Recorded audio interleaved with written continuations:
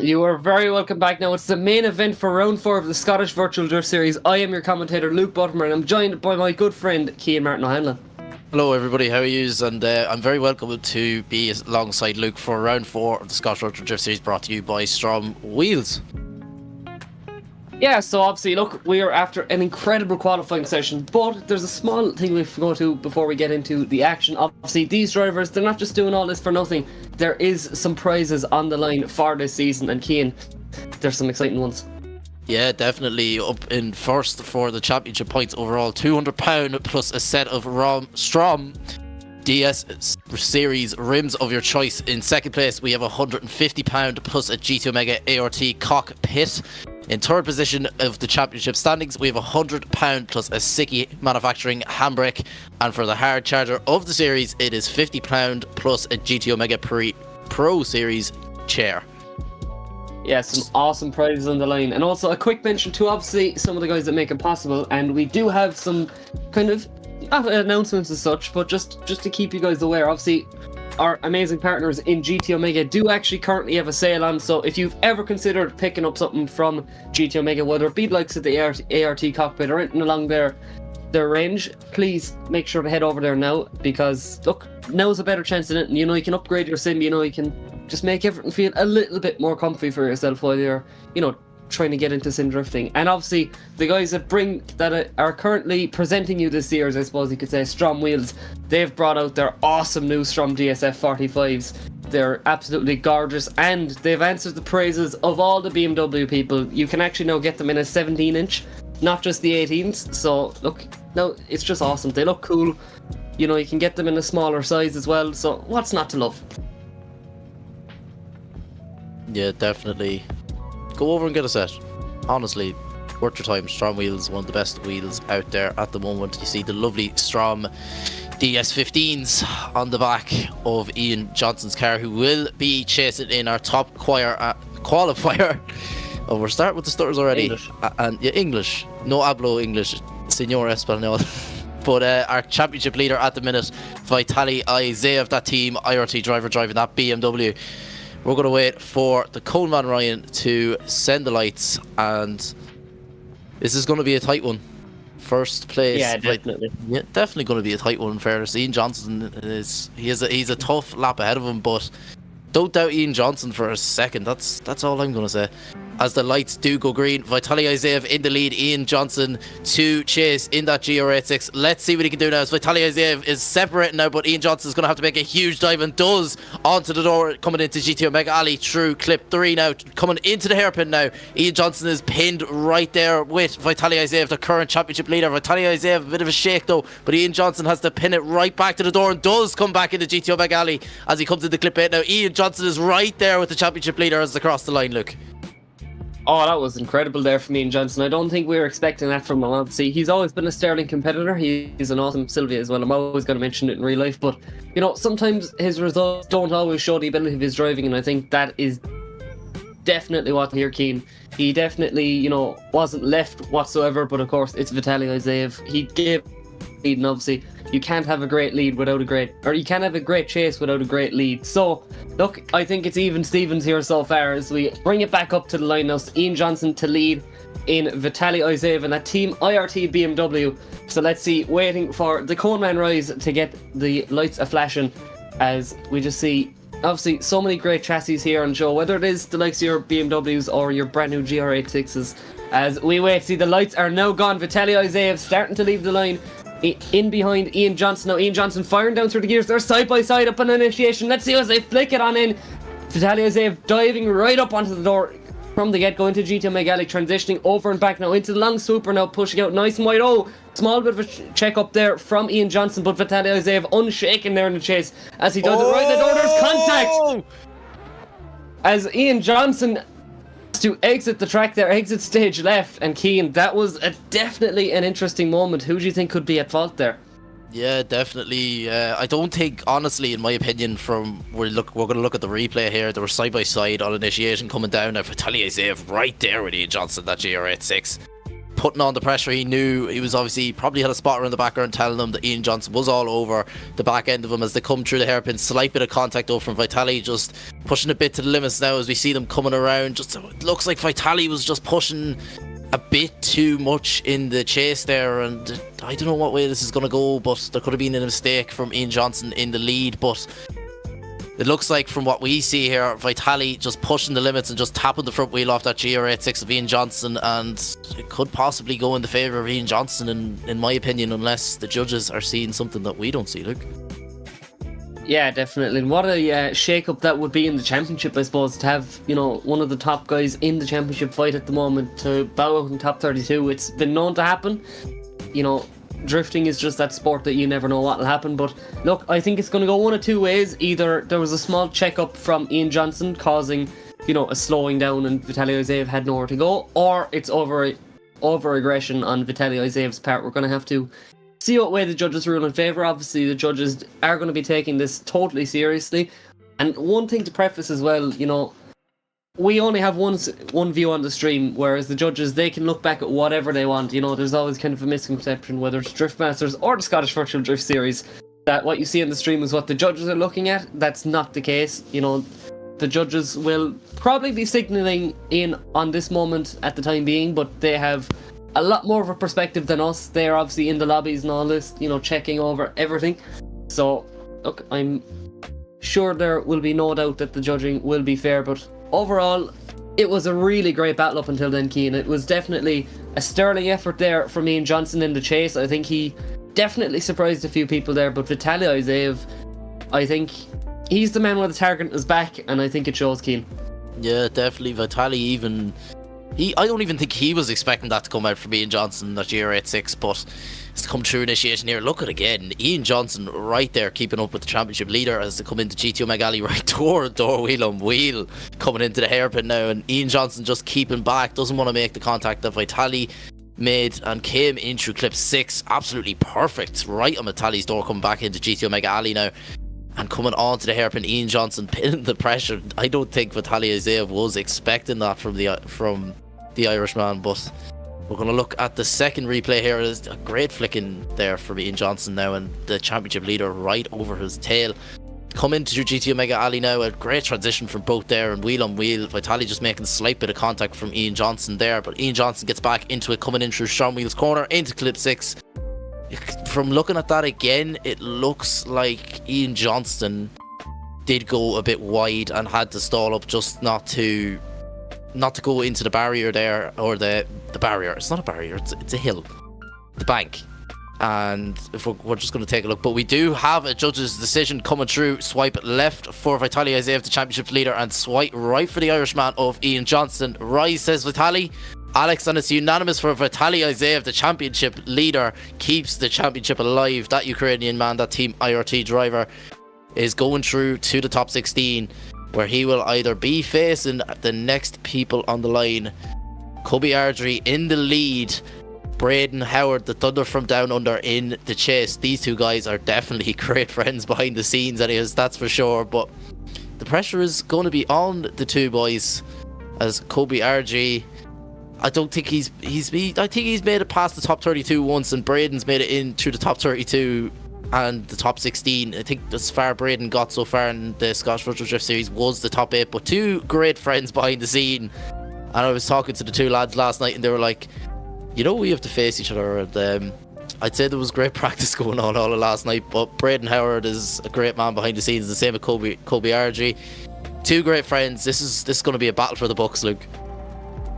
Yeah, definitely. Look, just to comment there on the last battle, I think, like we said, it was either going to be over-aggression from Vitaliy or a check-up there from Ian Johnson, and unfortunately, I think just a small check-up, and it made all the difference from Ian Johnson, unfortunately. But I'm sure we're going to see him back for the next round as we get the boys warming up their tyres now and getting up to the line. Obviously, Kobe Ardrey, the lead car, he's leading first. Theoretically, he has an easier battle by, you know, being a higher qualifier, but it's even Stevens here, 16th and 17th in qualifying, just the way it stacks up. So I think it really close battles between the two guys, like Cian said, close friends behind the scenes. So let's see what these guys are going to do as they leave the line, firing down through the gears. Let's see Brayden Howard just slotting in just a little bit ahead of him, but now he gets himself caught up a small bit. He's not up in the door. He has to play catch up here, which he does into GTO Mclellan, transitioning through now. Look at this bumper to bumper transitions all the way through. Kobe Ardrey not doing a bad job. Oh, a small little dive off angle there just to get up onto the door from Brayden Howard. But look, this really smooth line there so far from Kobe Ardrey. Brayden Howard, it's a little bit choppy in the chase, but he's still getting the job done. And Keane, look, he had some great proximity in places, but the only thing I'd have to comment there is he's not really matching the lead car there. Yeah, he's not really matching his line, matching the angle. Yeah, he's definitely has the pace, but from initiation there, it looks like he just was hitting the panic button. Really, he had to make a huge dive and basically was playing catch up. He was playing cat and mouse there. And we're just going to have to see overall. Kobe Ardrey definitely coming in with the advantage though. Brayden Howard, he knows exactly what he has to do in the lead, but Kobe Ardrey, he wouldn't know in the lead unless he has a spotter, or he could feel Brayden Howard in the background. But Brayden Howard has a lot of work to do in the lead now as they leave the line. That Thunder from Down Under in the lead. Let's see what Kobe Ardrey can do. Kobe Ardrey is right there in the rear quarter panel though of the Thunder from Down Under. Brayden Howard as they come into GTO Mclellan. Kobe Ardrey is putting on the pressure of Brayden Howard, but loses proximity. Has to build it back up coming on to the STRO M Wheels corner now. And Brayden Howard is slightly pulling away, but Kobe back onto the door from Kobe Ardrey now as Brayden Howard is putting on that perfect lead line that Kobe can just make a huge dive. It does right onto the door, but makes contact with Brayden Howard and has to dive back off the door. Oh, that was unexpected, Luke. Yeah, definitely. Look, it's definitely two different ways of thinking, I suppose, because if you look at it, you know, Brayden Howard, he was probably a bit more consistently close throughout the entire track, but he was sacrificing line in order to do so. Whereas then Kobe, he might have been a little bit back in places, but then he was matching the line the whole way through. So when he was up on the door, then it was all the more rewarding, I suppose you could call it. You know, if you look at it there, it was a bit shallow from Brayden Howard in places. He was sacrificing line to get up on the door, but look, he still got the job done. It's just a different way of doing it. And overall, I think Kobe Ardrey could have an advantage here, personally, Keane. But overall, not a bad run. Another little note I'd have to say is we're going to see this unfold throughout the night, but seemingly it could be a little bit more rewarding, Keane, to initiate behind the lead car rather than, you know, side by side. Yeah, definitely, but I'll have to agree with you. Kobe Ardrey definitely does have an advantage coming into this decision now, as Brayden Howard did have to sacrifice some amount of line just to dive back onto the door of Kobe, and it was definitely from initiation 100%. He was just playing catch up, but you can see there as they come across the line. We're going to look at the first run overall again. As you can see, Brayden Howard did get stalled up a wee bit and had to just make a dive. He was basically playing cat and mouse there coming into GTO Mclellan, but bumper and bumper right there with Kobe Ardrey as they come on the STRO M Wheels corner now. On the door, just a slight tad bit of contact. Brayden just had to dial off a bit of proximity, but sacrificing a lot of line trying to get back onto the door of Kobe Ardrey in that GR86 in the lead there, and Brayden on the door right as they come across the line. We're going to look at the second run now. Brayden Howard in the lead, Kobe Ardrey in the chase. Kobe makes a huge dive onto the door. Brayden from the get-go coming into GTO Mclellan. Brayden could have been a lot deeper there through clip 2, but perfect through clip 3 and 4. Kobe Ardrey is right there with Brayden Howard back on the rear quarter panel. As he comes now, he has to make another huge dive and does right back onto the door of Brayden Howard, coming it back into GTO Mclellan side by side. And Kobe Ardrey just makes a bit too much of a dive there and just has to dial off proximity just so he doesn't make contact with the Australian. But overall, I think Kobe Ardrey does come with an advantage coming in due to just Brayden. Even on the initiation, Kobe Ardrey was right there. There's marked down as Kobe Ardrey was definitely better in the chase overall. Coming in though, Kobe Ardrey did have that stall up in coming through the hairpin coming into STRO M Wheels corner. You can see Brayden there sacrificing a lot of lines just to dive back onto the door. Kobe Ardrey there coming in, but definitely a huge disadvantage there for Kobe, as he did have to have a huge stall up, so he did not make contact at the end. But we don't know, we're just commentators, we see exactly what you guys see. We're just here to talk about drifting at the end of the day. But look at the detail from Brayden Howard on this S14. It's the Carbon Drift Team base, but look at this for detail. This just goes to show, even if it's the virtual world, this is like the absolute detail running them STRO M DS15s on the car. What I personally, honestly, my favorite wheel overall. And Kobe's GR86, what a beautiful car. Also running the STRO M DS15s on the car in matte black. But If I was to choose a colour between white Stroms and black DS15s, I would personally go with the white. The white is just unbelievable. It brings it out, as we see Brandon Carter with the drone doing his best thing. But judges are taking a lot to debrief this decision. But we're just going to take a look at the detail of the cars. You can see just the detail that people put into these machines. It's even the virtual world. People take so much time just to absolutely put effort in, but we now have a decision come through. Swipe left for Kobe RG, swipe right for Brayden Howard. Right says Kobe, Alex says Kobe, and it's unanimous for Kobe RG, the American man. He will be taken on to the top 16. Is Luke back? I wonder. Is he still here? I was here the entire time. We just kept talking. You know yourself. It's Driftland. I get excited. Who do we have on the line, Luke?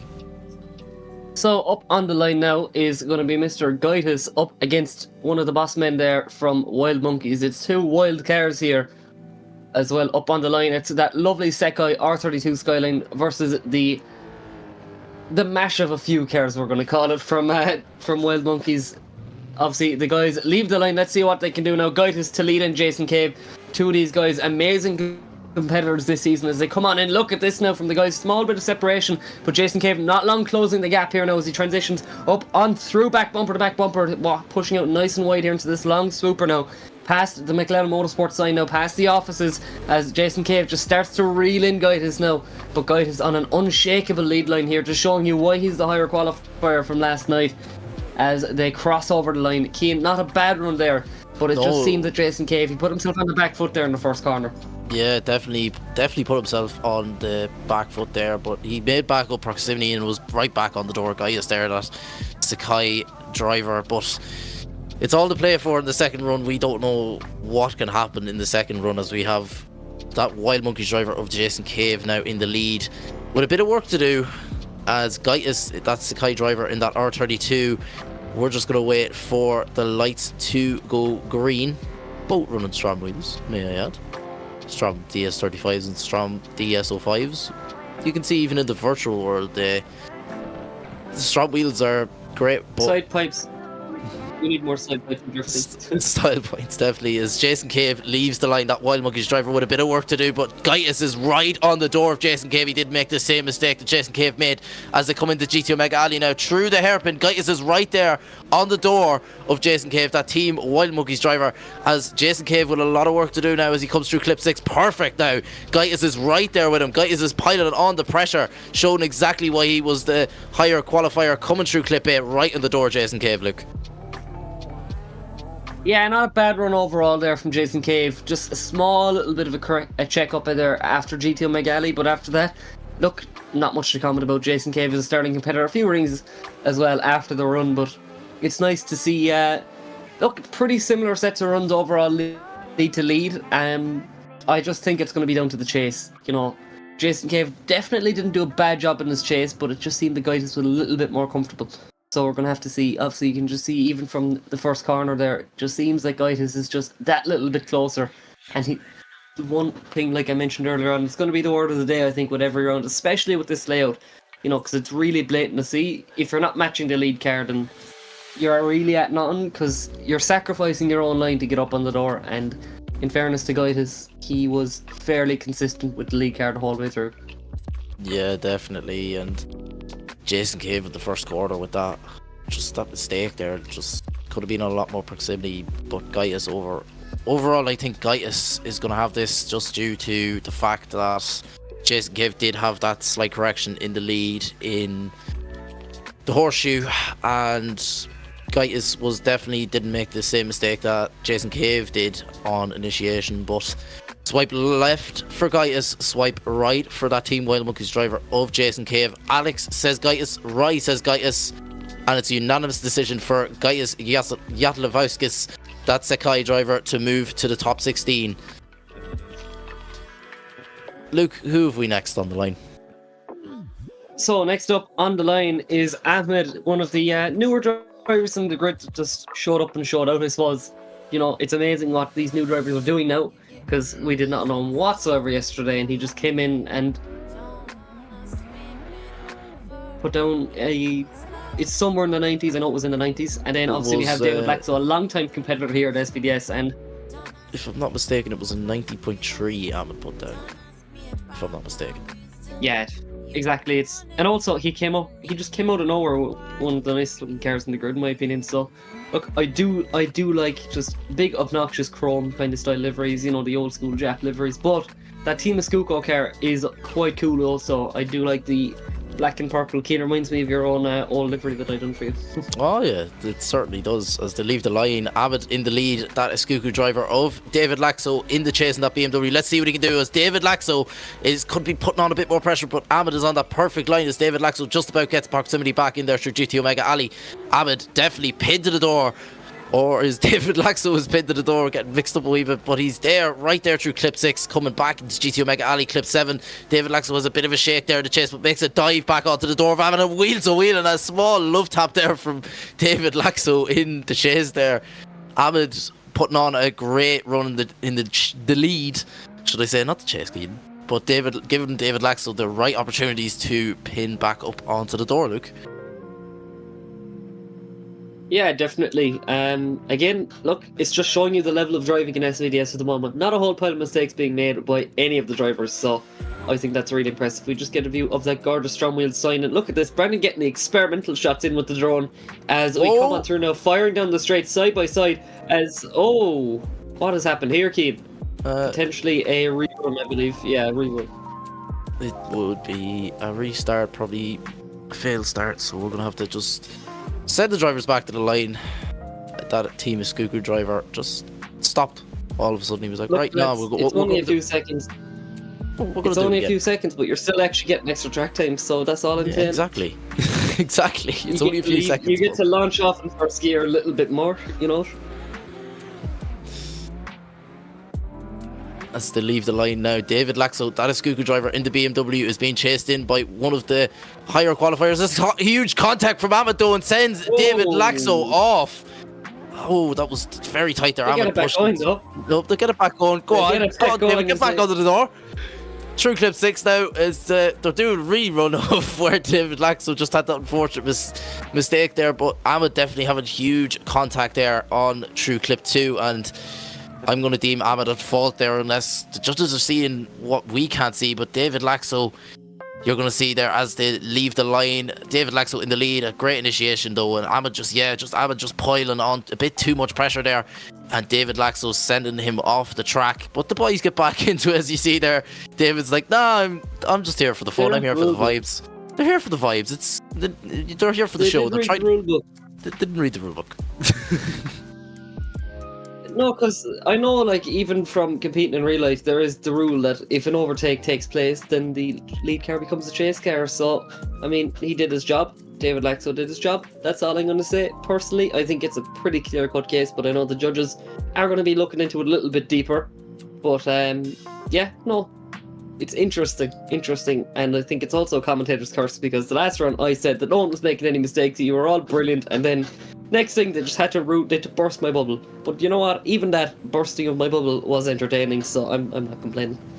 Yeah, definitely. But we're just gonna have to wait for the judges. Obviously, the judges have a lot more angles, as Lucas said, but we have a decision here. Swipe left for Ahmed, swipe right for David Laxo. We are gonna find out while you figure out who was deemed at fault for that initiation. David Laxo is going through to the top 16. Ahmed deemed at fault there. Yeah, I could tell coming down from clip 2, Ahmed was definitely piling on the pressure to David Laxo's door. David Laxo also robbing my number, but David Laxo was here before, so I'm just going to have to choose a different number. But okay, Keane, less about you, more about driving. As we see Brandon Carter, yet again, drifting around the tower. Because why not? He's just here for the vibes. I can imagine what a static that drone has at the moment, to be honest, but I know. I think that last run there, it was pretty obvious there, just a little bit over aggressiveness from Ahmed, I think. Look, he got a bit eager. It was his first competition here with us at SVDS, and he just wanted to push around a more established name, and unfortunately just didn't work out, as Brandon Carter did just into the shed, so.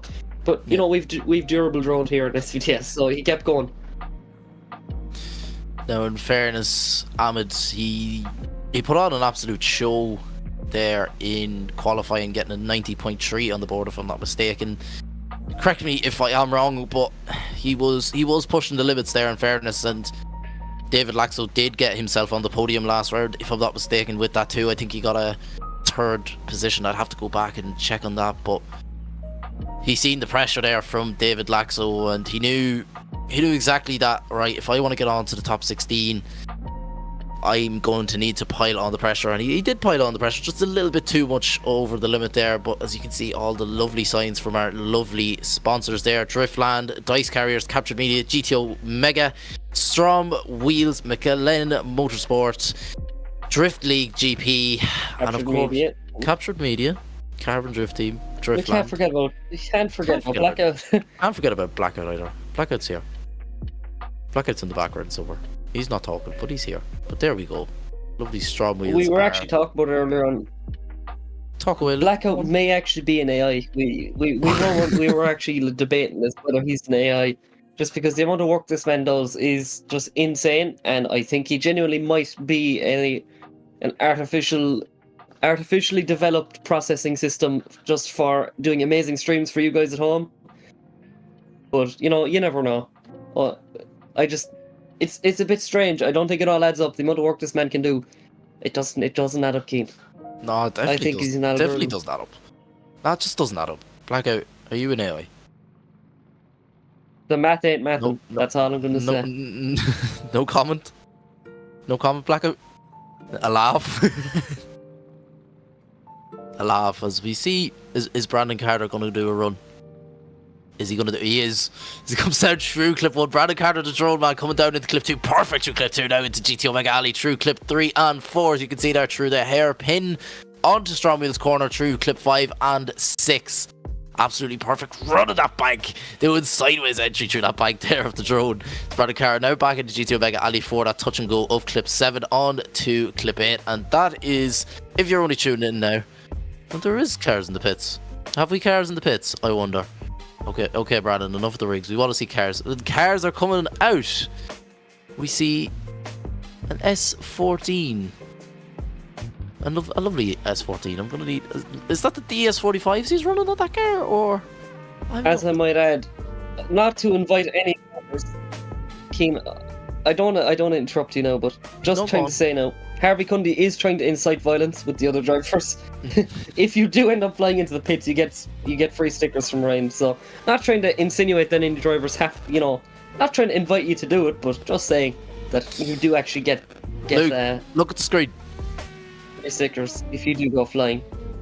Yeah, oh my god, look at that. It's the best battle. It's the best battle ever, but I'm gonna have to subdue myself for a run, because it is Cameron Mustard with Adam Thornycroft as we just wait. Okay. I'll have to subdue myself for that one. So it is the Team Jap Speed Max's Tires R32 Skyline, the famous car from real life, obviously in the hands of Matt Carter, now in the hands of a Driftland SVDS veteran in Cameron Mustard. Obviously, just this guy. The championship has always eluded him, but he's definitely one of the heavy hitters in the championship. As we get some lovely drone work there from Brandon Carter. I think, look, the drone cam is here to stay, and I think it's definitely a welcome addition. Oh yeah, definitely. I'm starting to prefer the drone shot, because we get to see absolutely everything. As on the other cameras, sometimes we may not get to see some of the angles of the run, but as we see that Carbon Drift Team E92 finally pull to the line of Adam Thorncraft now, run the custom James Dean 130 STRO M Wheels with them extreme tyres on that E92. But we're not going to worry about the cars, we're going to worry about the driving. We have Cameron Mustard in that Jap Speed replica R32 to lead in that Carbon Drift Team E92 of Adam Thorncraft as we just await for the lights to go green. 3 reds and a green. Cameron Mustard to lead in Adam Thorncraft in that Carbon Drifting E92. Let's see what he can do as Cameron Mustard, a big flick there from Cameron Mustard, but Adam Thorncraft was not expecting that. He's going to have to make a huge dive coming into the GT Omega Alley now. Coming through clip 3 and 4. Adam Thorncraft is struggling for proximity and dives onto the door in contact between the two drivers, but Adam Thorncraft is all shaky and wavery in that chase. The pace of that R32 is unbelievable coming back into GT Omega Alley. Adam Thorncraft's going to have to make a huge dive, but just can't dial it and gets just back into the fight there, but a huge straighten again from Adam Thorncraft in the chase, Luke. Yeah, definitely not ideal there for Adam. Obviously, look, he's definitely a sterling competitor, but look, it's Team Japsy versus Team Carbon Drift Team, and I think Carbon Drift Team is just... Look, Adam just wasn't perfect there, and I think he's a lot to do for the second round. We're going to have to see what he can do as he brings it back up to the line. Oh, tight parking, tight squeeze now for you, Brendan, as we bring it back. Oh, past the best cars in the world, but alright, moving on. Moving on up to the line yet again. It's going to be Cameron Mustard now to swap it around and chase in Adam Thornycroft. Let's see what Adam can do to bring it back in his favour, trying to win this battle and get on to the top 16 as we await for the lights from Rise. As the lights are gone and so are these drivers, as the drone is faster than the cars. Look at this, already sideways there from Adam Thornycroft, but Cameron Mustard right up onto the door straight away. Small little bit of separation, but if I know Cameron, yes, he will. He's not long before he gets right back up onto the door. Playing a bit of a subdued game here. He's just getting up onto the door. He's playing it nice and safe. He knows that he has it in the bag. He just has to play it nice and safe. And I think that is another thing which makes Cameron Mustard kind of a veteran and a heavy hitter in this championship. He knows when to push and he knows when to fight, but he also knows when to kind of reel it back a small bit. And I think that just shows the really intelligent driving there from Cameron Mustard. Yeah, definitely. He knows exactly what he needs to do. And he knows in the exact places too. True, he was slightly struggling there for proximity in the chase there, but dives back onto the door, Alan Thorncraft, and he's right there the whole way through. And I'm going to see it go in the favour of Cameron Mustard, but we're not judges. But it definitely overall from the chase, anyways. You seen Adam Thornycroft there in the chase. You can look to the left hand side of your screen. Struggled for proximity overall and huge corrections from Adam Thorncraft there in initiation. A bit of a separation there in the first run, and then makes a huge dive through the hairpin. Just not enough, but makes a bit of slight contact and has to shake it up and try get it back in on the door of Cameron Mustard there, and does back onto the rear quarter panel into GT Omega Alley and makes a huge dive again, but doesn't work out from, has a huge stall up, but then a huge straighten before the line. As you can see, now we have a big POV of it. It's nice to see her on the big screen, but we're going to just go through it again. As you can see, Cameron Mustard goes through GT Omega Alley on the perfect line now, but Adam Thornycroft just a huge stall up and a bit of contact there, but it was working in his favour because it actually put him at more angle, to be fair now. But came back into GT Omega Alley, makes a huge dive, doesn't work up, has a huge stall up there, and makes a dive and a straight there before the finish line. Swap it around now. Adam Thorncraft in the lead with absolute anger coming off the line, and Cameron Mustard is right there with him though the whole way through. Could have been a bit deeper there. Cameron Mustard makes a huge dive on now through the horseshoe. Absolutely perfect from Cameron Mustard, right what he needed to do, just there, right on the rear quarter panel. Adam Thornycroft just trying to do what his best job to shake off that Team Jap Speed driver, but Cameron Mustard is showing exactly why he's the heavy hitter of series, and definitely a veteran anyways, as we're just going to wait for a judge's decision to come true between this battle between Cameron Mustard. I haven't made the joke yet, which is quite funny. Cameron Ketchup Garlic Sauce Mustard. He really is though. But he really does it though. He really does. Luke, what is your opinion on the run? Ian, I'd stick to the edge of a small bit, but anyway. Yeah, good set of runs. Again, like I said, my opinion still stands. I think Cameron Mustard displaying some really intelligent driving, a really good lead there from Adam, but I think it's just the chase that's letting him down a small bit. But look, you never know. As I think Blackout's ready press to leave. Resume. He's done already. You know what? Good man. There you go. That's better. Just look, everyone needs a chill pill at times, even in artificial algorithm. because we've confirmed it now. It's not a conspiracy theory anymore. We know that he is an AI. He's not a real person. Look, if you think AI's come to take your jobs, Blackout has already taken the streamer's job. So, look, you know what, he does the job pretty darn good. So I think we're going to keep him on. He's earned his keep. But overall, Keen, I think it is definitely a good set of runs as we bring it up to the decision screen now. Swipe it left for Cameron and right for Adam as we wait now. And it is Cameron Mustard moving on to the top 16. So there you have it. Unfortunately, we bid farewell to the Carbon Drift team BMW. But we say hello to a new horizon for the Team Jap Speed R32 Skyline as we move it on, Keen. Oh my god, would you look at it. It's the best cars in the world and two of the top teams, it seems, there at the moment. It is Carbon Drift Team versus Team IRT. Two awesome competitors in Danielius and Samuel Cuddy. Obviously, Samuel Cuddy with a great success there last round, bringing success home for Carbon Drift Team, and more importantly, the BMW E36, because they are just the best car ever. He's still going on about this, but might I mention Samuel Cuddy? I'm sorry, what? Go on. Brandon Carr warming up the Go on, Luke. You just have Toyota Starlet, we have E36s, so look, I know which one I'd rather have in the morning, so... Yeah, to be fair, I agree with you there, 100%. E36s, they're just such a good chassis. They're the best cars ever. You know, look at that. Even warming up the tyres a little bit, they're just so good. They're just awesome cars. And I know this is going to be my battle of the night, because what more would you want other than two awesome drivers in awesome E36s battling out here at Driftland as we bring it on. STRO M Wheels up on the quarter panel. Let's see what these guys can do as we wait for the lights to go. And look, Rice, you may get a move on here because I want to see this go. As we just await for the lights to go. I think there's a small little bit of lag of made. I don't want to call it out because I know it's going to come to fruition, but it seems to be clearing itself up a small bit as we fire down the straight. Let's see, Danielius to lead us in now, Keen. Definitely is. Danielius is putting on a flyer there right onto the door is Samuel Cuddy, but losing proximity there, has to make a dive to the horseshoe now. Samuel Cuddy is right there in the right quarter panel through STRO M Wheels corner into clip 6. Danielius putting on the perfect lead line for Samuel Cuddy just to dive onto the opportunity, and he does, right onto the front wheel through clip 8 as we cross the line. That was a great run overall from both drivers, and Danielius Parnagauskas definitely putting on that perfect lead, giving Samuel Cuddy to just giving them the upward opportunity to dive straight back onto the door, Luke.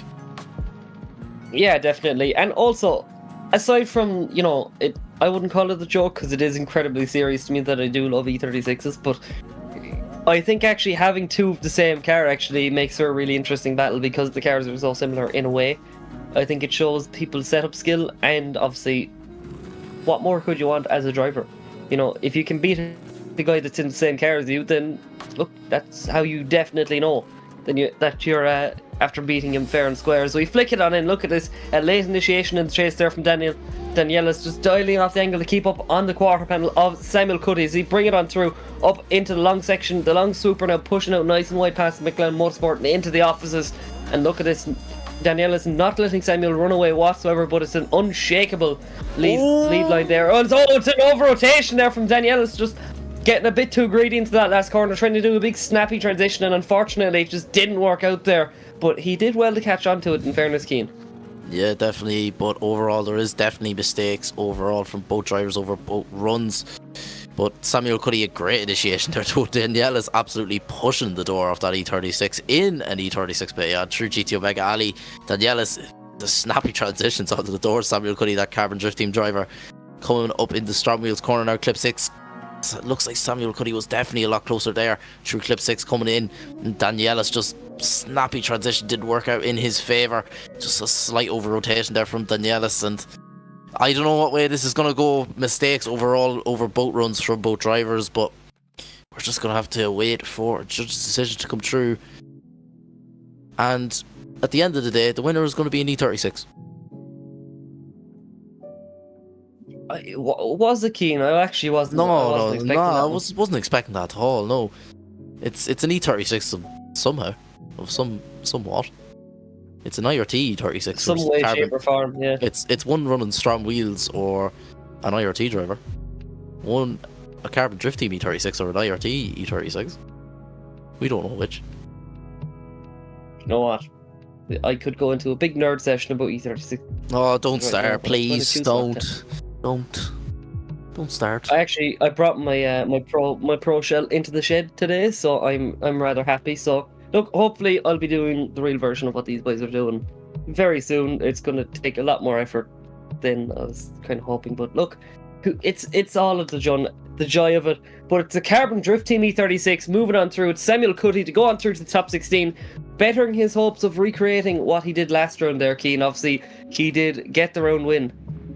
Ba-da-da, ba-da-da. Okay, if you were here last night, in the red corner, we have the famous boxer himself, two-time world champion, Muhammad Ali. What a guy. What a great guy behind the scenes. Barely any English though, but he will go against Samuel Cuddy. Sorry, my bad, lads. But Simon Sandman in that S14 as the two S14s leave the line.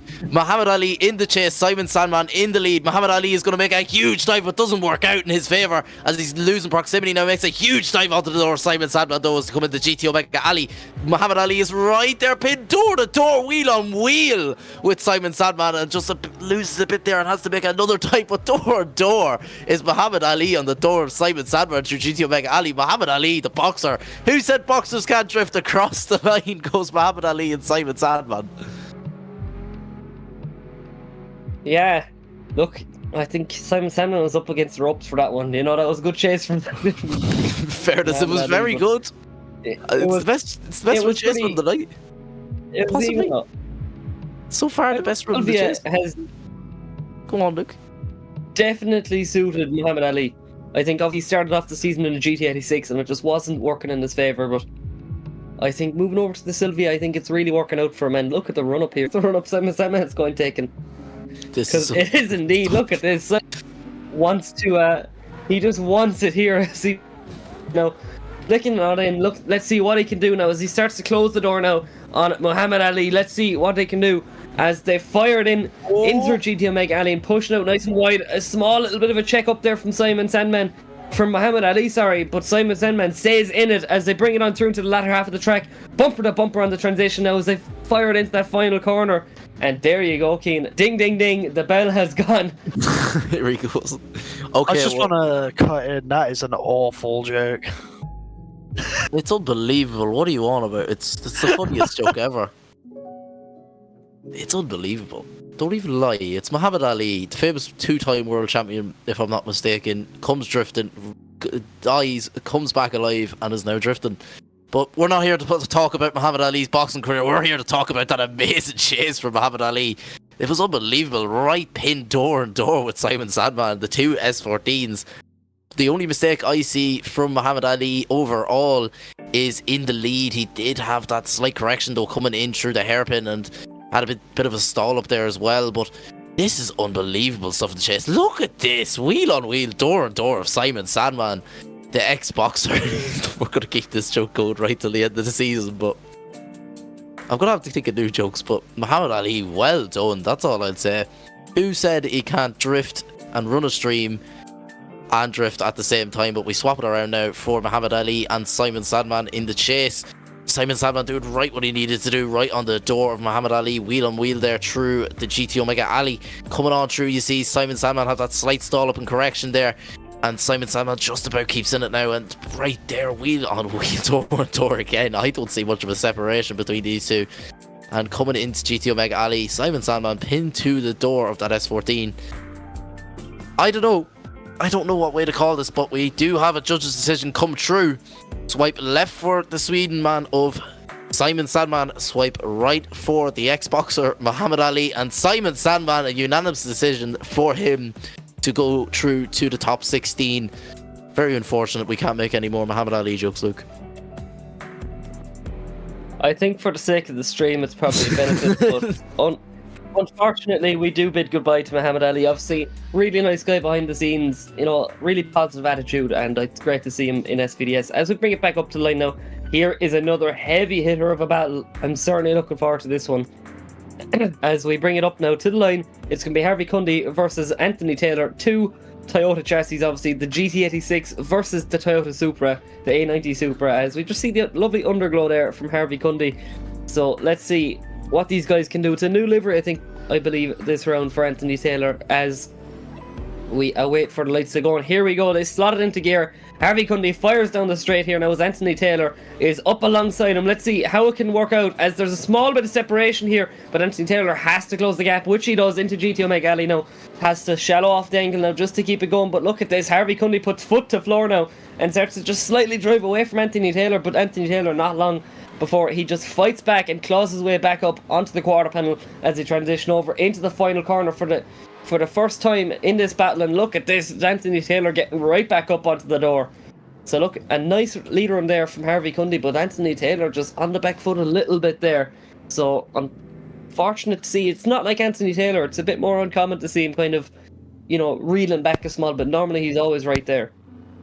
Yeah, definitely. Even from initiation there, you seen Harvey Cundy was up and gone in that GT86. And you mentioned a new livery for Anthony Taylor, also a new livery for Harvey Cundy as well. The Wild Monkey guys rocking the match liveries, and you mentioned the neon green underglow was a nice touch to Harvey Cundy's car, running the STRO M DS15s in matte black, and A90 Super as well, running the STRO M DS15s in matte black. But we're going to have to swap it around now. Harvey Cundy knows exactly what he needs to do. He needs to get up on that door from initiation of Anthony Taylor. He probably felt the pressure of that A90 Super. That GT86 is looking mighty well, as we're just going to wait for the 3 red lights and a green. Let's see what they can do. Anthony Taylor in the lead. Harvey Cundy in that GT86 in the chase. Let's see what he can do now. Can he pin it to the door from the start, from the get-go? Yes, he can. He's right there with that A90 Supra, right on the door of that A90 Supra, as Harvey Cundy in that GT86 is to come into GT Omega Alley now through the hairpin. Harvey Cundy is right there with Anthony Taylor, right on that rear wheel, just putting in that proximity, exactly what he needs to do. He makes a huge dive onto that A90 Supra, coming back into GT Omega Alley through the hairpin now. And it's perfect from Harvey Cundy, right exactly what he needed to do. Whew, that was a tight run for both drivers. Harvey Cundy, yeah, great run overall from both drivers, Luke. I think obviously last round didn't really work out for Harvey Cundy, so he's a man with a monkey on his back. He's trying to get it back up in his name into the up in lights, I suppose you could say. He wants to claw his way back up and get a good result on the board after a disappointing last round. But I think my theory is being tested, Keen, and I hate to say I told you so, but I still think if you do initiate in the chase behind the lead car, it seems to work out a lot better. Because if you look at Anthony Taylor there, he initiated side by side with Harvey Cundy, and it just didn't work out for him. Whereas if you look at Harvey, then he was on the back bumper, but it still worked. You know, he was able to get right up onto the door from the get-go. So I'm not trying to say that I told you so, but I think it is favourable. There's a few tactics. This isn't just, you know, a bit of drifting. Yeah, I'll just put the car sideways. No, it is all about positioning your car, and it's not just the clipping points. You have to think about it all the way through, even up on initiation.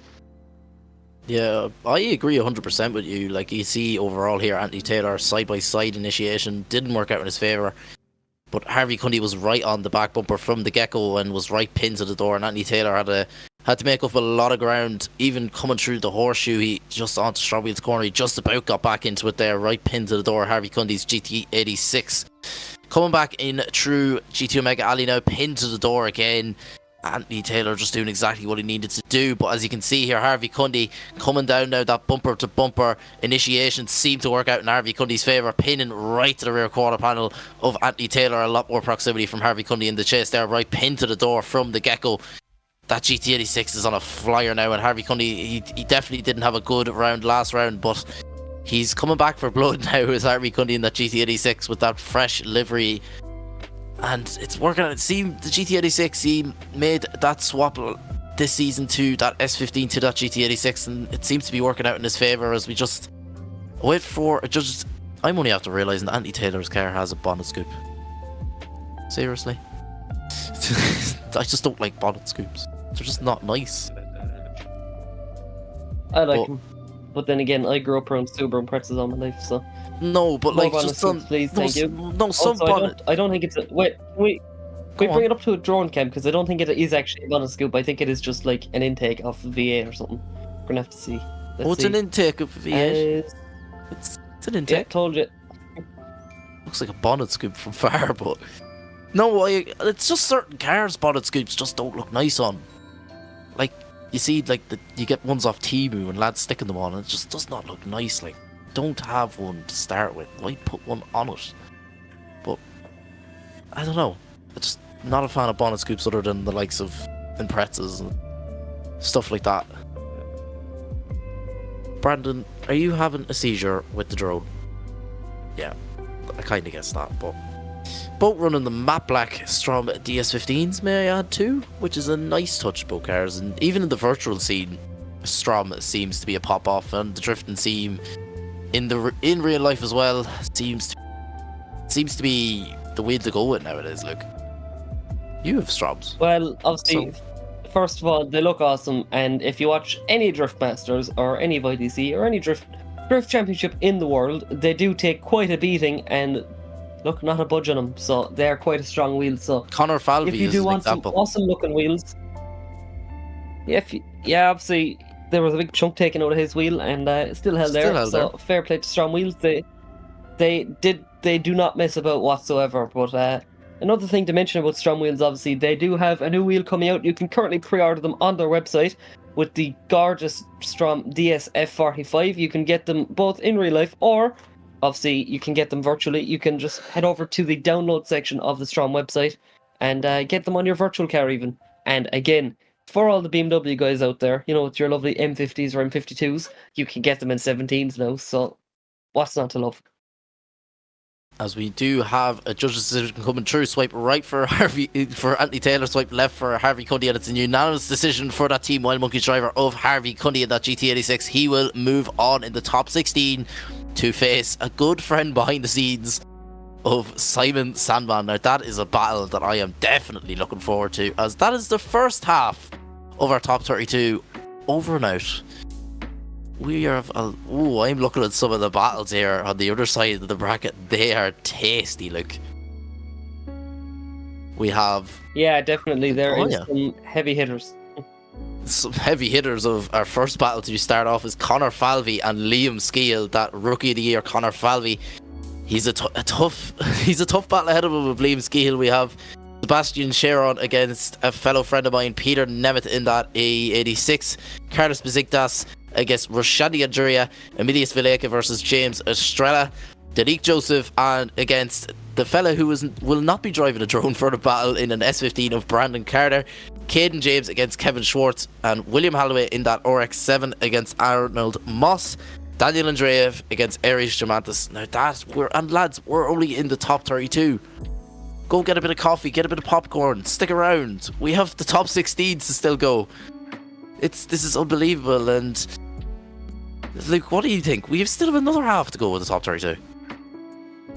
Yeah, we're going through the battle thick and fast though, in fairness. You know, it's been certainly a fun top 32, and I think there's been thrills and spills already, and I can't wait to see what the second half holds. So we just see, just again, Bernard, be careful, don't get yourself electrocuted. As we just, I'm just looking forward to it, to be honest, Keen, and I do believe we're going to be going over to a quick ad break, so stick with us and we'll see you soon for the second half of the top 32 here at round 4 of the Scottish Virtual Drift Series. Carbon Drift Team, sponsoring SVDS Series 4. Looking for high quality model work or replica cars? CDT has it all in store waiting for you. With a highly skilled team, they are at the forefront of making sure the product that you receive is of the highest quality. Make sure to check out the socials and Gumroad for any and all projects to be released.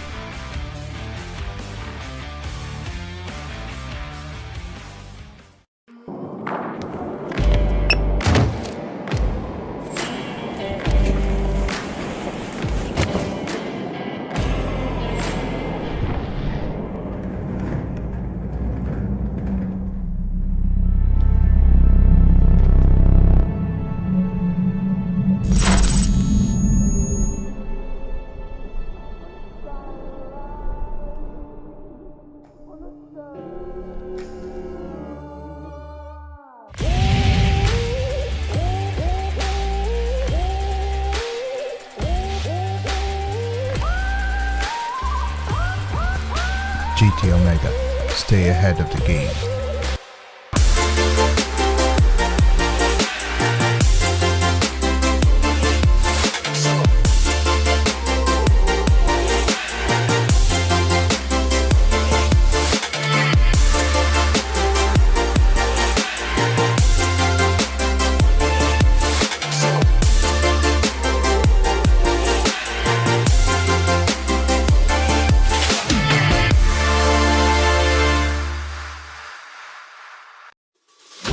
Are you ready?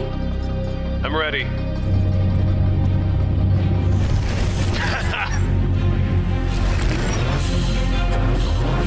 Let's go. Show me what you got. Oh, Is that everything you got? last turn. Catch me if you can. That was great. That was a good game. Unlock true experience with GT Omega.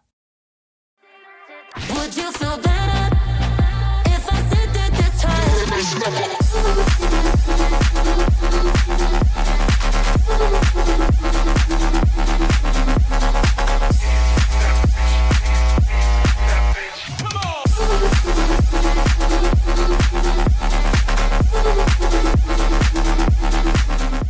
Me like I love myself.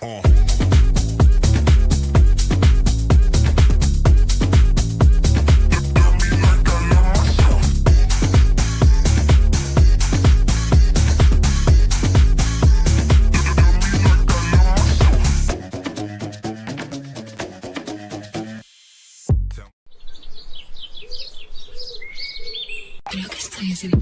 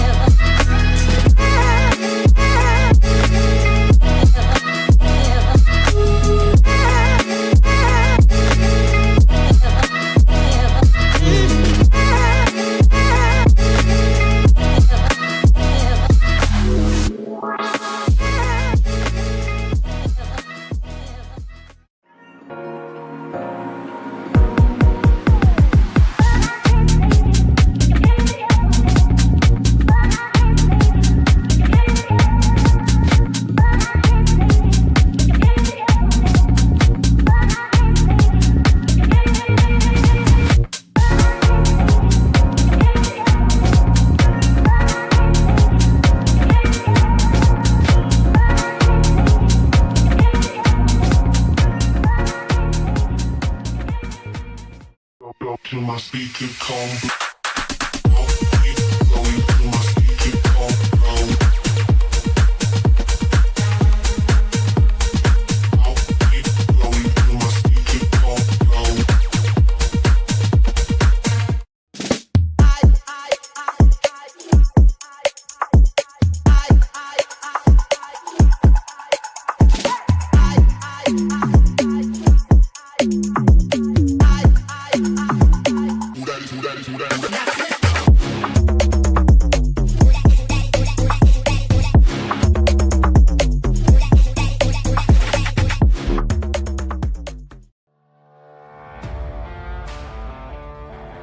Carbon Drift Team, sponsoring SVDS Series 4. Looking for high quality model work or replica cars? CDT has it all in store waiting for you. With a highly skilled team, they are at the forefront of making sure the product that you receive is of the highest quality. Make sure to check out the socials and Gumroad for any and all projects to be released.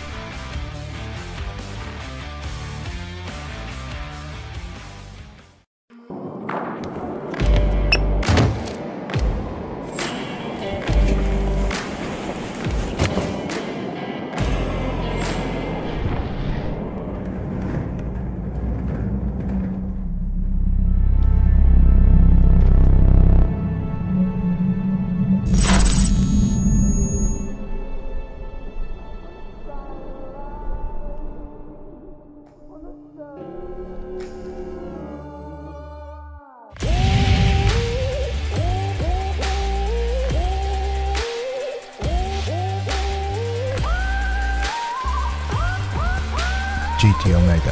Stay ahead of the game.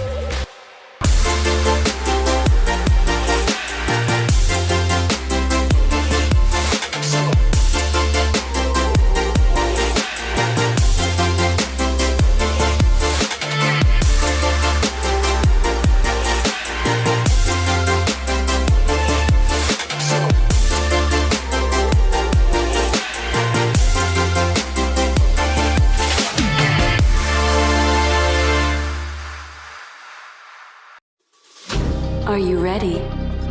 I'm ready.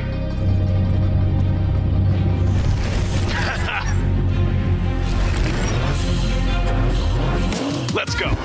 Show me what you got. Oh, Is that everything you got? last turn. Catch me if you can. That was great. That was a good game. Unlock true experience with GT Omega. Would you feel better if I said that this time?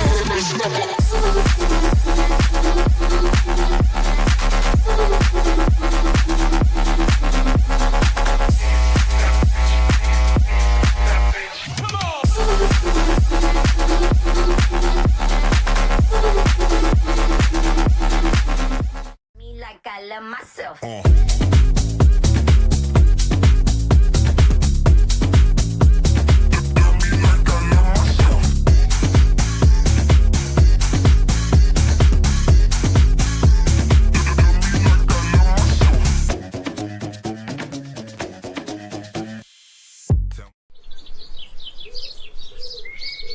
Creo que estoy haciendo.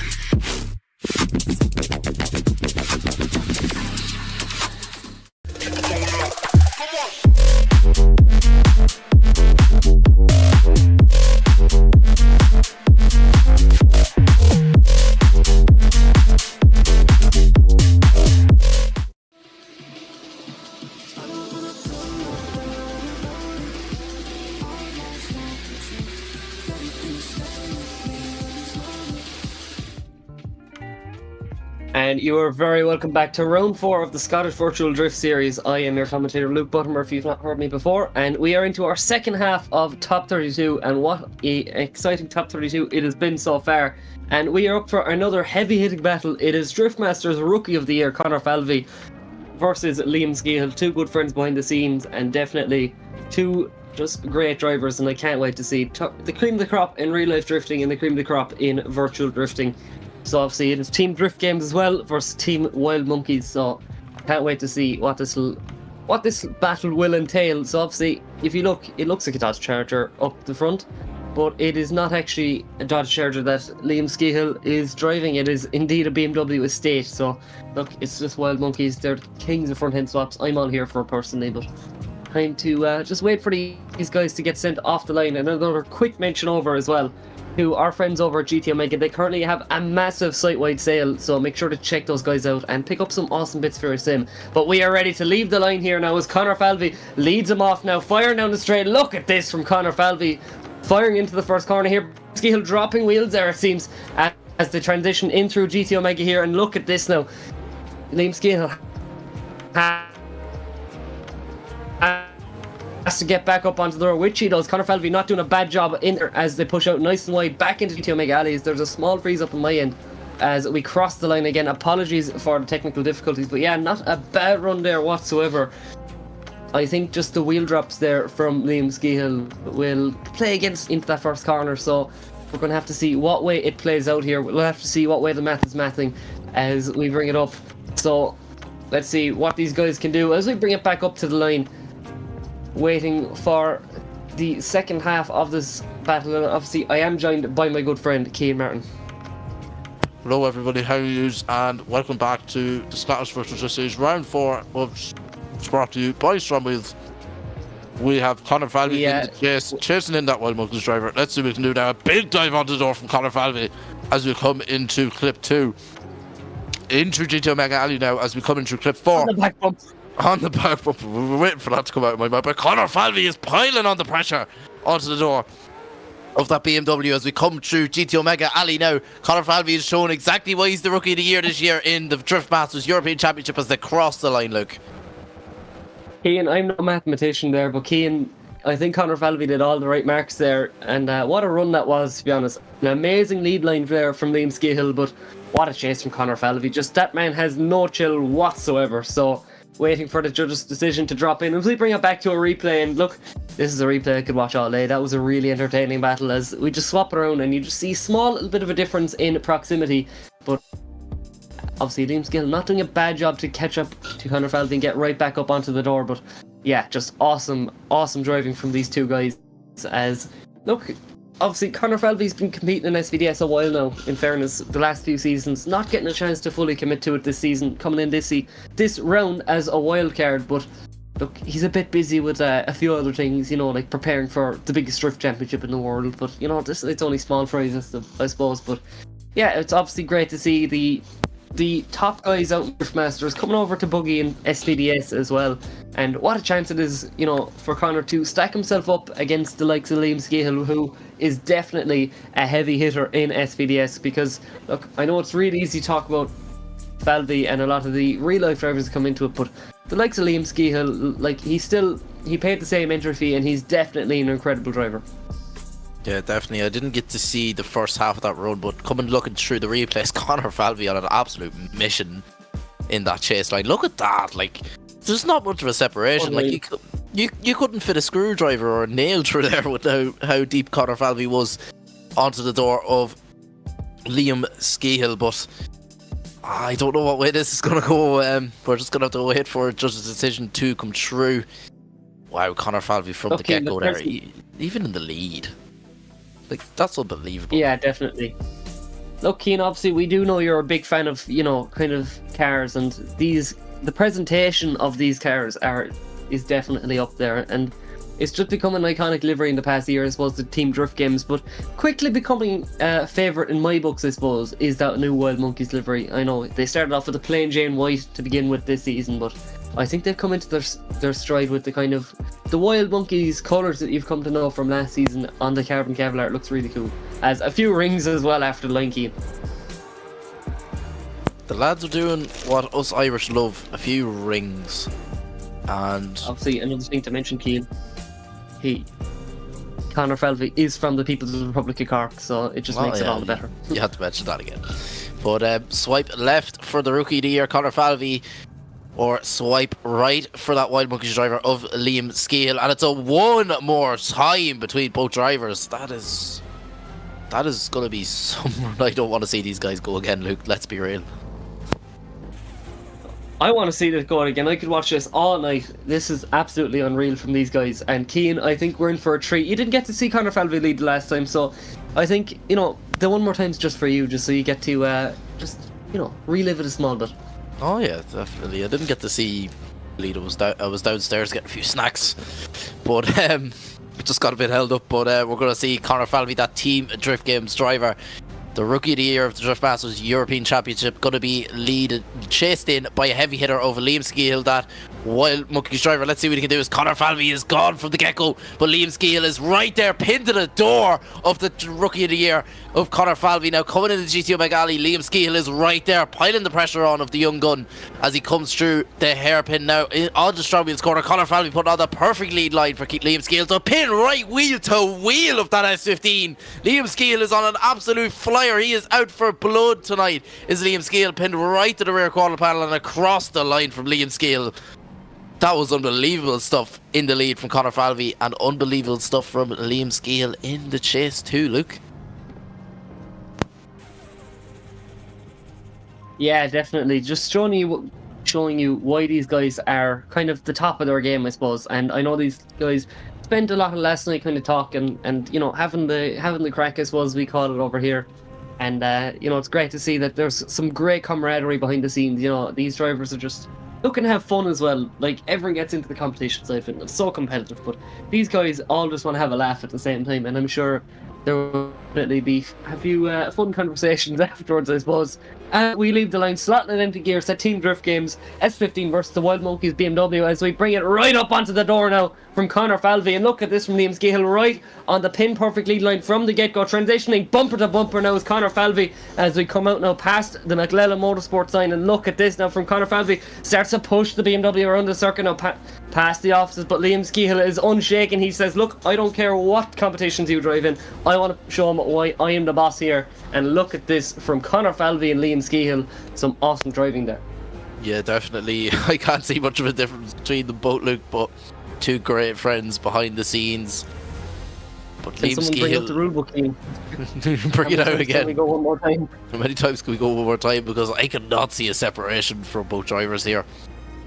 Like, coming in into GT Omega Alley as well, Conor Falvey pinned, Liam Scale pinned, both exactly the same. Liam Scale had a bit more proximity through the horseshoe over. Conor Falvey wheel to wheel, door on door in the chase, and Liam Scale as well coming through GT Omega Alley yet again. Both drivers on absolute flyers. I don't know what the judges are going to have to say, Luke, but it's really tit for tat, and I think it's one of the hardest battles to judge, Cian, because, you know, Conor had more proximity here, and then, you know, Liam Scale had proximity in other places. You know, it's very difficult to add up, and lead for lead, they're pretty much identical. Like, they're top of their game, and it's just so entertaining to watch. We're just going to have to wait for a judge's decision to come through at the end of the day. Like, we're just commentators. We're in exactly what the stream's saying. We're just talking, really. We're just having a conversation, more or less, but I don't see much of a difference between both overall. Oh, Luke, you yeah, definitely. I think the best way to word it is Mike Leeson over no man. You know, we're basically just drift friends that were given a microphone and a bit of a platform to talk on. So comment down below, guys, for any of these battles as well. Who do you think has it in your books? You know, it's always great to get some audience interaction, but we do have a decision from these judges. Will it be another one more time, or do we have a decision? So, Cian, take it away. And it's Conor Falvey, unanimous decision for Conor Falvey to go through there. And that Rookie of the Year will be seeing the top 16. Now, Luke, who have we on the line? So up on the line now is another nice shot of battles. It's your buddy there, Cian, in Peter Nemeth to chase in Sebastian Sharon. Two really awesome cars and two awesome drivers there. One gives me most wanted vibes and the other one gives me the most Irish vibes you've ever seen.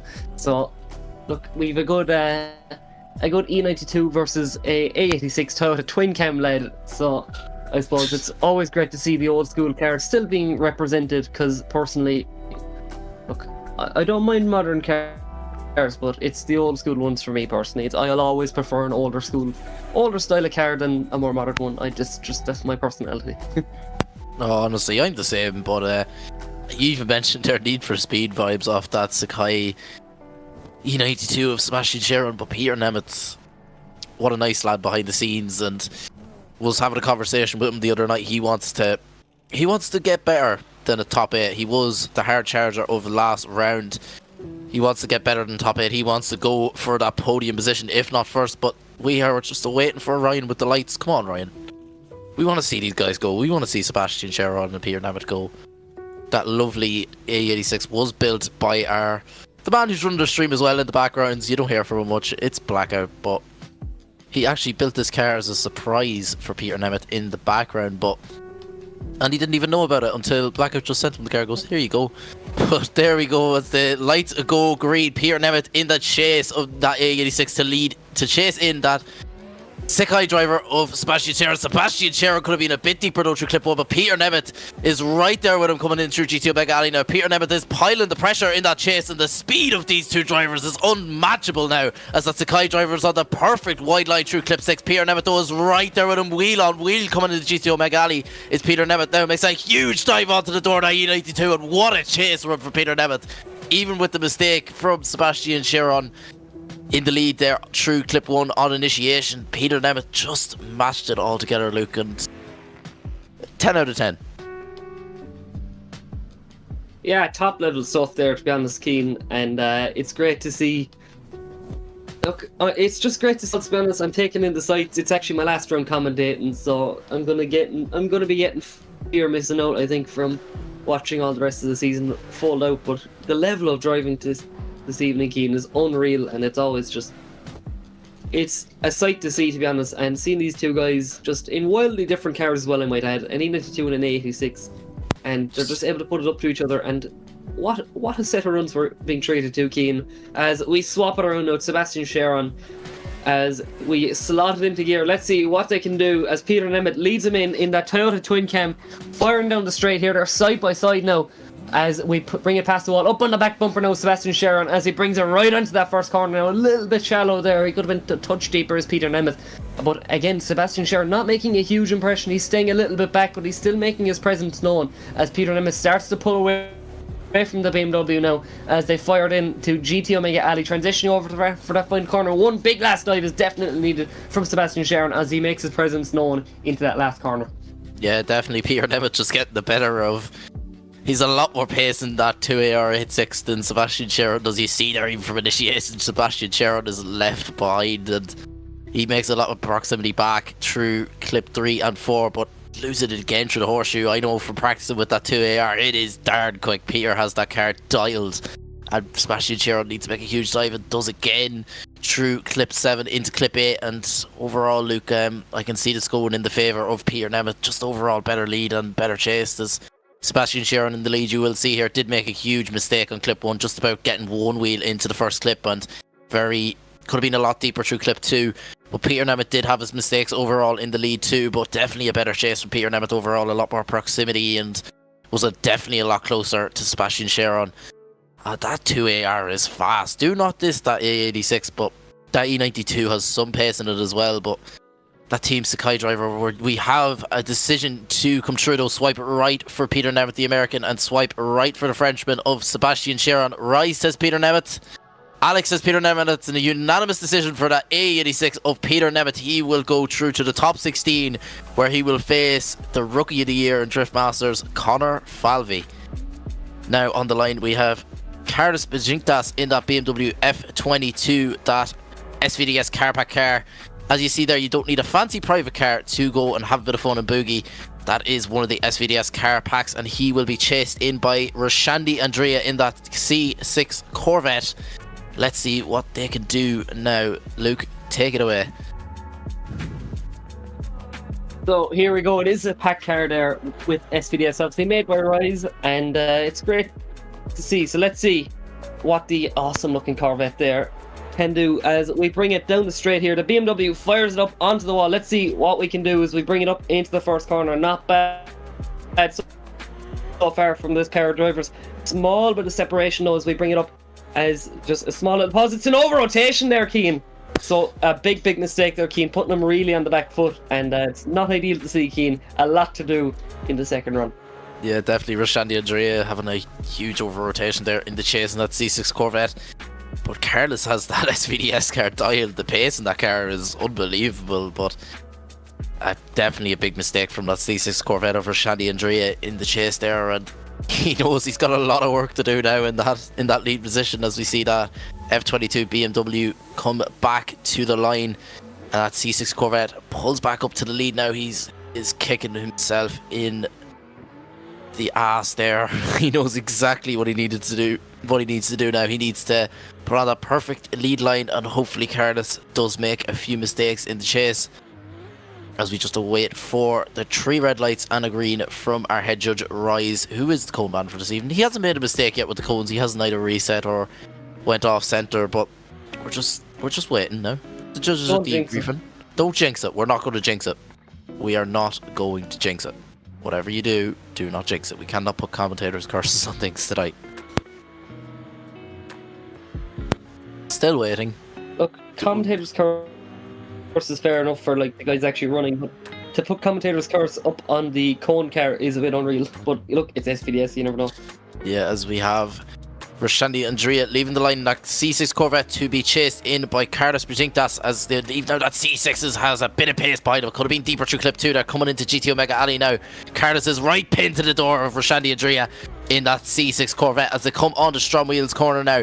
Carolus needs to make up a bit of ground now, and he does. He makes a huge dive back onto the door of that C6 Corvette over Rashandi Andrea now. Rashandi has made a lot of mistakes in the lead as well as the chase, and I think it's going to go in the favour of Carolus Brzintas there, especially with that. And Neil Dawson still not came back from his coffee. Hi, Rob Luke's joke, but you can see now in the lead there, just on the left hand side of your screen, you're going to see that huge mistake from Rashandi Andrea now through GT Omega Alley. Now through clip 3, he just made a huge dive, or through clip 4 should I say, and through the horseshoe there, or the hairpin should I say. He made a huge mistake there, just dialing on a bit too much pressure and had to back off, and did cause himself to over rotate, and he was basically out of the fight there, and Carolus just drove on. But we do have a decision now. Swipe left for Carolus Brzintas and swipe right for Rashandi Andrea, and Carolus Brzintas in that SVDS car will be through to the top 16, where he will face the winner of this battle of Emilius Vileka. Oh yeah, obviously. Well, it's pretty obvious, but we have Emilius Vileka in that another SVDS car pack. The A90 Supra will face that Carbon Drift Team S15 of James Estrella as we just wait for the lights to go green. Yeah, definitely. Right. I think Emil, I've been watching his drifting recently very closely, and I think he's definitely a heavy hitter. Obviously, competing in real life, you know, showing up and showing out, I suppose, with the pack cars, just showing you that you don't need a big fancy private car. They fired in that S15 pinned to the door of that pack car as they transition over in through GT Omega Alley now. Up on the back bumper is James Estrella as he starts to make an impression now on Emilus, but Emilus unshaken now in the Super as he pushes out nice and wide past the offices. And yeah, nice set of runs so far, really consistent between these guys, not a whole pile wrong so far as we fired into that last corner. Not a bad run whatsoever there as we bring it back up to the line now. Emilus Vileka, once again, he's such a good line driver, and it's, look, everyone comments about, you know, being a great ace driver, and that chase is awesome, but look, you have to have the line driving to back it up too. And I think, first of all, it's a thing that SVDS really promotes. Obviously, we all love a good chase. Everyone loves a good chase, most exciting part about drifting, but if you're not good at line driving, you're still not going to get where you want to be. So I think focusing on a good mix of the two is definitely important. As we bring it back up now, here's a chance for us to get to watch a bit of James Estrella's line driving, Keith. Yeah, definitely. As we see the 3 red lights and a green, that Carbon Drift Team S15 is gone in the lead of James Estrella. We have Emil Vitaliy in that SVDS car pack A90 Super. Let's see what he can do as Emil. Oh, and a huge contact! Oh! Huge contact between both drivers. I think What happened there? James Estrella went into order with coffee. Yeah, I'm pretty sure we're going to have to take a replay on that. This isn't in the favour. That was. It looks like big contact there, Keane. It was big contact. I think Emilis was at fault there. Ooh, Just a little bit over aggressive. a bit over aggressive and just sends James Estrella flying into the barrier there. If this wasn't the virtual scene, that would have been a lot of damage. But you can see there the mistake. Would have been quite a few pounds. It would have been quite a few pounds to that S15 and that A90 and that gate. We can't forget the barrier. Can't forget it. But we're lucky this is the virtual scene and not real life, because man, that would have been a very expensive crash. But Emilis, it looks like he was just a bit too aggressive in the chase, and we don't know. It could have been James Estrella, could have been. We don't know. We're just watching what you guys are watching, but James Estrella does make it through to the top 16. Emilis there was just a bit too aggressive in the chase, and we now go through. Now that is the end of that group. So we're going to wait for the next pile of drivers to come through. Luke, what do you think of the top 60, or the top, should I say the top 32 so far? As I think that is the wrong sheet, because That is if the I wrong remember sheet. correctly, We have been through a few, Harvey man. went through there, and Peter and Emil There we go. There's the right one. did actually go through. No, it's a bit. We're a little bit behind here, but that's better. As yeah, like you said, like you asked there, Keane, I think top 32 has been definitely interesting. There's been some awesome driving. It's been all the thrills and spills you could expect from our usual SVDS action, and I think as far as thrills, it's hard to forget about the Conor Falvey Liam Skill battle. That one more time of the night, and it was an awesome one. Then obviously you swap it over to the spills, I suppose, is definitely that last battle there with James Estrella. Obviously going through, but it's just such a shame there for Emil Vitaliy. You're just getting a bit too, how would you word it? A bit too greedy, I suppose, in the chase. And unfortunately making contact there, because again, he is an awesome driver, but unfortunately just not his night tonight. Yeah, definitely is. We're going to take a look at the next battles of the rest of the last group of the top 32. We have Denique Joseph to face the drone man, who will be driving an S15, Brandon Carter. We have Kaden James and Kevin Schwartz. William Holloway in that RX7 to face Arnold Moss, will be chasing him in. Daniel Andreev, that IRT driver, to go against Aries Germantis. Now that is battles I definitely want to see, and I definitely want to commentate. That is a great stack for the last group. We have Brandon Carter qualifying 30 position, just about scraping in there. We'll go against our third place qualifier of Denique Joseph. Kaden James qualified 14th, will go against 19th position Kevin Schwartz. William Holloway qualified 6th with a 90.7. Arnold Moss just about scraping in there in 27th position. I'm pretty sure it was very close at the bottom and very close at the top of qualifying 2.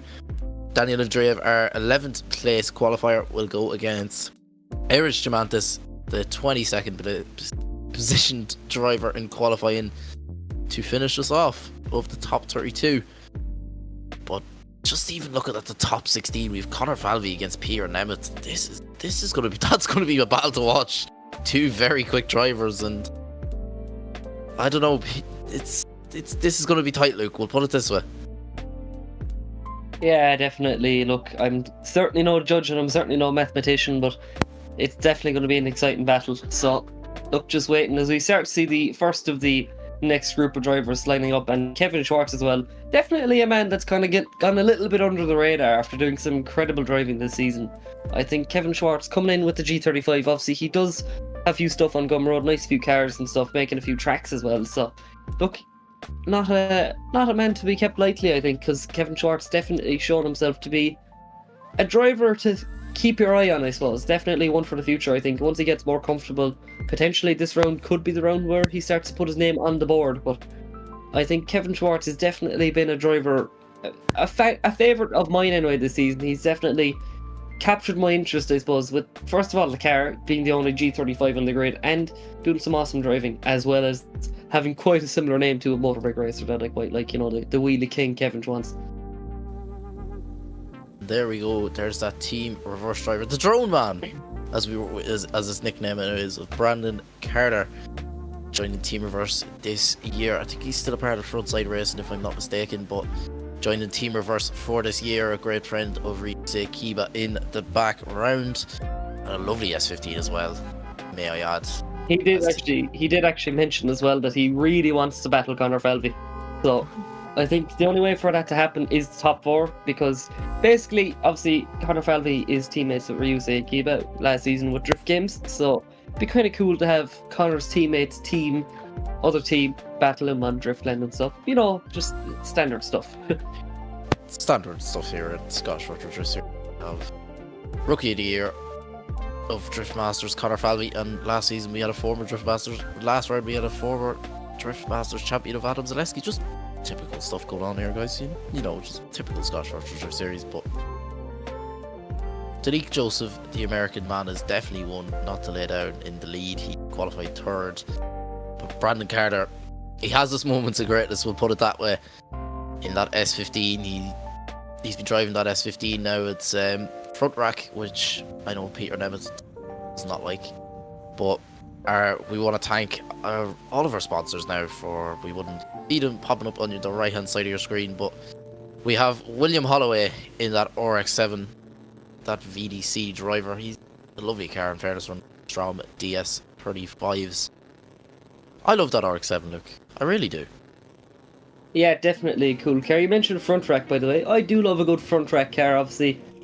Look, just Nissan thought, you know, they were brilliant with their rear rack, and then they just had to copy the BMW, specifically in E36, because, you know, E36 is a front rack, and they're just the best car ever. So, look, just saying. But no, Brandon Carter there, I think you mentioned there that he's not one to doubt, but I think a lot of the time it's other drivers don't beat Brandon. I think he beats himself at times. You know, he's a very his mood dictates his driving, I suppose. You know what I mean? Sometimes he gets in his own head, and that's when the mistakes come out. But when Brandon is in his game and locked in, I suppose he's definitely an awesome driver in his own right. And I think he's definitely no slouch. He could be one to watch for this round. Definitely, but he has a hard charger. How to Denique Joseph in that BMW 1 Series, but we're going to wait for the 3 red lights and a green here at round 4 of the Scottish Retro Drift Series, brought to you by STRO M Wheels. Brandon Carter in the chase, Denique Joseph in the lead. Are we ready to go yet, boys? Are we ready to send them? Is my question. We're just waiting on the comment. Oh, there's William Holloway pulled up in the background. You can see him there in the RX-7. He's there. Are we still waiting on drivers, I wonder? I don't think we are. We're just waiting. Just waiting patiently. Just looking back on a few comments as well, Keen. Obviously, we're eating earlier. And what was for dinner, Keen? What was for dinner? Can I be honest with you, lads?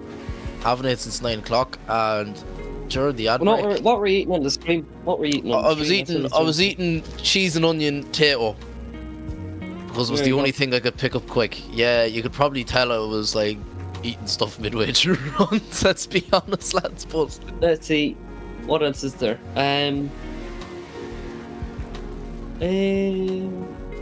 Let's see. There is £20 currently sitting on Brandon Carter to win this battle, so no pressure. Obviously, these guys have actually battled before, as Brendan was saying last night, so it's always great to have 2 guys that know each other's driving, because it makes for the best battles. I seen Mr. Easter saying, keen with the pot noodle in the mouth again. Well, you are mistaken, it is not a pot noodle, it is cheese and onion crisps. It's a hood cut out from Anthony Taylor. We've realised. It's not a scoop. Actually, speaking of e-drifters, where's the fan club? Where's the fan club? Yeah, where's the fan club tonight? We need the fan club. I don't think he's driving tonight, so I don't think we have. We do have. We do have drivers tonight, leaving the line. Still needs to bring the fan club. He's still in. His presence is with us. His presence was Denique Joseph leaves the line. Now Brandon Carter is piling the pressure. The drone man is absolutely flying here at the door of Denique Joseph. He is definitely locked in tonight, but loses a bit of ground coming through the horseshoe. And he's just running the perfect line now. It's Denique Joseph, but Brandon Carter is right there at the door of that BMW as they come through now into clip 8, the long wide section of the track.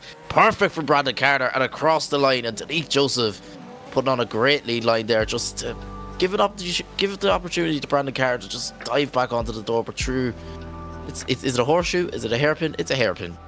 I need to get it into my head. I keep calling it the horseshoe from last round, but a great run overall from both drivers. Keane, all I want to know is Brandon's really fighting for that 20 quid, I think. He's fighting like for that 20 I pound. mentioned it. When he's in the zone, he's a hard man to beat. Oh yeah, 100%. I don't doubt you there at all. He's a great driver in the background. It's just he gets into his own head, like most drivers do get into their own heads. But Brandon, I know he publicly talks about the way he gets into his own head and stuff. But we won't worry about that. He's in the lead now, and he's being chased in by an aggressive driver of Denique Joseph. Let's see what Brandon Carter do. A big flick, but Denique Joseph is right there with him as they come into clip 2 now. Into GT Omega Alley, clip 3. Brandon Carter's on the run, that perfect lead line, giving Denique Joseph that perfect opportunity to pin it right to the door. Still there in the rear quarter panels. Denique Joseph now pins it wheel to wheel, door to door, coming through clip 6, on to clip 7. As they come through now, through GT Omega Alley, back out to clip 8, and Brandon Carter is on form tonight, Luke. Yeah, definitely. No slouches, Brandon Carter, but Denique Joseph on a flyer as well. So it's going to be a really close one to call, Keane. Yeah, definitely. I don't know what way to go with this. You see, the only mistake I can see is Brandon Carter in the chase. He did have a slight stall up in the hairpin, is the only thing I can see overall from both drivers there. But Denique Joseph and Brandon Carter on an absolute fire tonight.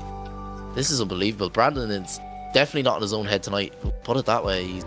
He's on a flyer, but we do have a judge's decision coming through as you see the boys doing a few rings in the background. Swipe left for the American man of Denique Joseph or the English man of Brandon Carter. And it's Denique Joseph, a unanimous decision for Denique Joseph. Unfortunately, Brandon Carter will see himself out in the top 32 and will not be winning £20 tonight, ladies and gentlemen, unfortunately. But on the line now, we have Kevin Schwartz in that chase, in that G35, to chasing probably one of my, or to lead in, or to chase in, sorry. Why did I say chase for? But one of my favourite cars in the grid so far, anyway. But of Kaden James, that Team Wild Monkeys driver, this is a new build for this route. And unbelievable to the detail that has went in the car. It's phenomenal what some people can do when they put a bit of time into it.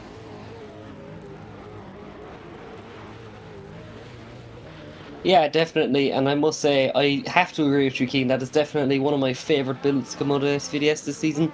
Obviously, a new car there for Kaden James in Wild Monkeys, but this man, Kaden James, the amount of work he puts into building these cars is unreal, so it's just great to see as we bring it in through that HGK Touring E46 fires into the corner as the G35 is not far behind the German transitions through the back bumper there. Look at this now as Kaden James fires out nice and wide, but look at this, Kevin Schwartz not far behind whatsoever past the offices now as we smoke out Driftland. One last big dive from Kevin Schwartz as we bring it on through. Kaden James across the line, not bad whatsoever from these guys. No, definitely not, Luke. I can't see much mistakes from either driver there at all. Kaden James just putting on that perfect lead line for that G35. Kevin Schwartz, the German man, just to pin it to the door. But we're going to swap them around now. That G35 is an iconic car. You don't see much of them other than out in America. And bringing it from Germany, probably an American import to Germany, brought to Scotland. Well, you can. They did come out lay badge with the skyline, so over here. Yeah, there you go. But we're going to have Kaden James in the lead in that G35 to be led in by the HGK E46 Touring. Me and Luke's favourite cars to come out of SVDS this season. We just await for Ryan the Coalman to give the 3 red lights and a green today, tomorrow. He's doing a bit of debrief. But great stuff though overall, but this is going to be a battle for the Bucks. Kevin Schwartz to lead in that E46 Touring of Kaden James. Let's see what that Mile Monkeys driver can do. Can he match the proximity? Yes, he can. Right onto the door, Kevin Schwartz. in that G35. He could have been a lot deeper. Though was Kevin Schwartz through clip 2, but coming through clip 4 now through the hairpin. Kaden James is not going to back off from that G35. He is pinned right wheel on wheel, door on door through clip 6. Kevin Schwartz with huge angle coming into clip 6, and Kaden James matching it perfectly through clip 7 now into clip 8. This is unbelievable stuff for both drivers, and I do not see much of a difference overall for both runs there, Luke. And this is going to be a tough one for the judges to decide. Definitely. It's going to be a tough one now. Yeah. Oh, for sure. Again, it is definitely not a judge. A job I favour is the one of a judge. And I think both the guys did an awesome job. I think looking at it, I suppose, trying to kind of look at it from a judge's perspective, it's just really difficult. You know, these guys are really close, and it's tit for tat. Like, you know, if you look at it, Kaden was just a bit closer down the last corner in transition, but again, Kevin was no slouch either anywhere throughout the course, so it could go either way, Cian. It could definitely go either way, but I don't see much of a difference overall. But Kaden James is slightly bit closer on through clip 2 on initiation, and other than that, I don't see much of a difference between both Kevin Schwartz there on the rear quarter panel through clip 4 and 5. Kaden James up on the door, though, is the only difference. Be a bit more activity there through clip 7. Perfect from both drivers now onto clip 8 in the chase there of Kaden James. Kevin Schwartz leading them in. Perfect as well. I don't know what way the judges are judges. They're gonna they'll find something. They have a lot more angles than we do. We're just watching what you guys watch. We're basically drift fans just giving a mic. That's more or less what we are. But look at definitely. Look at that. Unbelievable, Luke. I don't know. Detail that goes into stuff bad. Yeah, it's definitely cool. Looking at it though, Wild Monkeys, they're definitely gone for a totally different look there from last season. Obviously, these guys always trying to push the label, and it's great to see. Bringing on a few new drivers as well this season, obviously in the likes of Harvey Cundy and Cian Reilly. So obviously, these guys, total gentlemen behind the scenes and out of the steering wheel, out of the driving seats, I suppose you could say. And you can just have a chat with them, have a laugh with them, and I think that's a great thing to say. And obviously Kevin Schwartz as well, he also makes cars, so both these guys car builders in their own right as well, so just really cool to see. And it's a nice diverse, you know, we're called the Scottish Virtual Drift Series, but like, you know, there's 2 Irish commentators, you know, that's an English driver and a German driver. We have people from the United States, from Ireland, anywhere at all, and we're all one big happy family, I suppose you could say. But we do have a judge's decision come through, and Kaden James, the unanimous decision for him. He will be moving through to the top 16. Now, to come to the line, we have William Holloway in that RX-7 to lead in Arnold Moss in a borrowed car, I believe. Arnold Moss is in, I believe. Or is that his car? Because we did...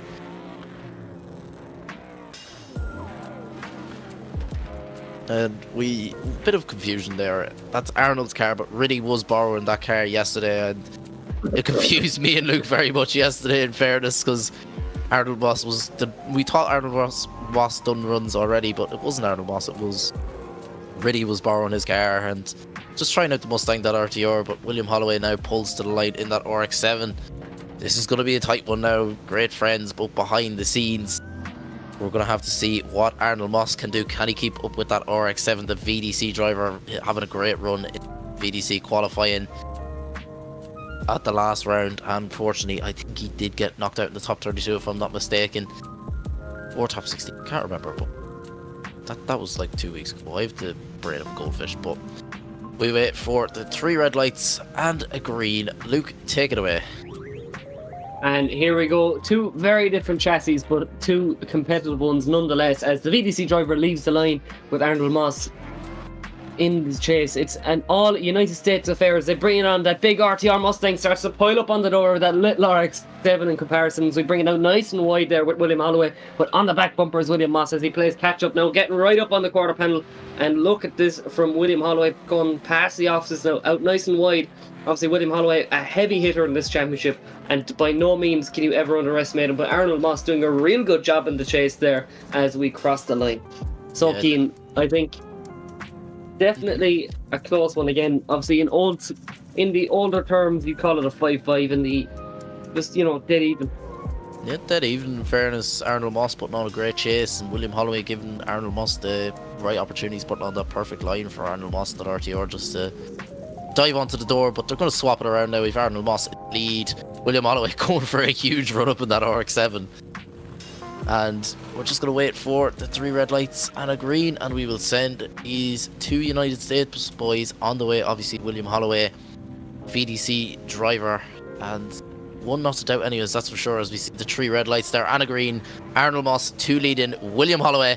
Let's see what they can do at round 4 of the Scottish World Drift Series, brought to you by STRO M Wheels. Arnold Moss is perfect there, but William Holloway is right pinned to the door. Look at the size comparison as they come through GTO Mclellan now, but William Holloway is not one to doubt. He is going to try and crawl back and creep onto the rear quarter panel, and does on Arnold Moss as we come through clip 6, and William Holloway is right there with that RTR Mustang as they come into clip 7 now. William Holloway just getting a bit caught up there in the chase, now has to make a huge dive through clip 8, and does, but Arnold Moss drops a wheel in clip 8. Now that could possibly be the deciding factor? We don't know. We're just drift fans with a mic at the end of the day. We don't do a judge, and I wouldn't like to be a judge in this situation. Picking hairs so far this round, Keen, that's pretty much every battle, but look, that's all it takes, Keen, is one mistake, and that's you packing your car up in the trailer, I suppose, or leaving the lobby, I suppose.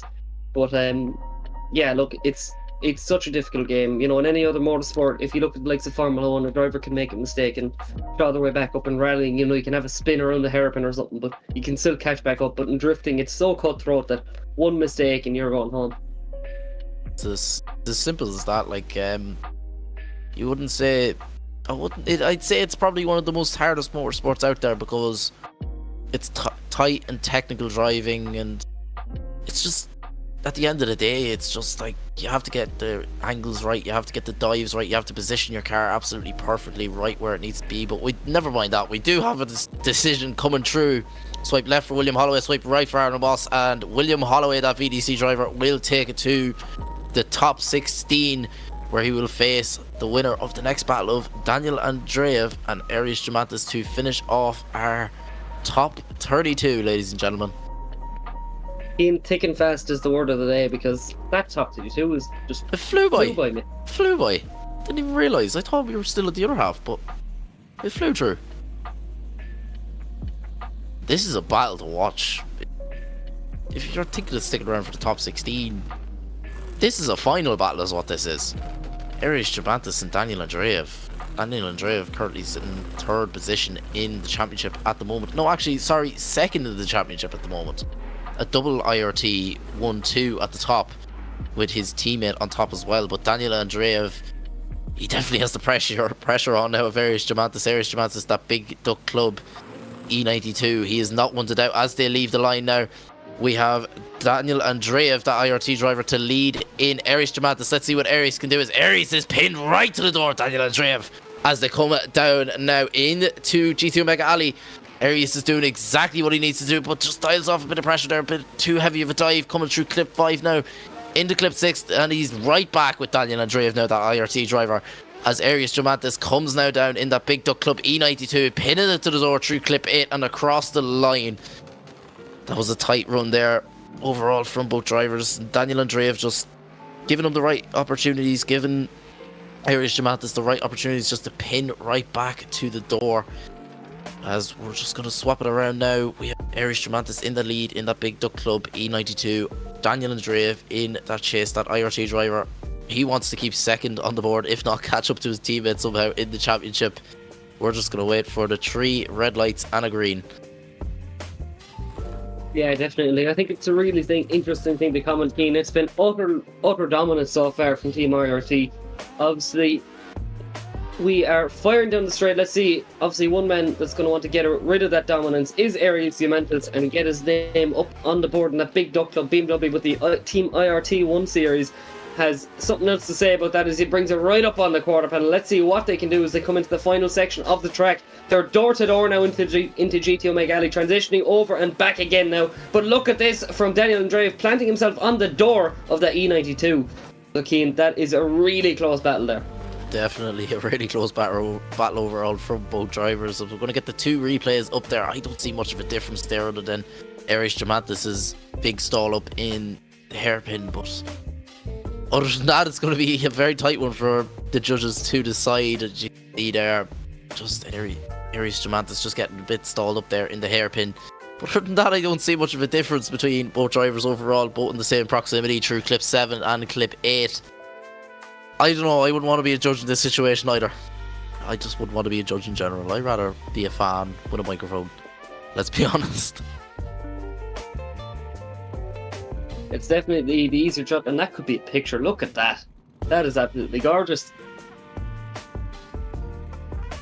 Look at this. All the shots there from Brayden. He's getting the tasty shots in there. In fairness, is just Live after movie shots. Take your screenshots now, folks, because well, that could be a background. That's awesome. As yeah, like Brayden said there, live after movie shots. As what a season we've had so far. We've had the dark and moody round 1 at night, which was awesome in its own right. Now the sun is out. Only it was out in real life because I'm cold at the moment. But look, it looks a lovely summer's day at the moment in Driftland. So yeah, look at the parking there. The two boys are touching wheels. It's nice to have such good drivers on the grid as well, and they even know exactly what to do. Never mind the driving style. They're like, nah, lads, we'll get a nice picture. But you can see there, Aries Diamantis running the STRO M Deep Dish DSO 5s on that E92. A nice touch in fairness now. And that team IRT driver of Daniel Andreev he's trying to catch his teammate in fairness now. He's both, like as you mentioned before, the dominance from the IRT drivers, and Brandon Carter, who's not far behind. He unfortunately did not make qualifying last night, so he unfortunately is not here to compete in that Z4. But this wait, is what? I'm here. Oh, Brandon Carter, Brandon Patrick. My bad. I'm getting mixed up. Too many Brandons. But we do have a decision. Swipe left for Daniel Andreev. Swipe right for Aries Diamantis. Let's see what the judges have to say. Come on, boys. The last battle to finish off the top 32. Be nice to us. Don't delay it. To be fair, these are gorgeous. But anyway, it is Daniel Andreev going on through to the top 16. And what a top 32 we've had. But look, we bid farewell and we progress further on keen. That has probably been the tightest top 32 this season. Oh yeah, definitely. And one that flew the quickest most, that's for sure. We didn't even realise we were at the end of the top 32. But the lovely Driftland. You could get, this is the type of thing you could have that music in the background. What is it? Never mind that, but there is your top 32 and your top 16 lined up now. Our first battle to start the top 16 will be Vitaliy Azeev against Kobe Ardry, Gaius Yasuvaskis against David Laxo, Cameron Mustard against Samuel Cuddy, Simon Sandman against that wild monkey driver of Harvey Cundy, Connor Falvey against Peter Nemeth, the one I'm looking forward to the most, Carolus Bajintas against James Estrella, Denique Joseph against Kaden James, and William Holloway to face the IRT driver of Daniel Andreev. Now, if that isn't a top 16, I don't know what is. That is stacked. Pretty much all of those could have been a final. Oh, 100%. I agree with you. They're all finals. That is unbelievable stuff. Like, I don't know. Oh, like, I think if there's any more of a sign, just stay tuned, then look, that's that. But before we get into those amazing battles, we do have to do a quick server restart and a quick ad break. So stay tuned, get a bag of popcorn, you know, whatever you need. Sit back, relax, and we'll be with you very soon.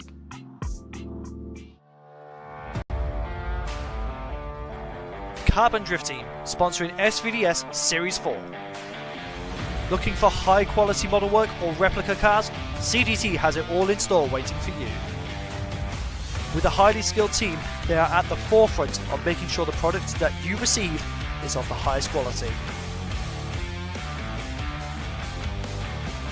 Make sure to check out the socials and Gumroad for any and all projects to be released.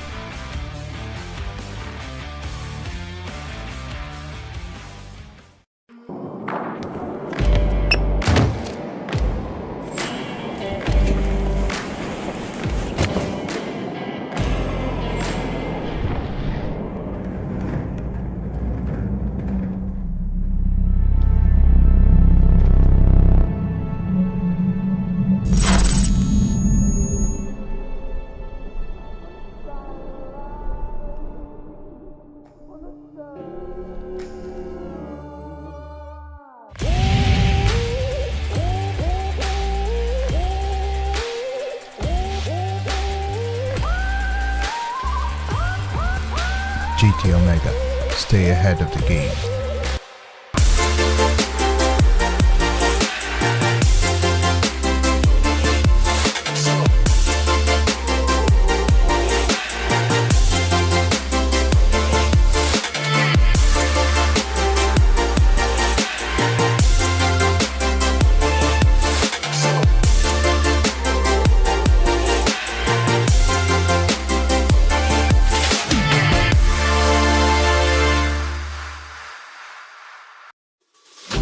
Are you ready? I'm ready.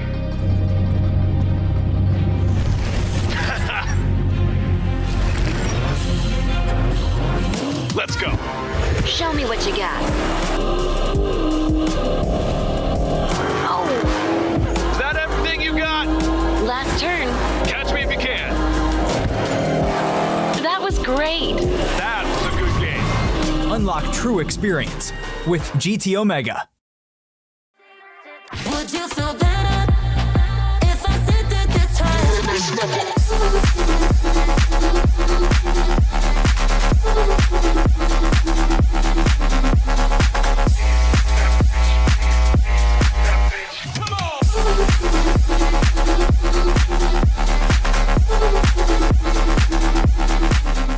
Me like I love myself.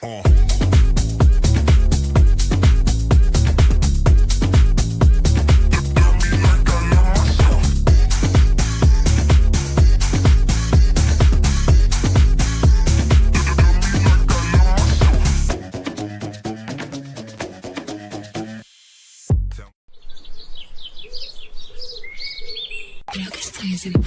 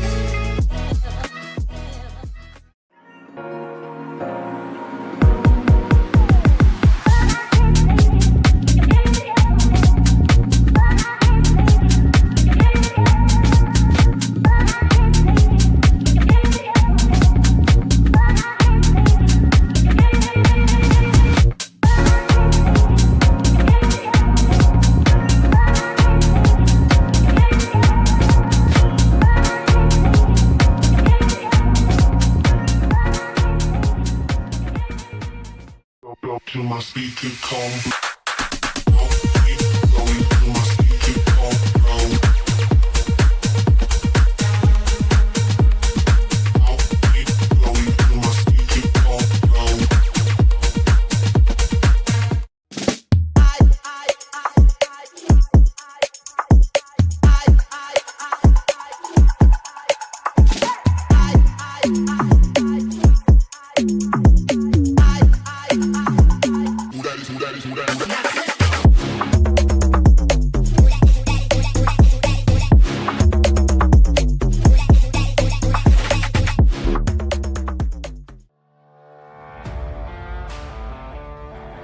Carbon Drift Team, sponsoring SVDS Series 4.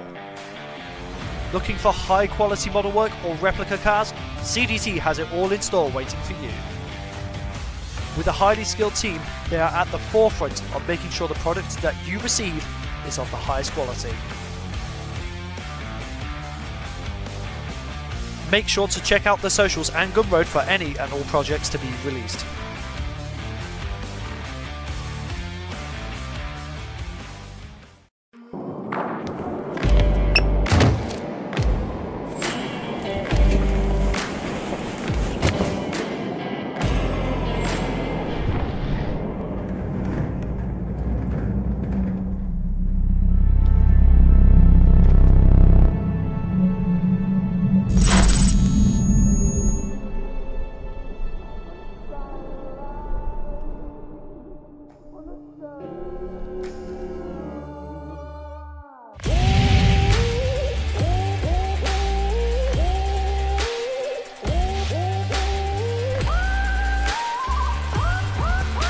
GT Omega.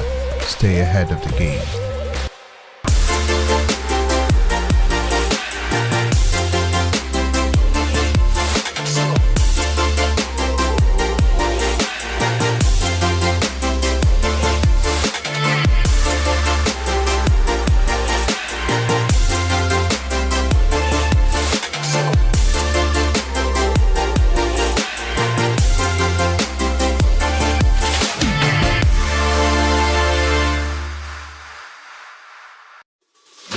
Are you ready? I'm ready.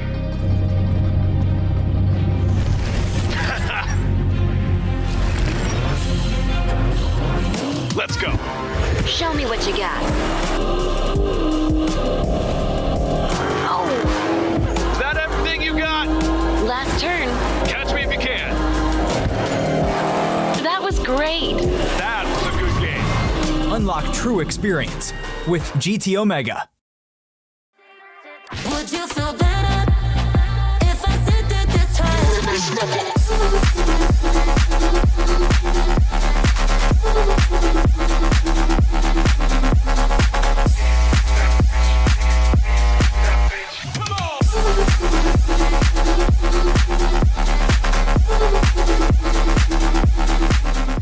Me like I love myself.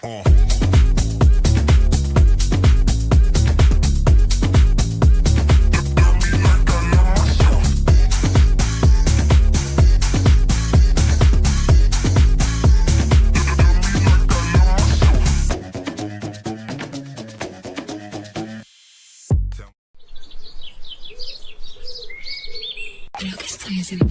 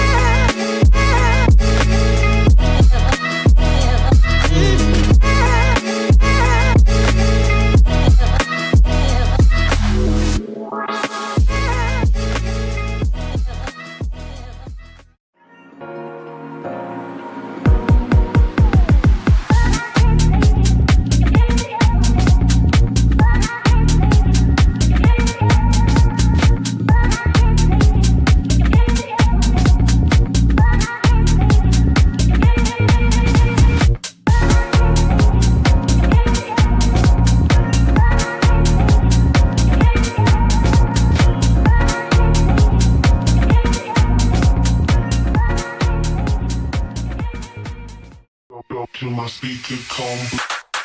I'll keep going till my speaker come.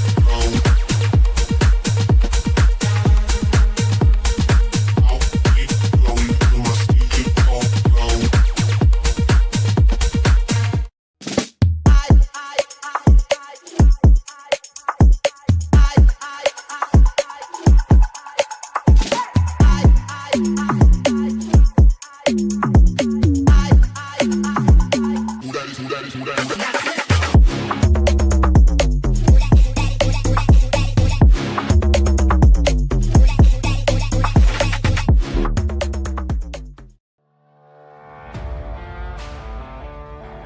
Carbon Drift Team, sponsoring SVDS Series 4. Looking for high quality model work or replica cars? CDT has it all in store waiting for you. With a highly skilled team, they are at the forefront of making sure the product that you receive is of the highest quality. Make sure to check out the socials and Gumroad for any and all projects to be released.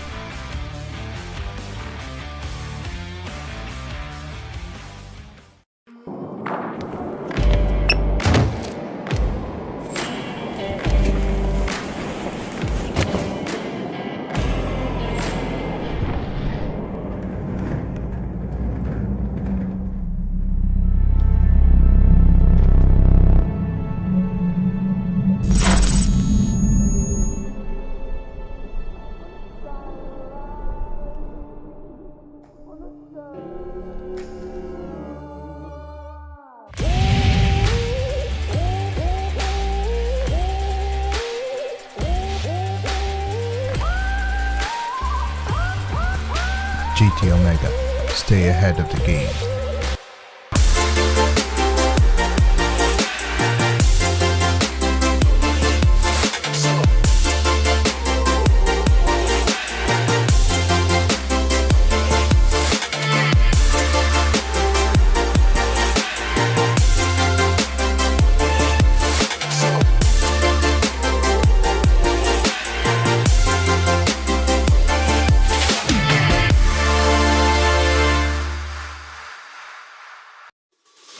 Are you ready?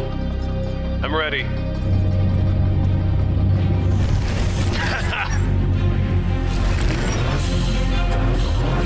Let's go. Show me what you got. Oh, Is that everything you got? last turn. Catch me if you can. That was great. That was a good game. Unlock true experience with GT Omega. One.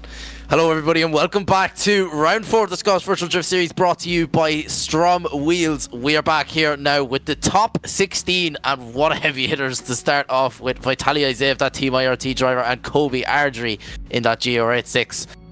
I am joined by Brandon Carter because Luke's internet decided to go again, and as usual. But Brandon Carter, the drone man, how are you keeping? Nah, it's been good. Unfortunately lost my battle with Denique. Very good battle though. But I'll be covering for Luke just for this little short amount of time while he battles his internet like it's David versus Goliath. He's been having a few problems, to be fair, with his internet now, and Honestly. I don't know. It's like his internet is just fix your internet. Like, come on, fiber optic and coming with a Ethernet cable right beside the PC. I think you'd be better off with a Starlink at this point. Honestly. But we have Vitaliy, that IRT driver, trying to keep the championship in position alive there, sitting first place. Rise, cold man, doing a bit of backing. Come on, Ryan, let's go. Beep, beep, beep. He's always he needs the reversing sensors. Let's be real. You need to be able to hear it in the server as well. Oh, 100%. It's got to be a voice clip of you saying, semaphore reversing. Come on. Come on now, come on. But Brandon, what's it like to drive a drone and commentate at the same time? This is going to be a first for me, so... This is going to be quite funny, to be fair. We'll see which one fails. Which one fails miserably. Oh, Brandon Carter's trying to commentate, but Dro's just gone flying. Where's it gone? Honestly. Well, here we go. Lights go green as we lift off into the air, following Kobe to chase. Vitaliy Azayev in the lead, points leader in the series so far. Very nice initiation so far from Kobe, right on the door of Vitaliy Azayev in that RT BMW, looking very nice. Losing a bit of ground here as they come around towards the bank, but he gets right back onto the door, wheel to wheel onto the door, looking very clean so far. Vitaliy doing a solid job in the lead as always as they come around to that last touch in the door on the front quarter. And what a first half of the battle. No, in fairness, that was very good from Kobe Ardrey, just coming through the hairpin there. Just lost a tiny bit of proximity, but gained it back straight away, come back into clip 6, and Vitaliy Azayev putting on that perfect lead there for Kobe just to dive back onto the door. That IRT driver is now going to chase in that GR86, and Kobe Ardrey, he's a lot of pressure behind him, that's for sure. That team IRT driver is trying to keep that championship alive, and I think it'd be his first here at the Scottish World Drift Series, if I'm not mistaken, Brandon. Potentially, but as we have the roles reversed, we have Kobe now leading in with the GR86. Very nice initiation, and Vitaliy just kind of keeping it safe to start with, but he gets right back up towards the door, transitioning through the GT Omega alley now as we come up to STRO M Wheels corner, looking very nice. Kobe making sure he's on that optimal lead line as Vitaliy is right on the door of that SimMagic GR86, looking very tidy. Vitaliy is right there on the door as they come across the line.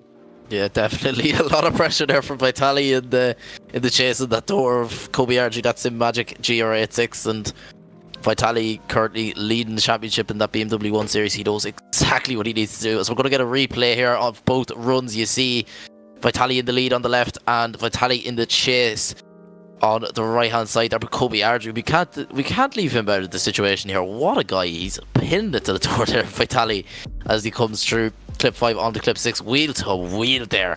It's Kobe Ardrey on the door of Vitaliy Azayev, that IRT driver. Now clip 8 for Vitaliy was absolutely perfect, wheel on wheel, door of Kobe, but Kobe just a small bit behind there in clip 8. And like we said, we're just drift fans with mics. We're just giving mics to talk, and it's quite funny overall, in fairness, but it's great at the same time. And Brandon, it's his first time back in the booth for a while. I think it's a while, isn't it, since you've been in the boot? It's been a decent amount of time. It's a weird feeling though, because doing drone, covering media, and commentating all at once. I feel like one of those one-man band guys with the accordion in the hand, the horns on the arm. Honestly, it's good fun though. But wow, both of these boys really thrown down. Kobe definitely proving he wants to try and take down the winning streak of one of the IRT boys here. Vitaliy took me out last round while I was in Japan, and what a driver he is. He is no slouch, and same goes to Kobe. Absolutely talented between the both of them, and obviously their driving proves that. Oh, definitely. Two guys definitely not to doubt here, but even just seeing there, Kobe did drop a wheel coming into clip 3. I just only after noticing there, more and more I look at these runs, I'm seeing more and more mistakes. But as we get a video on Snapchat from my fellow commentator Luke, let's see, have we an update on Luke? Oh god. Oh god. He is very bad ping, we'll put it that way. Oh, is he doing an internet speed test? Yeah. It's bad. Well, someone get the headstone ready for his internet. As we do have Vitaliy Azayev keeping the championship hunt alive and taking it through to the top 8, but we've an even better battle now. This is just going to be hard. These are all final battles. We have the R32, that Sikky driver of Gaitis I stalled Danielius in that R32 Batmobile, as we have nicknamed it, running the Strom DSO5, the deep dish versions there. I prefer the deep dish versions than the outer versions, to be honest, and running the Nitto tires. But the Frenchman of David Laxo, that team is Skuku driver, also running Strom DSO5s on the front of that carrier. But we're going to have to see what we can do now. David Laxo, rob a number, but we'll have a conversation about that after. But we're just waiting for the 3 red lights and a green from our head judge, Rise. And as we leave the line here, Guy is in the lead in that R32. David Laxo in the chase in that BMW. Let's see what he can do now. Can David Laxell pin it to the door from the start? Yes, he can. He's right there with that R32. That's a Kai driver of Guidus coming into GT Omega Alley now as a huge bumper-to-bumper transition from David Laxell. Pins it right back onto the door of Guidus now as they come through clip 6 now. Pin by perfect from Guidus in the lead and just opening the opportunity for David Laxell, that Skuku driver, to get on to the door through clip 8 and across the line. A great run from both drivers overall. Wow. What first half. David has really shone throughout the past 2 seasons. He's really stepped up to a high level. I remember when he first came into SVDS, he was the new kid on the block, and now he's just an absolute weapon of a driver.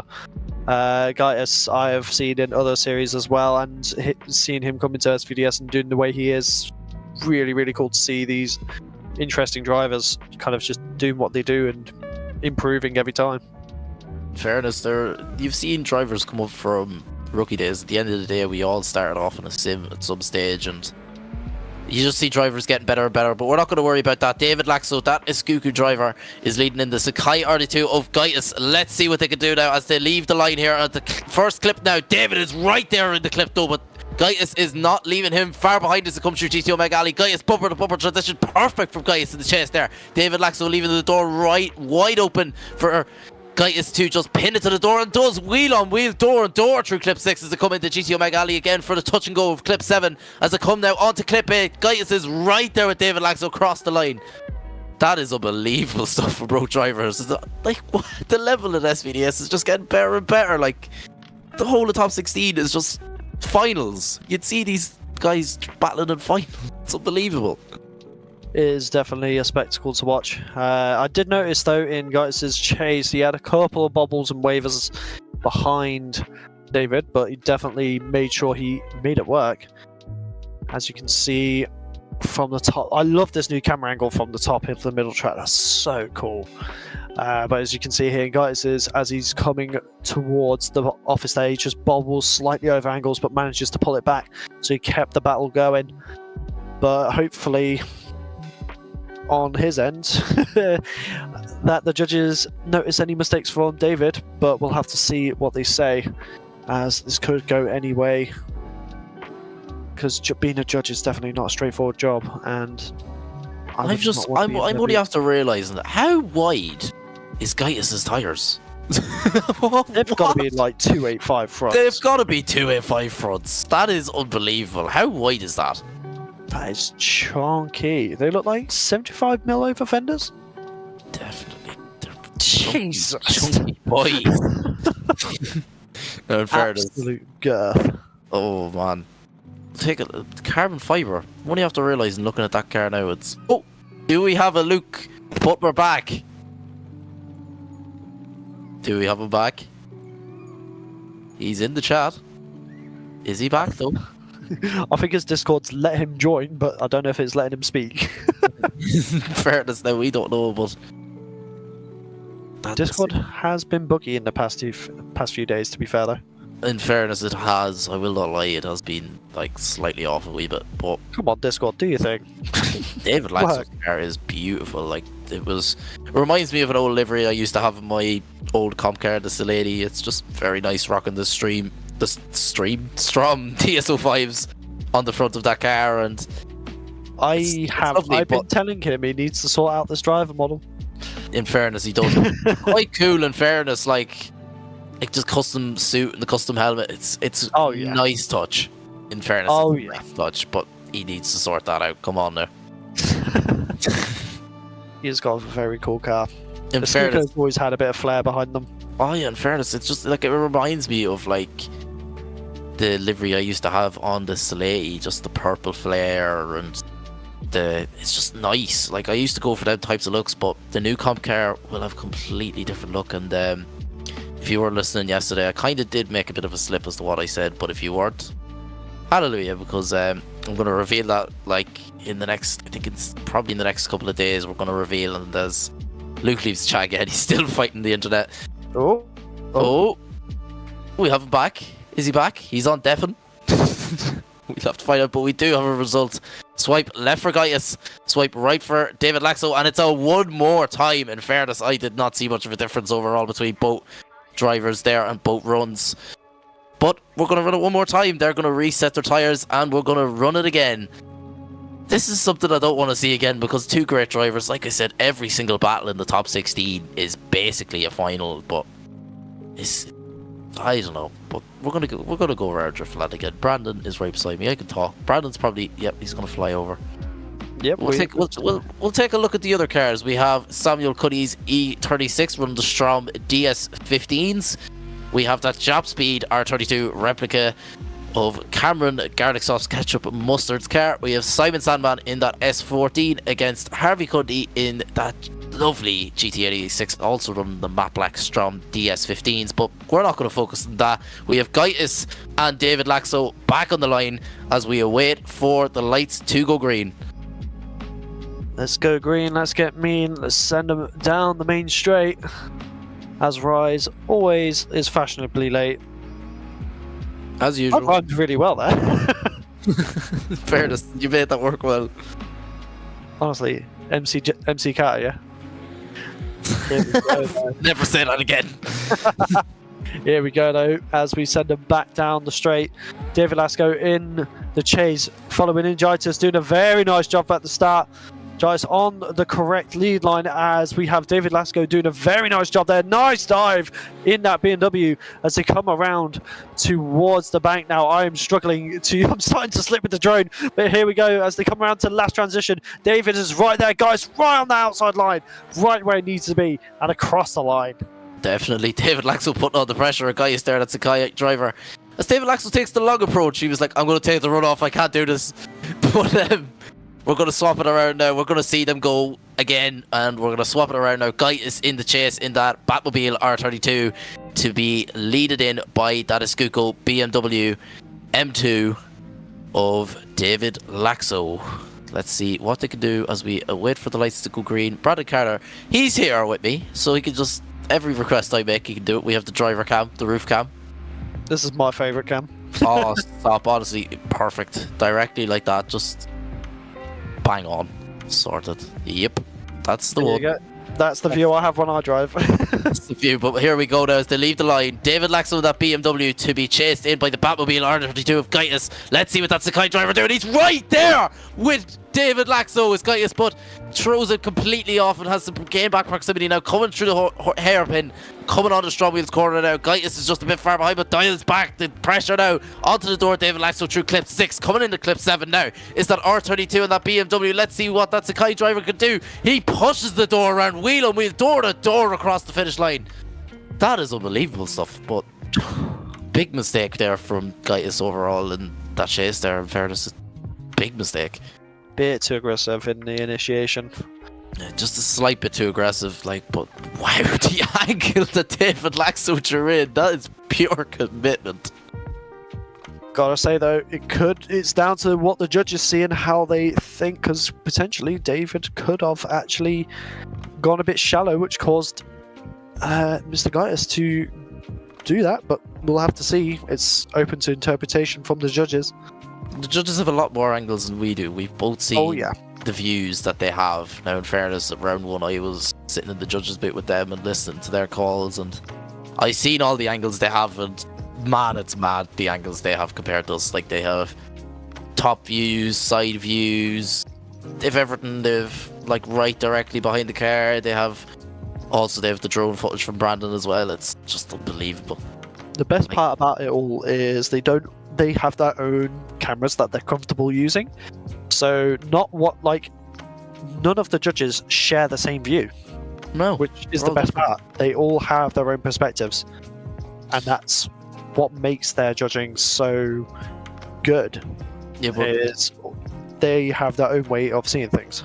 Yeah, definitely. But seeing there David Laxo's initiation on the right hand side of your screen, he did come in, like he threw in some amount of commitment, a huge angle into clip 1, but he was quite shallow of clip 1, and it did probably throw Gaitis off, in fairness to Gaitis. But Gaitis, he did claw it back coming into the hairpin now, as you can see there. Yeah, he was definitely shallow, just about getting one wheel into the zone, but Gaitis there crawling it back straight away. He reacted now, but it's true, the hairpin, he gained back every single proximity he needed, staying right there, front wheel on that rear wheel of that BMW. as they come through G2 Mega Alley again for the flick back to clip 8. Gaius is right there, and David Laxo in the chase as well. Overall, I don't see a difference other than in David's lead, where he did have that slight hiccup in clip 1. But other than that, I don't see much of a difference overall, other than Gaius having that bit of a shake-up through clip 5 and 6. But he made it work, in fairness to him, but beefy tyres. That's all I have to say. 285s. They have to be 285s. This is like a £20 ribeye steak of a tyre. It is huge. 10%. It's like a food challenge steak, you know? Just really big, obnoxiously big. And it just kind of makes you feel full by looking at it. I don't know how that works with the tyre, but you kind of get what I mean. We have Luke back. Is this mic working? Hello. There we go. Yeah! I had to call a quick 5-minute route. 5 minutes, lads. 5 minutes. John Shannon's coming out with the hammer. Yeah, the welder came out, Everton came out, and yeah, fair play to Liam Keane there and John Shanahan. They really came in clutch there.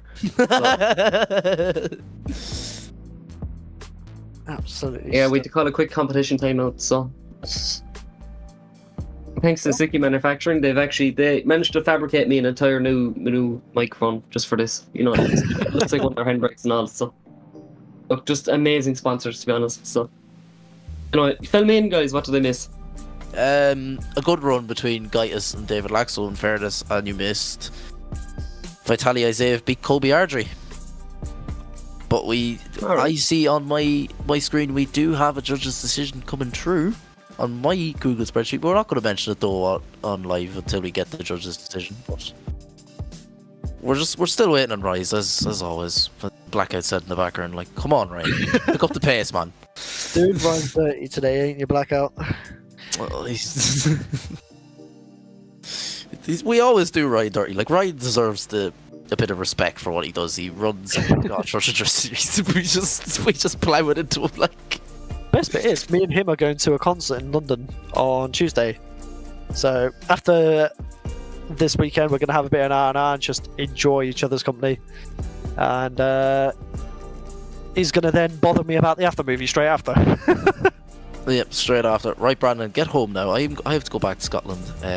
Please do the after movie. Why isn't it done? What were you doing? You were there. You were there for it, man. Like, you should know, man. Oh, the next battle is juicy. Cameron Mustard and Samuel Cuddy. Ooh. That is not bad. Well, now that you're back, Luke, I will go back to my presumed role of drone camera.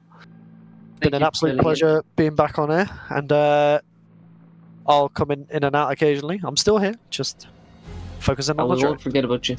We won't forget about you too much. Everyone forgets about me. But we do have we a won't. decision. It's okay. We won't, but we do have a judge's decision coming through. Swipe left for Gaius, swipe right for David Laxo. It's a one more time between both drivers. We have to go one more time. That's two one more times, and we're only on the second battle of the top 16. I was wondering why we're only in the second battle. I was like, man, I was gone for a nice little bit, like, and no, that's explained it. Just awesome drivers as usual here at SVDS, and Brandon, he just went straight out the commentary booth, straight into the little area for this. He hit the pole there. I hit the pylon. I seen that. That's the third one this weekend. I know. That's the third road this weekend. It's coming out your paycheck, man. It's coming out your paycheck. Honestly, I'm gonna have to start sending quotes to Driftland about the propellers and motors I'm having to spend on. It's not my fault. There was a pylon there. Fair it is. Yeah, Who parked that pylon in front of your drone? But we do have Gaius. We do have Gaius back on the line in that Sikky Batmobile R32 with David Laxo in that Iskuku BMW. Now, for your one more time here, the second one of the top 16, we have Gaius in the lead, David in the chase. Let's see now. David is going to pile on the pressure from the start, and it is right pin to the door. of Gaius is David Laxo as they come into GT Omega Alley here through clip 3 and 4 on to the hairpin now. David Laxo is not going to put down the pressure now of Gaius as they come through STRO M Wheels corner now into clip 6. This is unbelievable stuff here from Gaius and David, going to show what the levels are of the Scottish Virtual Drift Series as they cross the line. David Laxo pinned to the door of Gaius. Yeah, I do believe there was a wheel drop there, Keane, if you did notice, in the first corner, I believe, with David Laxo. So we're going to have to... Judges will be having a keen eye out for that one in the chase. But look, again, awesome driving from the guys, but it's definitely going to be a close one. As we swap it around now to David Laxo to lead in Gaius, and obviously two very different cars, Keane, but two awesome drivers in their own respective. Oh no, Brandon, you've gone through one already. You've gone through an electricity cable. Be careful now. Brandon, That's get back all I down to say. the start line. Get back down now. We're getting the fancy shots here tonight, Keane, as David Laxo now leads in. Gaius here. No wheel drops him this time up on initiation as he brings it on through to GT Omega Alley, transitioning over now. Gaius is up on the back bumper on that Sikky skyline as we come up through, up along the bank now past the office. As look at this now, not a bad job so far from David Laxo, but Gaius is not leaving him whatsoever. He's up right onto the quarter panel as we cross the line, Keane. Yeah, definitely a great run overall for both drivers. David Laxo not making that mistake in the lead by dropping a wheel. Gaius just pinned right to the door. David Laxo as well, not giving him much room in the lead there, but it's going to be down to the judges. We're just drifters with mics who are also fans of drifting, but this is great crack at the end of the day. We all just do this for fun, but you can see there, Gaius perfect as you see the wheel drop from David Laxo there onto the sand, but keeps it in. It somehow manages to keep it in because that is one big dip, we'll put it that way. And you see Gaius coming through the hairpin there, pinned to the rear quarter panel, and David Laxo, just this is unbelievable stuff. This goes to show the levels of the Scottish Virtual Drift Series. This is like top level driving, one of the best virtual competitions out there, 110% for driving anyways. And we're just it's gonna be a judge's decision. We don't know. We're just commentators. Yeah, definitely. I think they're a small bit more qualified than us, Keane, to make these decisions, and obviously that's what their job is, and our job is to hopefully entertain the folks at home when, you know, I'm not having to call 5-minute rules over absolutely everything. But yeah, no, I've been really enjoying round 4 so far, you know, when I did actually get a chance to watch it. But overall, no. What do you think of the round so far, Keane? Oh, it's definitely a good one in fairness now, and we're only in the top 16, the second battle of the top 16. So if you're thinking of sticking around right to the final, go get yourself a mug of tea, coffee, a bit of popcorn, a bit of sweets, get on the couch, kick your feet up, big screen TV, listening to two Irish men talk about drifting. What else would you be better at on a Sunday night? Let's be real, lads. Yeah, exactly. I'm certainly enjoying my final time in the booth, I suppose, Keane, and what a time to share. Awesome drivers, I have an awesome commentator with me, and yeah, just an awesome series in general. In fairness now, Luke, we've been commentating from the KRX days. This is a good 5 years we've been commentating together now and running our own drift comp years back in KRX, and it's good to share a bit with such a nice guy as we see him Brandon going around the oval. It's Loch Gelly. Yeah, it's Loch Gelly. We do have a judge's decision coming through. Again, it's still the wrong way around. The wrong way around, Brandon. Seriously, turn it around. But Gaius takes the win over David Laxo. That Sikky R32 will be making it through to the top 8, where he will be facing the current championship leader of Vitaliy Izaev. Now we bring it back to the line. We have the Stroms. So we're not up to the line. Stroms again, but come on, get back up to the line. Let's go. We have Cameron Mustard to lead in that Carbon Drift Team E36. Last round's winner of Samuel Cutty. That Jap Speed replica R32 is just unbelievable. Like, you just can't beat it. And we're getting a 0.5 of the car. We're getting 0.5 of all the cars. Look, I know that Team Jap Speed Skyline is definitely unbelievable, but you know what else is unbelievable? Don't start. E36s are the best car in the world, and no one will be telling me otherwise.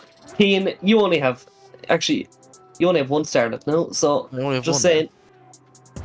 I'm just saying that E36s are a miles better car. They are the greatest car ever, and yeah, I'm going to try and remain unbiased in this fact because I suppose, look, I'm a big fan of Samuel Cutty's driving. I'm a big fan of Cameron Mustard's driving, but I do happen to be a big fan of E36's. So, look, I'm going to try and leave it from my mind a little bit, but how could you not love a good BMW E36? They're such a good chassis.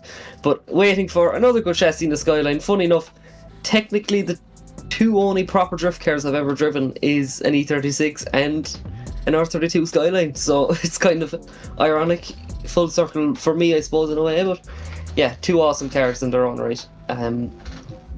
Yeah, I cannot wait to see the battle between these two guys. Two heavy hitters there in Team Jap Speed and Team Carbon Drift Team. Obviously, look, Cameron Mustard has gone through all of Carbon Drift Team, it seems, so far. Obviously, having Adam from Carbon Drift Team in top 32, now onto his teammate in Samuel Cutty. So, yeah, it's just Cameron Mustard versus all of Carbon Drift Team. Even if they're not driving, you're just going to make a quick surprise appearance. It definitely is.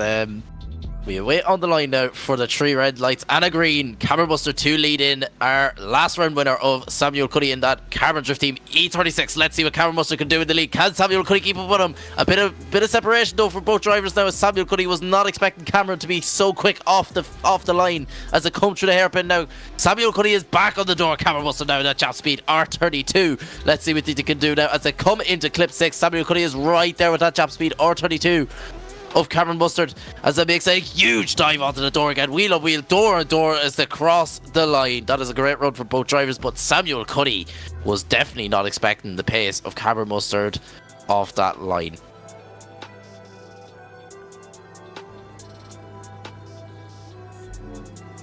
Yeah, definitely. Two awesome drivers there, and we get a lovely roller there of Samuel Cutty's E36. Sorry guys, I've just gotten a text message from Owen Magner, who's currently studying for his Leaving Certain Ireland, or his Leaving Certain mocks, and he really wishes he was here with us with SVDS. So yeah, Owen Magner says hello. Owen Magner, you have not showed up yet. What's the story? Well, I've just told you what the story is. He's studying. He's studying for his box. But anyways, we have Samuel Cutty in that Carbon Drift Team E36 to lead in Cameron Mustard. Cameron Mustard right there on the door of that E36 though, that Jap Speed replica R32 as they come through clip 4 now through the hairpin. Cameron Mustard is right there now with Samuel Cutty, wheel on wheel, door on door. Perfect now coming into clip 6 is Cameron Mustard. Perfect there, getting that R32, tucking it in beside that 36 as they come through now into clip 8. Cameron Mustard is right there with Samuel Cutty, and a great run overall for both drivers. And Cameron Mustard, great lead, great chase. Samuel Cutty, the only thing I can see the difference there was the initiation point where Samuel Cutty was basically playing cat and mouse with that Jap Speed R32. But we're just going to have to wait for what the judges have to say, Luke. Yeah, definitely. Really close battles there, I think. And it's just so similar between all of them. And I'm just looking forward to seeing what way this is going to go. I think it was really close between the two guys. And yeah, like, look at that. Even the side-by-side view, which personally I think is able to give you a really interesting perspective. And like, there's not a whole pile of difference between these two runs. Obviously, look, two awesome cars as well. And I think they're quickly becoming two iconic liveries. Obviously, look, the Jap Speed livery has always been a favourite of mine, obviously, you know, with the likes of Shane O'Sullivan and stuff, and obviously Mark Carter, which this car is based off. And then the Carbon Drift Team in the virtual world was very quickly becoming iconic, especially this season. Oh yeah, definitely. They're coming up through the ranks anyways, and a lot of new drivers on the grid for Carbon Drift Team. I think Samuel Cutty was there last season, but Noah McGlade coming on board as well, that Northern Irish man, and he's just trying to get the ropes with the Scottish Virtual Drift Series. He hasn't had the best of seasons, but you have to start from somewhere, in fairness. But we're going to look at the replay now. Cameron Mustard, wow, right to the door. Samuel Cutty through every section of the track. That veteran of the track is showing the new boys how it's done. That Carbon Drift Team E36 was under pressure from that Jap Speed R32 now coming into clip 7. Through clip 8, absolutely pinpoint perfect is Samuel Cutty, and Cameron Mustard just to seal the deal right on the door. But again, get a little taste of all the sponsors and stuff, I suppose, inside the car. Of course, Sikky Manufacturing and STRO M Wheels up on the Carbon Drift Team car, and a good snap-on as well on the Team Jap Speed car. So I can't say look, they're a grand tool. I'm more of a Milwaukee man Milwaukee. myself, but look, look, Walking for the win. E36 is a Milwaukee tool. That sums me up as a person. But let's see. Look. Oh. As we do have a judge's decision coming through. Swipe left for Cameron Mustard, swipe right for Samuel Cuddy. We're going to have to just await. And Cameron Mustard takes it through to the top 8, where he will be facing either Simon Sandman or that Wild Monkeys driver of Harvey Cundy, which is up next. Right, lads. Come on now. Lucas, the into that back. I didn't even realise it went. It went. It was going mad for a minute. We do fair enough. apologise. We do apologise about Luke's internet. He's been fighting with that since round 2. Yeah, I'm in a big boxing match. I might get a few tips off Muhammad Ali, both on driving drift cars, I suppose, and the boxing tips. So we're gonna have to see. I would think genuinely I might headbutt the router next. So we'll have to see. It might do a better job. It's going to be a live event. Please send that to me. I want to watch that. I've witnessed him hit a few things before. Mostly tire walls, it seems like, but anyway. Man versus Rooter. Well, yeah, I genuinely might give it a good boot next. It's getting fairly frustrating. But look, what isn't frustrating, this is a nice way, it's stress relief, is seeing Simon Sandman and Harvey Cundy battle it out here at Driftland. And look, there's 2 awesome looking cars in their own right. 2 new liveries for the season and 2 awesome drivers. Let's see what they can do as Harvey Cundy initiates up on the back bumper. Oh, it's contact there on the wall from Simon Sandman. It's a big mistake in initiation, but Harvey Cundy stays in it, up in the chase now as he keeps it on the quarter panel. Simon Sandman now has to put down that perfect lead line after that huge mistake there in the first corner. But look, there's Harvey Cundy just playing with the side of that S14 Sylvia as they transition over into that final corner. Look at this now from Harvey Cundy as he gets right up on the quarter panel. Big mistakes there from Simon Sandman. Yeah, definitely a huge mistake there on initiation from Simon Sandman. He knows exactly what he needs to do now. He needs to force a mistake from that GT86 of Harvey Cundy, but Harvey Cundy is not one to make mistakes. He's a very consistent driver. But I say that, and at that certain bank, we're not going to jinx anything. We're not going to give it a commentator's curse, but he loves that bank, we'll put it that way. But Simon Sandman now. I swear he did it both runs, Keen. He only did it the one time. Oh, he only did it the one time, and then he threw it. Speaking of things, he only did it one time. Ha ha ha, funny. If any Karen's up on the roof now. Yeah, we're still talking about this. Yeah, he's sure Harvey Cundy only ever done it once, and you know what I mean? I suppose, yeah, that's true. Few digs, but they leave the line. Simon Sandman now with the pressure on his shoulders to chase in Harvey Cundy. Let's see, will Harvey Cundy make that same mistake? No, he doesn't. Perfect run the wall from that GT86, that Wild Monkeys driver Harvey Cundy. Simon Sandman piling on the pressure though, coming through GT Omega Alley on to the hairpin before STRO M Wheels corner.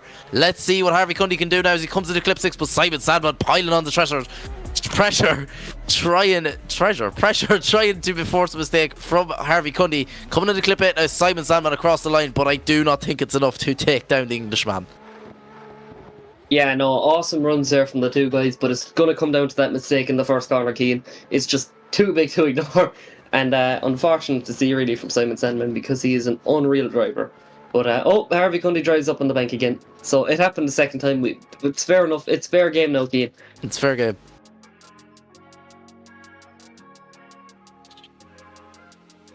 But we're just going to wait for judge's decision to go through now, and in fairness, it's an obvious one with Simon Sandman there. Fair play to Harvey Cundy though for staying behind him. If it was me and I seen that, I would have been like, uh-oh. Obviously, judges will be making sure that there was no contact or anything. Any malice, I suppose, just making sure there was absolutely zero contact on the wall, because it would be a fairly big one to miss. But it just seems that Simon just got himself initiated a little bit too early and washed out a little bit too wide, in my opinion. Yeah, but Harvey Cundy was very lucky to take that, in fairness, I'll be honest now, but he took it very well. He just booped into the side of Simon Sandman and just said, right, come on buddy, let's keep going. But through clip 7 and clip 8, Simon Sandman showed if it wasn't for that mistake, it would have been definitely a tough battle now, as we get a lovely shot of the 2 cars. Harvey Cundy running them STRO M DS15s in matte black on that GT86. A lovely touch to that car. if I'm being perfectly honest. And if I'm not mistaken, Simon Sandman is also running STRO M Wheels on that car. He's not. My bad. He's running a much more inferior wheel because, you know, STROMs are the best in the game, just for looks and durability. Because, again, we mentioned earlier on, if you've ever seen a STROM take a hit, by God, they can take a hit and still hold there. So, look, make sure to check out STRO M Wheels and check out them new DS F45s. Definitely a quick favourite of mine. But it's Harvey Cundy moving it on to the Great 8. So, yeah, pretty obvious one there, Keen. Yeah, we possibly now are going to have the other half. We do have the other half of the top 16, but possibly going to be my favourite run of the night. The Driftmasters Rookie of the Year against a man who is the hard charger of last round and definitely not one to put down with the 2AR 86 of Peter Nemeth. And we have Carolus Besiktas against James Estrella. Denique Joseph against Kaden James. Now that is going to be a battle you would want to see. William Holloway against Daniel and Travis. Well, another battle. These all could be battles for the final. This is unbelievable stuff here in the top 16 of the Scottish First Runner Series round 4, brought to you by STRO M Wheels. I don't know what way any of these runs could go, let's be honest. They're all like finals, but we still have another half of the top 16 to go. We still have another 4 battles, and are we going to see Brandon Carter do yet another run? Yes, we are. Of course we are. Luke, you can commentate this one. I commentate the last one. So here we go. Coming through the chicane there now as we fire down through the gear. It's going to be a big top of 4th gear now from Brandon Carter as he flicks it right up onto the wall. Out of zone 1, pushing out nice and wide there. Just controlling your aggression in through GT Mega through like clip 3 and 4, back out for 5 now past the lovely sponsor signs and now past the office where we see Peter Nemeth flying past us. There was a near front end collision there, but passing in loss now back into GT Omega Alley, pushing it nice and wide for clip 7, back over for 8 now, where you just have to keep it pinned and over the line. You can take a big deep breath and start celebrating because I did a run. I'm surprised I didn't see the drone camera shaking like mad. Why did I say anything? So bringing it back over as we get a few rings there to celebrate his run. So just seeing everyone who is just only fashionably late as William Holloway gets a quick little run in as we fire down through the gears. So Conor Falvey nearly makes a front end collision there. He's after taking the M7 up to the start line there as we bring it over to the line. And look at this from William Holloway. He only did the first corner. That's all he needed to know. As we bring it over now, back up. Conor Falvey's going back in. No, he's doing a few rings to celebrate. It is absolute chaos here at the second half of top 16 as now we bring it up to the line. So Peter Nemeth was like, why are you leaving me hanging? As he's taking the long way around, it seems. Again, Conor Falvey, he's doing all sorts of stuff as Conor Falvey's now disappeared. He's got off the warm his tyre. He's got to warm his tyres. But look at this. Oh, that's the drone camera after getting smashed. That's another drone out the gate. That's that number 5. Number 5. Yep, number 5. We already know Conor Falvey is a hard man in fiberglass with the the clamshell being blown off every round of Driftmasters. But look, he's gone through a front bumper there now. Connor, I'll be sending a quote to Falvey and Sport for that. So there you go. As we leave the line now, it's going to be Conor Falvey, the Driftmasters driver, the famous man of that Drift Games S15 versus Peter Nemeth in the A86. They transition over into the first corner. Look at this, Peter Nemeth on the back bumper, but Conor Falvey pushing out nice and wide here as they transition in through GT Omega Alley. Late transition there for Peter Nemeth to get shadowing off the angle to keep up with the young man from Driftmasters as they bring it on through into the final section of the track. Look at this, these guys are neck and neck, transition now into the final corner as we get some lovely drone shots. And look at this, across the line there for Conor Falvey and Peter Nemeth. Yeah, definitely a good run overall. Conor putting on that perfect lead line, but a bit of shake in the chase there from Peter just to try and keep proximity alive. Just a few wobbles and wonders now as we see William Holloway with Rocket the Straw DS 35s, and we take a good POV of William Holloway. She passed scrutiny, lad. She passed scrutiny, boys, but we're gonna swap we're gonna swap it around as Conor Falvey, the Rookie of the Year in Driftmasters, to chase in the hard charger of last round in that Toyota AE86 with a 2AR of Peter Nemeth. Now, Peter Nemeth is not one to doubt in the lead. He has some pace underneath the bottom of that 86 as we see Conor Falvey now right pinned to the door, and it hits Peter Nemeth off the track. Oh! Connor. That was not Seemed good. very interesting there. That was very interesting, but Peter Nemeth goes flying off the track and Connor Falvey drives on, but we're just going to have to see. We didn't really get a good shot of that. Could it be in the mistake of Falvey, or could it be in the mistake of Peter Nemeth? In my eyes, it was the mistake of Connor Falvey, but we're going to have to see now. Connor was expecting a lot quick pace, but Peter Nemeth, he was up and gone, and yeah, it was definitely Connor Falvey's fault. 110% Connor Falvey's fault. If he'd done that in Drift Masters now, that would have been a very expensive crash, but it's good that he's getting the practice in. But it was a very quick snapped angle. Just to play devil's advocate there, Cian. Come on ahead. Just from what I've seen, again, I could be totally wrong. I'm only the commentator, but it just looked like an incredible snapped angle. It seemed like he kind of dialed on a bit. Oh, alright, no bother. We had a little bit of a replay that was going to answer my question properly, but look, we're going to look at the boys parking up as now we There bring you it go. over. So let's see. It just looked that Peter snapped angle quite a lot there, but obviously a little punt out of the way. Connor Falvey just wanted to do a little lead run there. So I think, yeah, that's going to be an interesting one for the judges, one that they're going to have to ponder over. Oh, this is going to be a long wait. Yet another wait. We may get the team.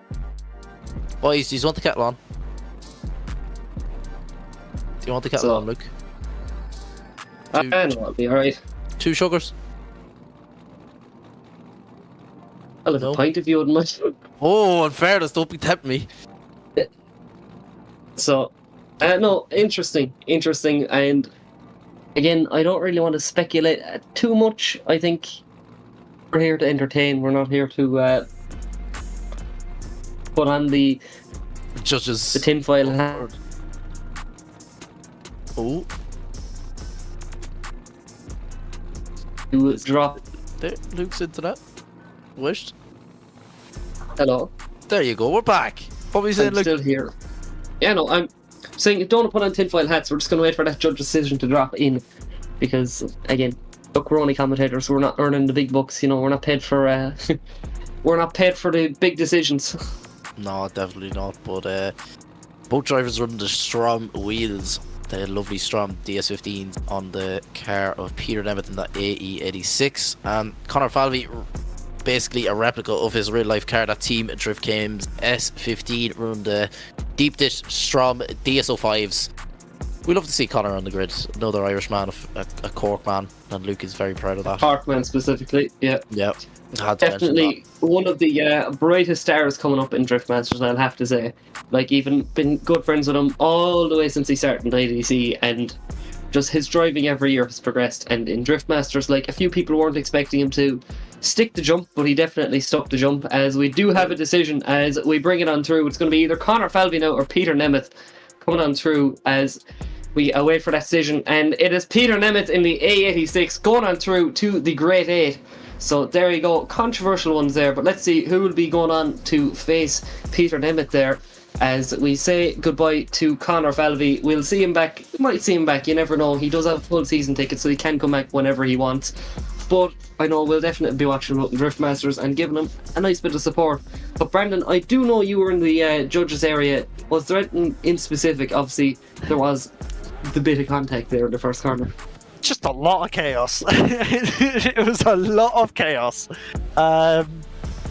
Yeah, I don't know what to say about it, to be honest, but it happened. It did happen.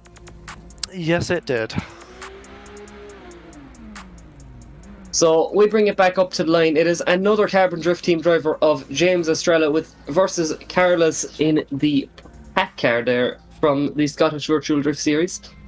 So there you go, Brendan, having a good look over it as look at the blue door handles. That is exactly what. That's the real style that you want to see. Blue door handles. So just waiting now for the lights to go off. So again, Carbon Drift Team, one of our sponsors this evening. You know, if you are interested in getting a car made, hit them up. Or, you know, if you want to drive all the top guys in drifting, you know, whether it is in the USA, Japan or Europe, make sure to hit them up. But let's see what they can do. As Carolus leads them in now in the pack car with James Estrella up on the door now as they fired into the first corner. In through GT Omega Alley, transitioning over and back now. It's a small little bit of hesitation though from James Estrella. It doesn't look that comfortable, but he gets himself right back on the quarter panel, setting himself in now as he downs on a little bit more angle into GT Omega Alley now. But Carolus on an unshakable lead line here so far to the final corner. There's a bit of contact though. It's not perfect there. It just seems to be a quick, little bit too much snapped angle there from James Estrella. Yeah, definitely a bit of snapped angle from James Estrella, as you did mention there. Just nudging Carolus, tell him, come on, man, let's go. But a bit more than a nudge, but they're going to swap it around anyways. James Estrella in the lead in that Carbon Drift Team S15, as you did mention before. One of the great sponsors of series for this year, or this series, should I say. And both running Stroms in the car.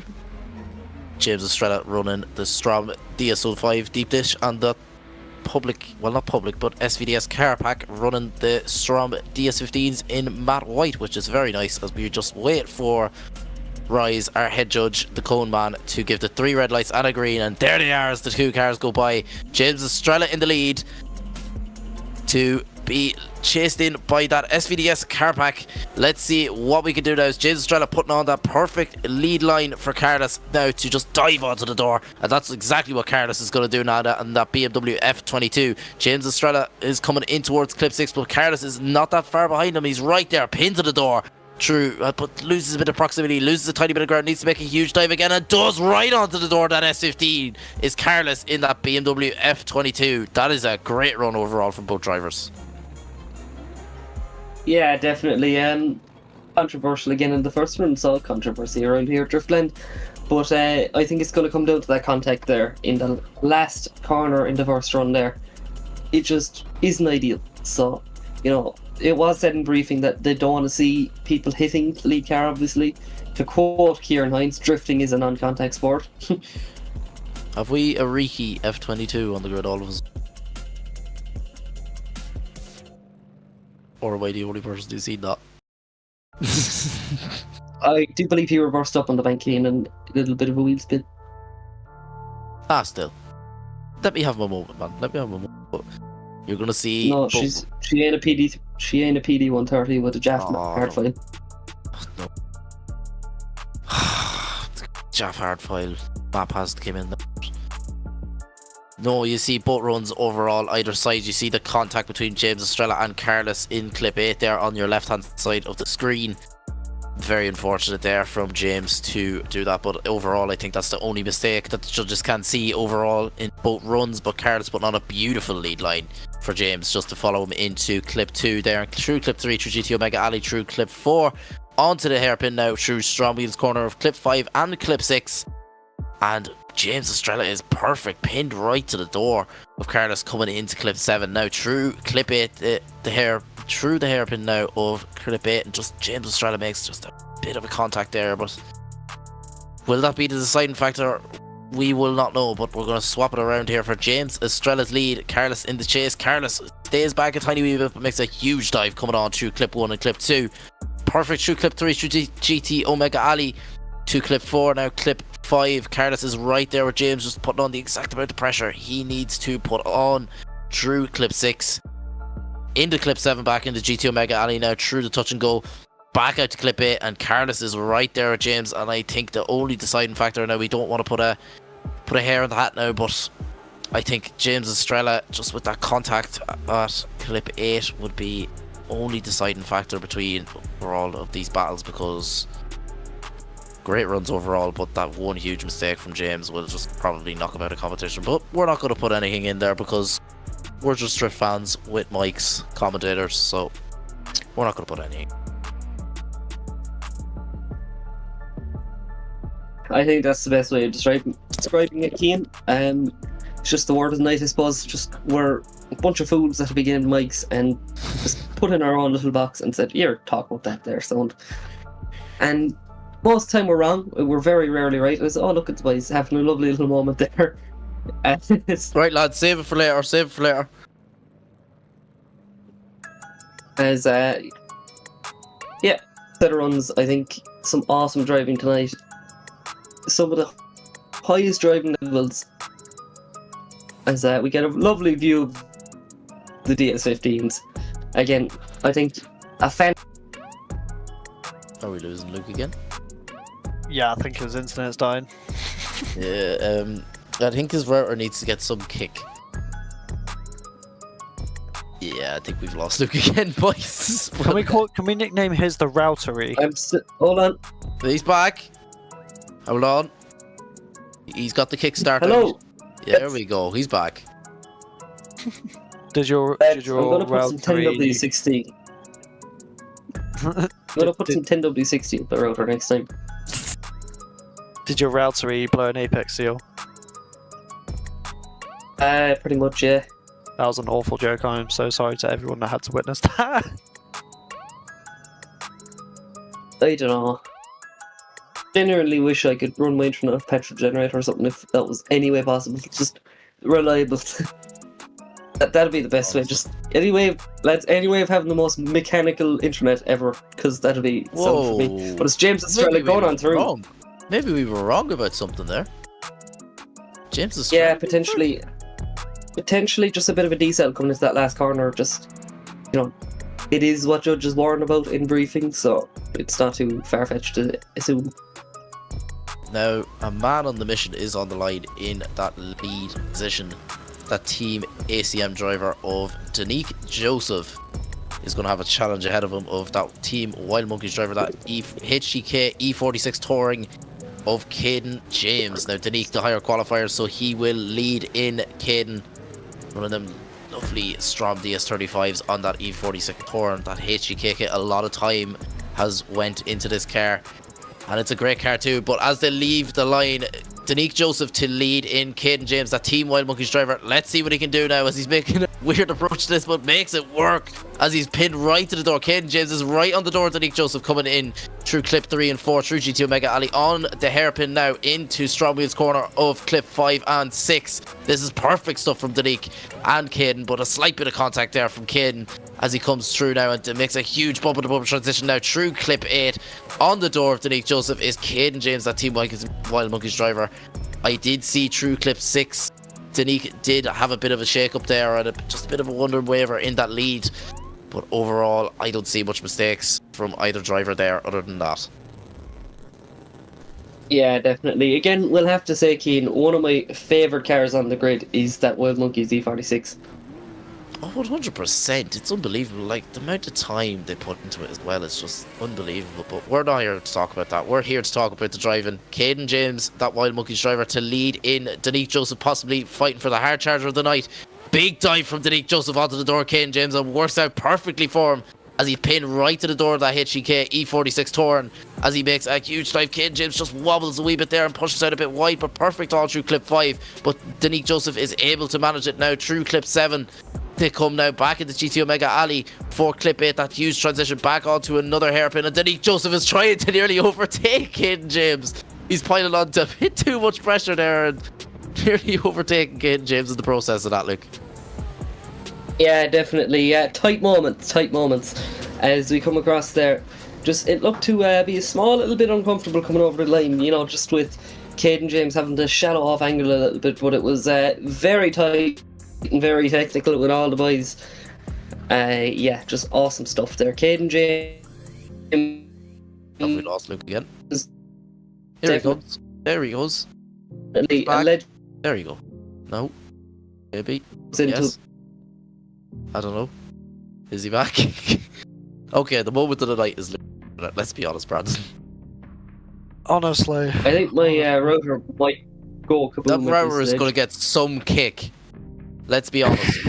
If it doesn't, I will come down to Cork and drop kick it in the next week. Upgrade your local Cork man destroys his router in a fit of rage. We're fairly good at driving, we're fairly alright at building drift cars, but internet is just not our friend. No, we do have a judge's decision coming through. Swipe left for Danique, swipe right for Kaden James, and Danique Joseph will take it through to the top 8. Definitely pushing for that hard charger of the night, Luke, 110%. But we are going to move it now back up to the line. Mr. Drone, if you can catch up, lovely stuff. We have boys warming up their tyres. We have Daniel Andreev certainly currently sitting second place in the championship, but a man who hasn't had the best of seasons is William Holloway, that VDC driver in that RX-7, looking to make up a bit of ground. Luke, take over. So here we go, little bit of a tyre warm up there from the men from VDC. William Holloway in that gorgeous RX-7. I can really relate to him now after Brandon comparing my router to a rotary. You know, the rotary. There you go. Amazing jokes, Brandon. Oh yeah, that was a great joke. We bring it back up to the line though. Enough messing around. It's time for business.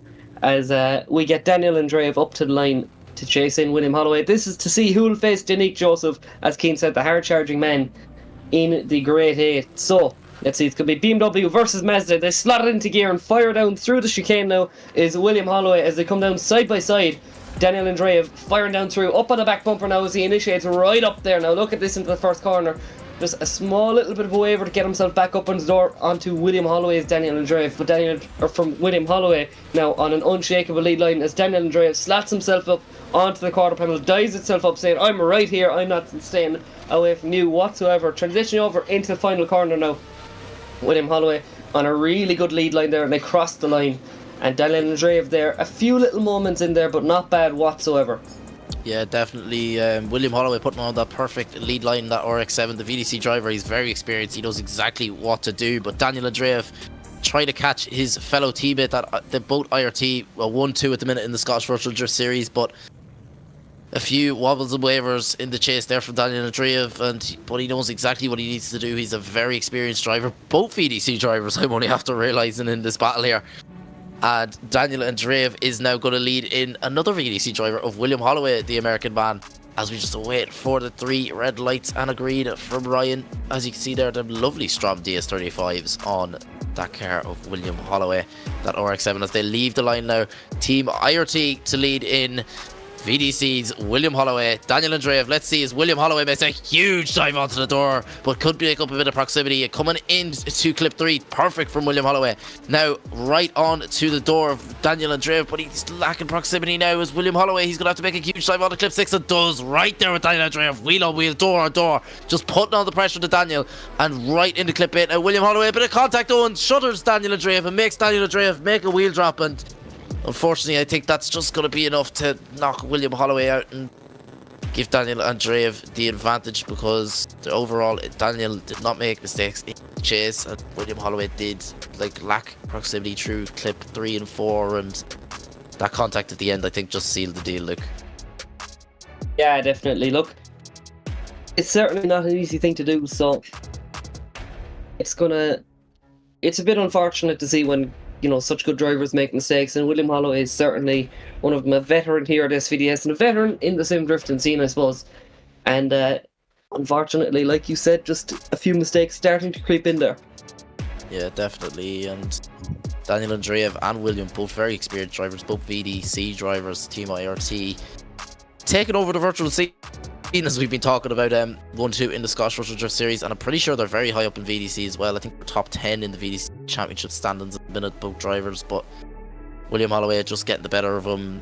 We did see him at round 2 of VDC just getting outpaced, and I think he did get outpaced there by Daniel, and overall the contact through clip 8 was, I think, just enough to seal the deal overall, and I think Daniel and Drave has the win overall there, Luke. Yeah, definitely, but look, we're no judges, Keane. We're going to have to wait for that. And Brandon, what are you doing with the camera? Brandon just picking out these after-movie shots. Unbelievable stuff. He's working in the background. Live and be. I'm just going through Marketplace, to be honest, while we wait.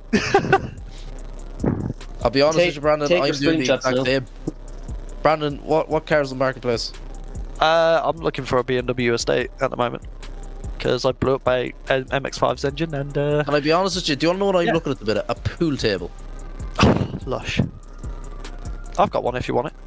I wish I'd get it to Ireland, yeah? Figure out a way to get it to Ireland, yeah? Lads, we're here to talk about drifting, not Facebook Marketplace. Come on. Fun fact about William Holloway's car, I actually filmed the reveal video for this particular version of the car. Yeah, who's next for a video reveal? Did I not ask you for what about 4 or 5 months ago? Never got back to me about it. Yeah. You gotta get the car ready. I know it's in the process. We have the AO map to do, and then that's it done. We've Casper the friendly ghost up on the line now. Casper the friendly ghost, and we have the AO map to do, and then we have livery, and then bang, ready for Keen, you. who's doing delivery? Huh? I don't know who's doing delivery yet. I have a few people. Some legend from Car Fry here, but it's Daniel and Dre have to go on through as we bring it up to the judges' chair. Wait, Can't which one beat my the side? judges' chair, lads. There we go. Can't beat the judges' chair, lads. But that is going to conclude our top 8 or top 16, and we move it on to the top 8, where we have even more finals. This is stacked top 8 as well. Let's see the judges' chair do a few rings. Have you ever seen a chair do rings? Yes, you have. If you go fast. This is what you wish your office chair could do. Oh yeah, 100%. I wish my office chair could do this. This is a lot harder than it looks to do when you're trying to do the drone. Come on, Brandon. Brandon, do a run in the chair. Do a run in the chair. I would rather not. Come on. Oh yeah, look at these shots. Absolutely insane. Look at the fire coming out of the back. Brandon, did you let off a few farts? Hey, no, I don't want to. No. Oh, I am looking at a battle that has been happened before a few times. Cameron Mustard and Harvey Gundy. Happened a good few times. I mean, Cameron Mustard's currently trying to intimidate Daniel and Drev. Even though they can only see each other either in the third and fourth place battle or for final, for first and second. Anyways, scare tactics. We do see our top 8 there. We do have Vitaliy Isaev versus Gaius Yatrovauskas, Cameron Mustard against Harvey Cundy, Peter Nemeth and James Estrella, Denique, Joseph and Daniel Andreev to finish out our top 8. Stacked top 8. Finals. Every single one of these battles is finals. Like, this is unbelievable stuff. Like, best round I've commentated so far is this.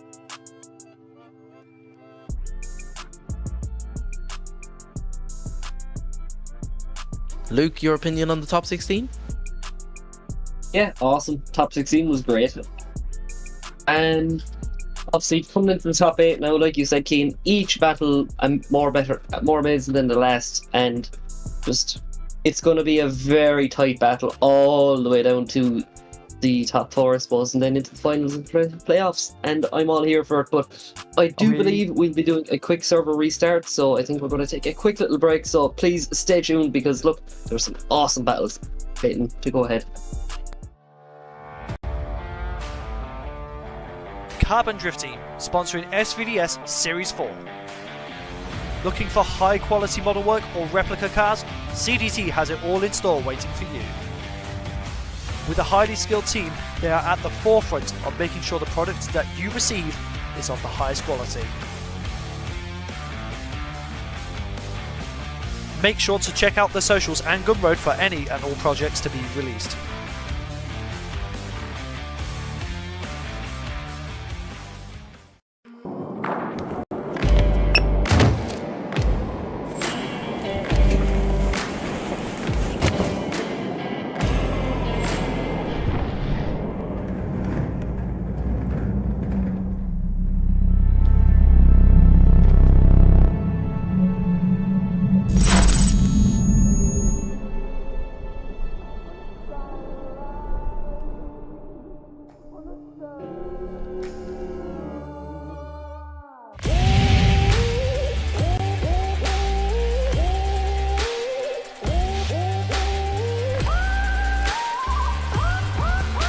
GT Omega. Stay ahead of the game.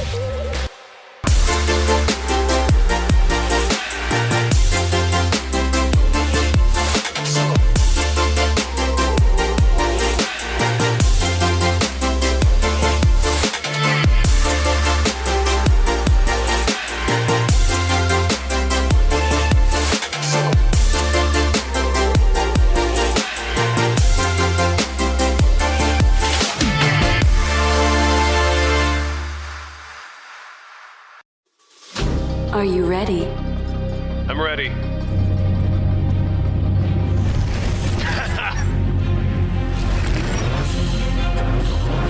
Let's go. Show me what you got. Oh, Is that everything you got? last turn. Catch me if you can. That was great. That was a good game. Unlock true experience with GT Omega. Would you feel better if I said that this time?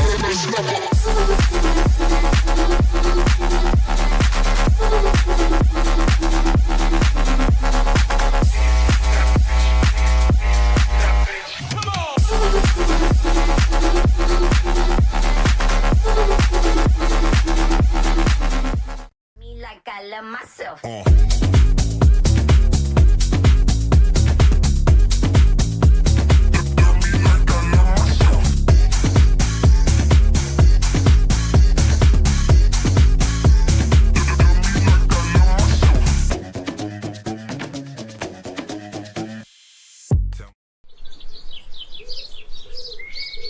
Creo que estoy haciendo.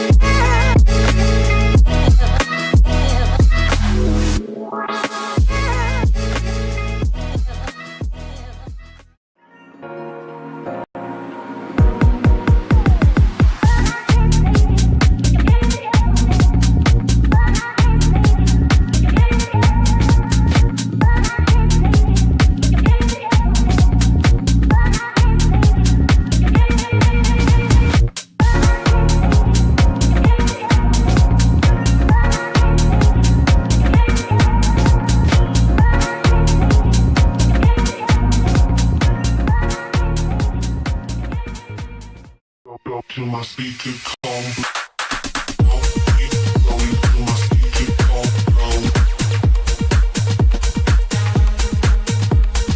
I'll keep going till my speaker calm.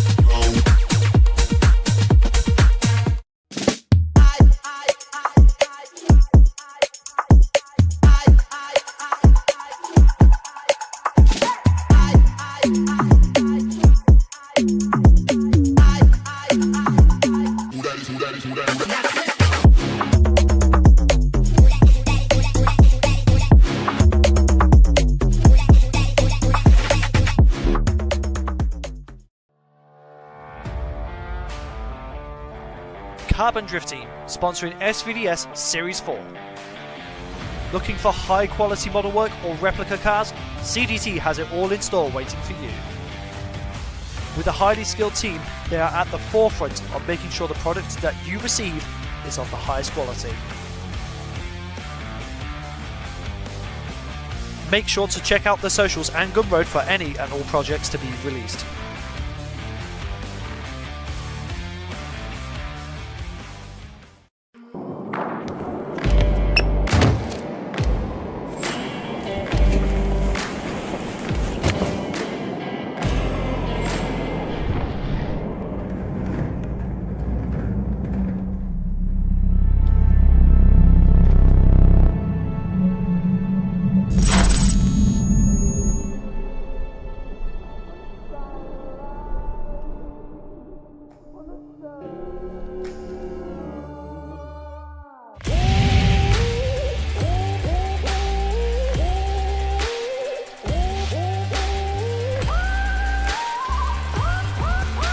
GT Omega. Stay ahead of the game.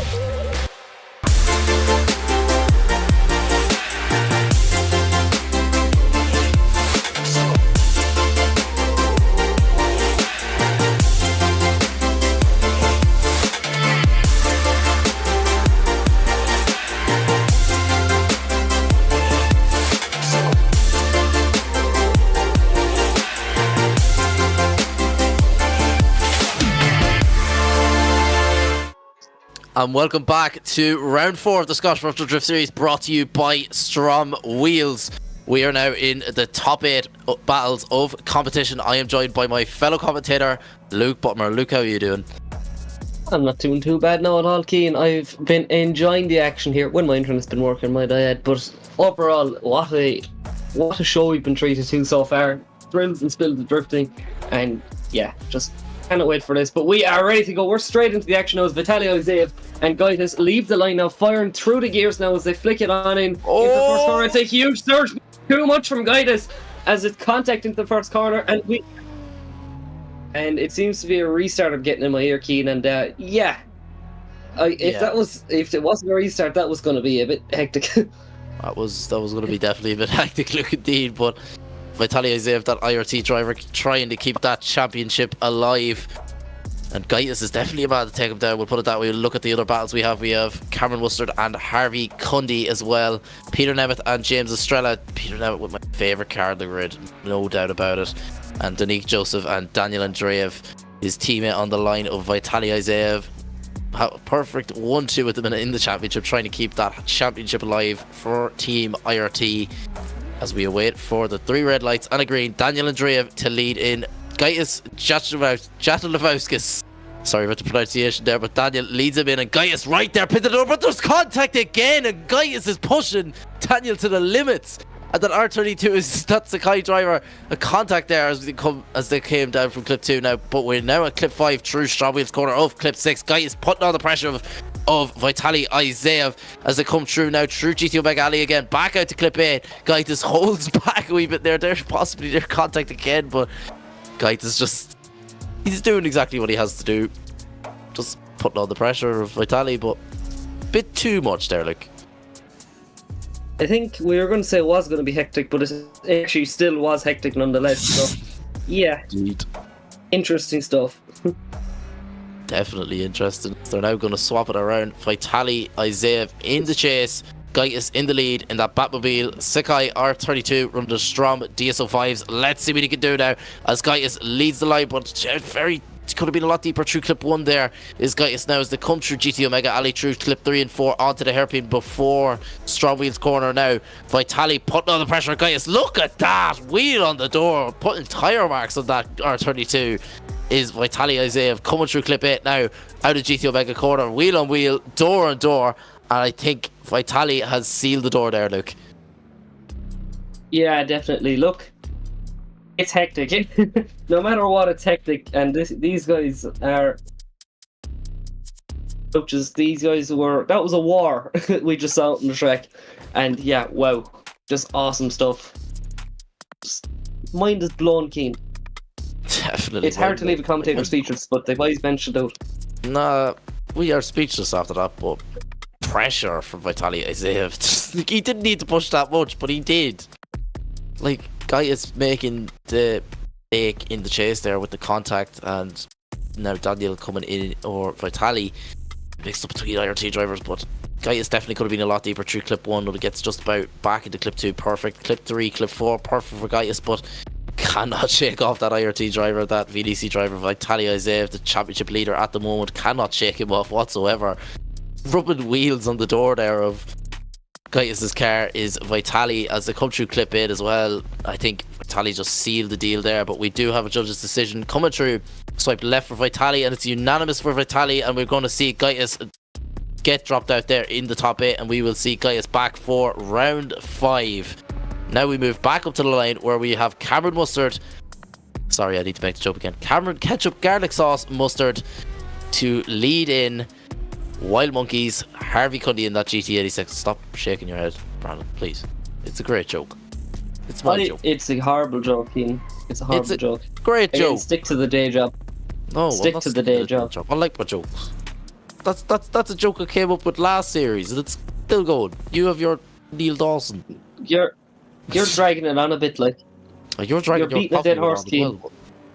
You're dragging the coffee on as well. So there's a small difference. Keane, mine's actually funny. So, unfortunate to say. Your joke isn't valid anymore. It's actually Stuart Mclellan that's on the office. Actually, I never said that it was specifically that driver model, but yeah. Anyway, we bring it up, leaving the line. We're going to leave the arguing for later. As we bring it up, look at Harvey Cundy on the door there of Cameron Mustard. Obviously, this is a battle we've seen before. I do believe it went to the favour of Cameron Mustard this time. So Harvey Cundy out for revenge, though, as he brings it right up on the quarter panel, leaving no room for error whatsoever. Cameron Mustard just... there seems to be contact there. We keep it going, but yeah, interesting stuff there. Obviously, Harvey Cundy just trying to seal the deal, but it's getting shaky there, Keane, at the end. Yeah, definitely that contact from Harvey in the chase. Now we don't know. I can't really see if Cameron did have a stall up through clip 8, but it could possibly be the judges have more angles. They know exactly what the drivers are doing, but we are going to swap it around now. We're going to have Cameron in the R32 to be leaded in by that Wild Monkeys driver in that GT86 of Harvey Cundy.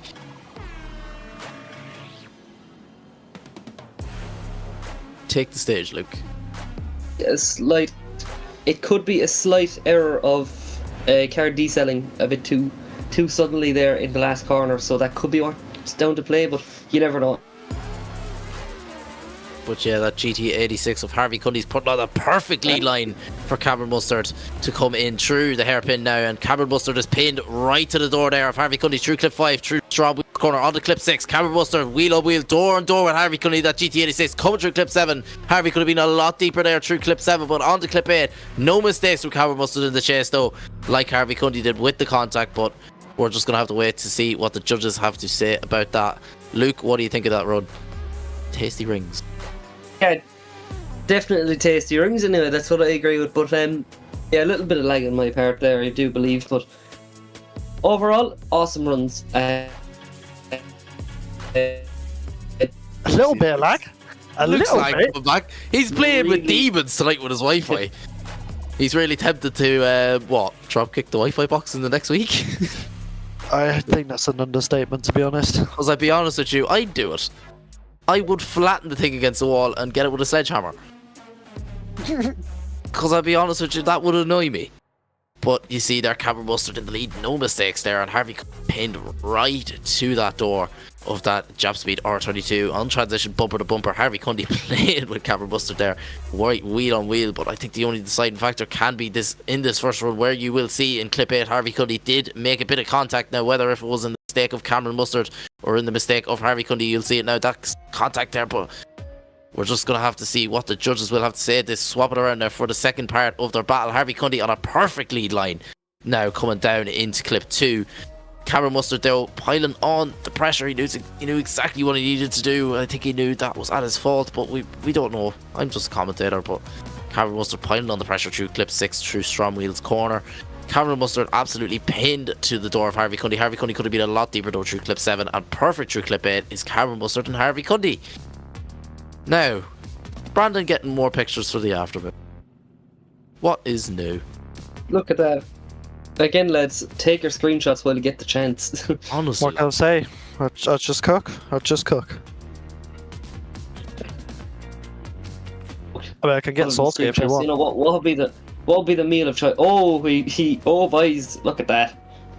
Or what else can you pose? What else can you pose? Oh, there you go. Look at that. Swear this fella is some kind of professional. It's almost like I get paid for this. Look at this. You know, bring back Max's tires as well and drifting fully. They've been forgotten about as well. But I swear they only make like bike tires now. I actually have to double check that because I don't know. Hard to know. But swipe it left for Cameron Mustard, swipe it right for Harvey Cundy. And it's Cameron Mustard, he gets the better Harvey Cundy yet again as he moves it on to the top 4. It's looking good for the Scotsman. Yeah, definitely, as we now have an unbelievable battle on the line of Peter Nemeth, that American in that A86 with the 2AR underneath the bonnet. One of them STRO M DS15s to be chased in by Carbon Drift Team's finest, James Estrella, rocking the deep disc STRO M DSO5s and the extreme tires on that S15. Now this is going to be a battle. This is a battle. These boys both have not made it past top 8. I don't think James Estrella has made it past the top 8 in a while, and Peter Nemeth hasn't made it past the top 8 in the Scottish Virtual Drift Series. So we are going to have to see what they can do. Peter Nemeth is out for blood here this evening. You've seen him take down the Drift Masters Rookie of the Year, Connor Falvey, and it's a frog.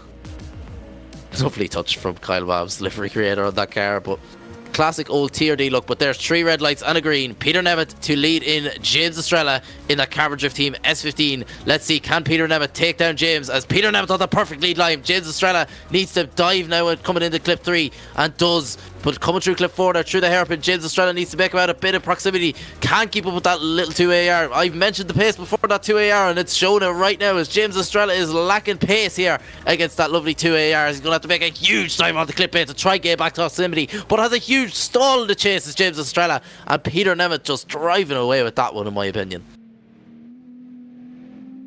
Yeah, definitely. Look, it was pretty close up until that last corner. A few little mistakes there from James Estrella, but it's still anyone's game. As they say, it isn't over till the fat lady sings, or, you know, you cross the line for the last time in your battle. But look, there's definitely room for James Estrella to claw it back, but it's currently looking like will be going the way of Peter Nemeth. But we're going to have to see now. Definitely, as they both are back on the line now. James Estrella, that Carbon Drift Team S15, has a bit of pressure behind him of a A86 with a 2AR underneath the bonnet there, running them STRO M DS15s on that lovely A86, may I add. One of my favourite cars, if not my favourite. No, it is my favourite car on the grid, built by Blackout, and it's a lovely car too. And James Estrella running them lovely deep disc STRO M DSO5s on that Carbon Drift Team S15, as we just await for the 3 red lights and a green, and we will send these boys into action. And there they are, Peter Nemeth to chase in James Estrella. We shall see now, can that Carbon Drift Team get the better of that A86? But no, he doesn't, as Peter Nemeth is pinned right to the door of James Estrella now, putting on the pressure. He knows exactly what he needs to do just to keep himself in this battle. But whoa, what a transition from Peter Nemeth right onto the door of James Estrella. That was unbelievable stuff. I thought he was going straight into the side of that S15. Peter Nemeth, a great driver in the background, but I've never seen moves like this from Peter Nemeth, as he's going to have to make a huge dive, and does, right onto the door of James Estrella as he crossed the line. That is unbelievable stuff from the American driver of Peter Nemeth in the 86, Luke. Yeah, for sure. Really close battles between the guys. Some unreal driving there from Peter and Emmett. It's great to see him settle himself in with each round, getting more comfortable. So, yeah, awesome to see as we just wait to see the judges' decision drop up. We bring it up to another replay screen key, and it's just great to see. It's a great chance to look back at what we just saw, because nothing beats a second opportunity at looking things. Yeah, definitely. And Peter and Emmett, that A86 now, the 2AR, he was focusing more on 5.0 physics VDC, but this car is definitely a car to go even with 4.0 physics. Like, look at this, right on the door of James Estrella.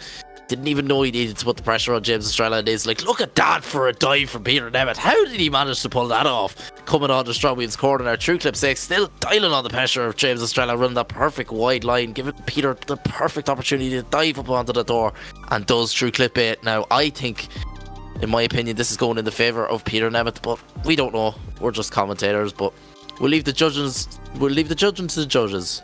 Say they get paid to do it. We're just two drift fans with a mic, Luke. Yeah, definitely. I'm only a little bit more qualified than you. No, only a little bit. Not far, but a little bit. Like, you're not that far behind. Like, I'm not that far behind you, qualification-wise. Like, we have SVDS, CarX. What else do you have behind your belt, Luke? There's an IDC trophy there beside me, so. He brings this up. So what's my accomplishments? I flipped the Starlet, came second in the championship. That's all I have to favour for. But we're not here to talk about that. We're here to talk about drifting. But you can see both runs on both sides of your screen there, and Brandon Carter doing the lovely photos. Get your screenshots while you can, ladies and gentlemen. Who's letting this man cook?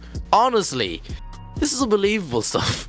But you see the lovely STRO M DS15s on that 6 key yet again. It's just a lovely touch to, like, he wanted to put Watanabes on the car, but right, to be honest, with the 17s, but it was a great choice going with the DS15s on that car, let's be honest. But James Estrella also running them big chunky boys of the deep dish DS05 STRO M Wheels on that car, and STRO M Wheels are title sponsor of Aries. And we want to shout out them as well. A huge thanks to STRO M Wheels for coming on board this year.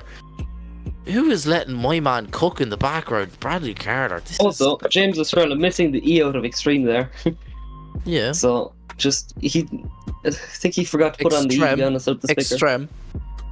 But also, I like to run extreme. Shout out to Nate and Doran as well in the comments. A teammate of mine, a few 443 members joining the grid there next season. I must agree with you there. Hopefully we'll more to come, that's all I'll say. But anyway, it is Peter and Emmett going on through to the top 4. Peter and Emmett's first ever top 4, and I'd say he is loving life now as he crashed into the back of James Estrella. We won't talk about that, but Peter and Emmett is definitely loving life now. His first ever top 4 of the Scottish Virtual Drift Series. Can he take it to the whole way to the top? We don't know, but that little 2AR can boogie, we'll put it that way. And we will move it on to the next battle of Denique Joseph going for the hard charger of the night, possibly. That Team ACM BMW. The battle of the 1 series is battle of the BMWs. This is unbelievable. Like, unbelievable driving here at the Scottish Virtual Drift.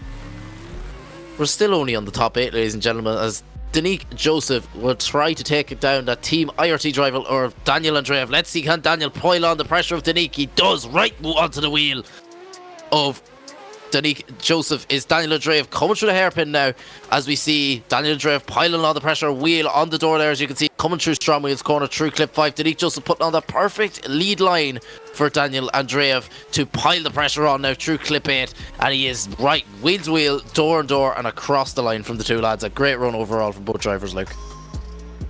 Yeah, definitely. Again, the all 1 series battle, and definitely 2 amazing drivers there. Especially, I came in properly last season on the commentary, and these guys were just at the top of their game then, and they're still as good now. These guys are always a fun battle to see, and no matter what they're doing, you're going to expect greatness from these guys. So, obviously Daniel Andreev fighting for a championship, so he's already gotten fairly good points, but look, it's not good enough for Daniel Andreev. He wants to get into the top 4 at the very minimum. He wants to get it into the final. But here we go, it's Denique Joseph on the back bumper now. Hit a little bit of separation in the first corner, but he isn't long closing the door now as he starts to transition now up on the back bumper now in between GT Omega Ali. Look at this, it's a big dive now as he starts to close the gap now. He's on the quarter panel of Daniel Andreev. Denique Joseph now pushing that other 1 series on the track. That Team IRT car is under pressure. There's another big snapped angle there. A little bit of contact. There's a bit of a waver from Daniel Andreev, but they keep at it. And there we go, across the line, Keane. It was interesting stuff there. It was very tight moments between these two. Yeah, definitely very tight indeed. Denique Joseph has came out of nowhere.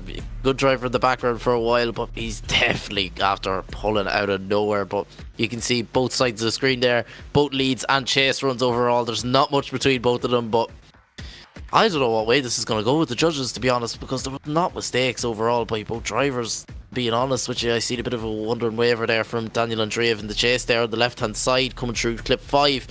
But other than that, I don't see much of a difference in clip 8 with that slight bit of contact. But I think Daniel Andreev was slightly offline, but Denique could have been just that bit too close there through clip 8, not giving Daniel Andreev just enough room to make that manoeuvre on through clip 8 and get it to a nice smooth. We're going to look at the right hand side now and take a proper debrief as it come through STRO M Wheels corner on clip 5 and 6.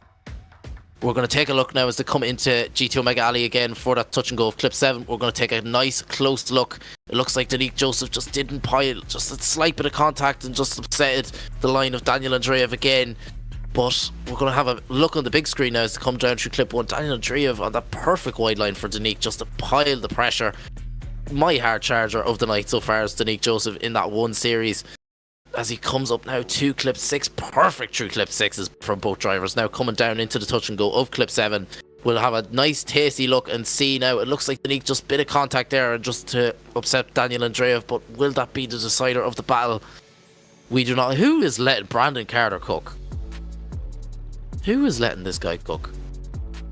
What a man. What a man. If you want to get screenshots of this, lads, this is unbelievable. Like, come on now. Man is cooking. That drone was a great investment.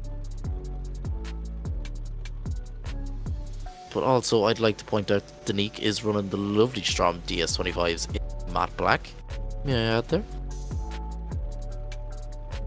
And you should check out STRO M's latest wheel. The DSF 45s have been released to the public. You can pre-order them now. And for the BMW boys, yes, you can get them in 17 inches now. Luke has mentioned it about 40 times, but you can get them in 17 inches now. And we get a lovely close-up there of the Andreas T1. Lovely car, in fairness. Countless amounts of times at SVDS and both VDC. And it's like a face-off. We're just looking at each other. Right, I won. No, I won. But we do have a decision coming through. Swipe left for Denique, swipe right for Daniel. We shall see. And Daniel Andreev, a unanimous decision. He take it through to the top 4. And definitely my hard charger of the night anyways, for 100% is Denique Joseph in that BMW. Fair play to him, that Team ACM driver. And we will now be heading on to the top 4, where we will see Vitaliy Azaev go against Cameron Mustard and Peter Nemeth with his first ever top 4, that AA86. That AA86 is singing tonight against Daniel Andreev. Now that is going to be a battle and a half. Cameron Mustard, can he get on that top step of the podium? Can Vitaliy get on that top step of the podium? But Peter Nemeth is the man on a mission tonight, trying to get onto that top spot on the podium, and possibly his first podium ever. It's his first ever top 4 in the Scottish Virtual Drift Series as they all head back to the line now. Peter Nemeth is... will the nerves get to him? We don't know, but he will face Daniel Andreev, both IRT drivers, back into the top 4 yet again. I think they've been in nearly every single top 4 this series, but we're going to see Vitaliy Azaev go against Cameron Mustard to start off. And where is Cameron? We don't know where Cameron is. We want to see that Jap Speed R32. Where is he? There he is. Lovely. We have the Jap Speed R32 in the chase. We have that Team IRT driver of Vitaliy Azaev trying to keep that championship lead alive. We shall see what they can do now, Luke. Yeah, definitely. Look, we're into the stage now where we know these drivers' driving styles on this track. You know, we've watched them all the way down from top 32, and once again, thanks to everyone actually for sticking along with us. I know, look, it's the best sport in the world in my opinion, but it can also, you know, it's a long watch, you know, from top 32 on, but, you know, thanks for sticking with us. And let's see, this is going to be potentially a battle of the night now as we bring it up now. Let's see what these guys can do as we get Vitaliy versus Cameron Mustard. It's Team IRT versus Team Japspeed as we await on the line. Let's see what these guys can do. Look at this. Brayden even cooking up on the start line. We don't even have to wait till the end of the run now as we leave the line now. Here we go. Let's see what Isaiah can do now as we slot through the gears now. Small little bit of a movement up on the straight now. Up on the back bumper now is Cameron Mustard. He throws on huge angle, but there's a little bit... We're having a what restart, happened there? We have a restart? Seems like a restart, yeah. Yeah, seems like a restart to us. We don't know. You guys, we're just watching what you guys... Let's be honest, but they both come out. It looks like it's going to be a restart from both drivers there. Obviously a mistake that we didn't see. But as we're going to bring them back up to the line, Vitaliy and Cameron Mustard are going to have to run again. And Luke, you know what? You were commentating the run, so I'm gonna let you do it again. Can't let you leave it that. Can't let you get out Dyce. I felt it felt exciting there in the first corner, and then it was all taken away from me in a swoop of the night. But let's see what they can do as we bring it up now. It's going to be Vitaliy yet again to leading Cameron Mustard. Hopeful run this time as we wait now. As we just get a shot of that Team IRT BMW up against the Japspeed R32 Skyline. And I must say, that Skyline has always been a favourite of mine. It's just such an iconic livery. As we bring it down through the gears now, let's see. Firing down the straight here at Driftland. And look at this, much better from Cameron Mustard. The restart suited him as he brings it right up on the door. Look at this. As we transition now in through GT Omega Alley and up around into the office section of the track now. Once again, not letting Vitaliy run away whatsoever as Cameron Mustard as he stays on the door. Transition up. Here we go. We are ready for the second half of this run, and not a bad first half there. Good lead from Vitaliy and a good chase from Cameron Mustard. Yeah, definitely the restart playing to Cameron Mustard's advantage anyways, was able to pin it to the door of Vitaliy. Vitaliy, great driver overall, showing exactly why he is leading the championship at the moment. But leaving the door, putting on that perfect lead line, just leaving the door open for Cameron Mustard in that Japspeed R32 to just dive onto it and do exactly what he needs to do. As we just await for Rise, the head judge, to give us the 3 red lights and a green, and we will send these two boys into the second half of this run. Come on, Ryan. We want to see cars go sideways. But that Japspeed R32 knows exactly what he needs to do. The local man, Cameron Mustard, the veteran of the series, he knows exactly what he needs to do now as we come into the top 4. Our first battle of the top 4, we have Peter Nemeth, Vitaliy's teammate, Daniel and Andreev. It seems like the IRT boys are taking over the virtual scene at the minute here, but we have Vitaliy to chase in Cameron Mustard in that Japspeed R32. Let's see what they can do now as Cameron Mustard makes a huge flick, but Vitaliy is right there with him, showing exactly why he's trying to keep this championship alive. And Cameron is getting doored around by Vitaliy. He's getting bullied now. A little tap there, a little nudge there, but didn't affect Cameron Mustard's line coming through clip 7 now. As Cameron Mustard running on that perfect line. Matched, pinpoint perfect runs between both drivers. I do not see mistakes. Basically a matched run overall there in the second run and the first run, Luke. What do you think? Ian, I'm not a betting man now, but if you were to bet, who would you be betting to go through to the finals? I would bet, honestly, I don't know, because like, look at this, matched overall proximity, matched overall angle, matched everything. Like, I think this is gonna have to go one more time, Luke. Yeah, fair enough. It could go one more time. It could definitely be possible. So we're just gonna have to wait to see now as we await the judge's decision. Getting a little replay in the board, and if you do look at the bottom right hand side of your screen, please do check out all of our amazing sponsors, because they're the guys that make it all possible. Obviously, STRO M Wheels, Mclellan Motorsport, Driftland, GT Omega, Sikky Manufacturing, Drift League GB, Kaptured Media, Carbon Drift Team, and Dyce Carriers. Please support the guys that support us, and yeah, just obviously, if you do want to get something as well from GT Omega, then they currently have a massive sale on, I do believe, up until the end of the month sometime. I'm not too sure on the specifics, but yeah, look, a range of different prices off on a range of different products, and if you do want to upgrade your sim today, or your general office setup, they do lovely chairs as well, so, you know, if you do want to give your overall room or sim rig a boost, just make sure to check out GT Omega. And we also have to mention as well, with the Strom side of things, the DS4 F45 is coming soon. You can currently pre-order it on the STRO M Wheels website. And yeah, they're an awesome wheel. Like Keane mentioned earlier on, they are coming out in the 17-inch, not just 18s now. So yeah, huge benefit for all around, really. Yeah, definitely. And DS F45 is definitely a nice choice there by Strom, but we get a nice close-up of the Jap Speed R32. I love this car. And I was a big fan of Matt Carter, and this car being in the virtual world is a good shout, in fairness, from Cameron Mustard. I know he's rocked this car while he rocks it in VDC and SVDS. And we're just waiting for the judge's decision to come true. They're obviously in the point to me where I can't see much of the difference between Vitaliy and Cameron.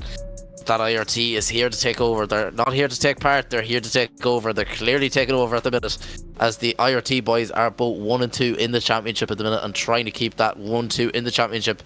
I think they have enough points to keep that going at the moment. Even if the both boys did get 3rd and 4th, they still will sit 1st and 2nd overall in points. But the man of the question, the man of the hour at the minute, is Peter Nemeth, making his first ever top 4 in that AE86 Toyota twin cam. It definitely is, the pressure is on his shoulders, look. Yeah, definitely. Look, great to see him getting more comfortable, and look, he is a new competitor this season, and what a season he's had. In fairness now, I never doubted Peter 1 second. Last round he was mad about getting a top 8, and I remember talking to him and he said to me, lads, the next time around, let's go for the top step, and it's possible that he can do it tonight.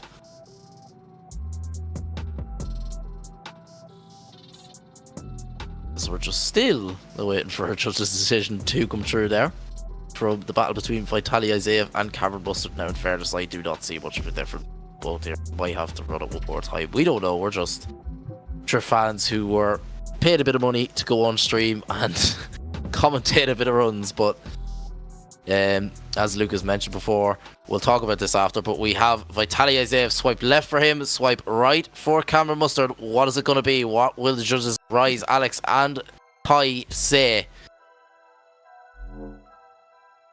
Still no decision, boys. Come on, lads. Give us Anytime today. Anytime today, lads. And it's Vitaliy Isaiah taking it through to the final.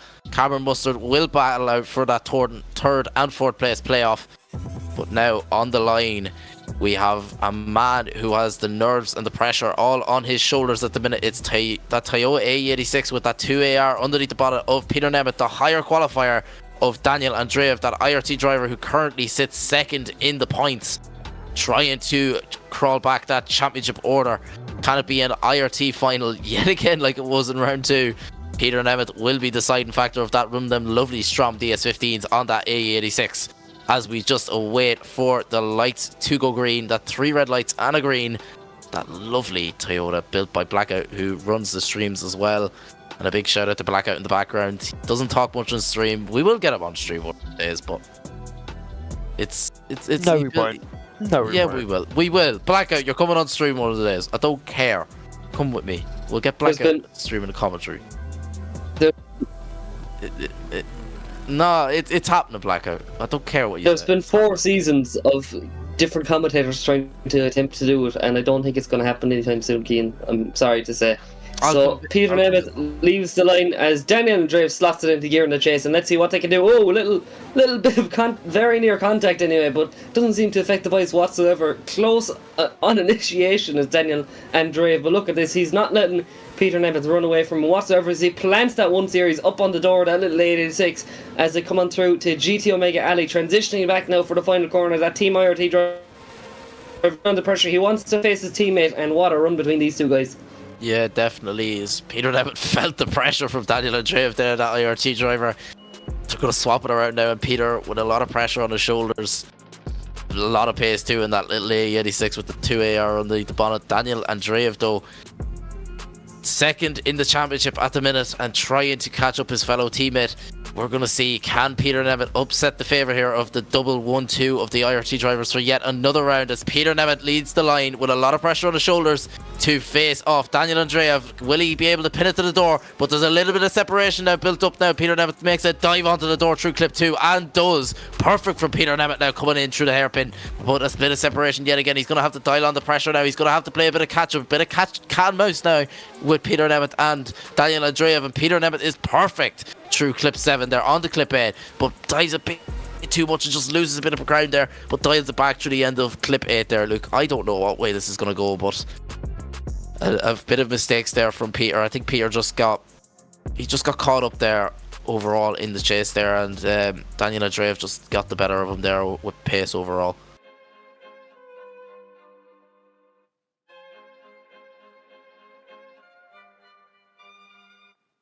I think Luke's internet might have died again. I think Luke's internet died again. Did it? Oh no. Uh-oh. Not again. Not the top 4, man. Come on. But we won't talk about that. We'll see the replay of Peter Nemeth. Huge angle coming down into clip 2. Perfect through clip 2. Coming into clip 3. But has Daniel Andreev shaking his bones in the chase position there. Coming up into clip 5. Peter Nemeth, a great friend behind the scenes. And I'd love to see him in a final. I'd love to see him upset the IRT boys, but we're just going to have to wait for a judge's decision to come true. But Daniel Andreev, what a driver that from 2 IRT boys of Vitaliy and Daniel. Just going to show the levels here at the Scottish Virtual Drift Series.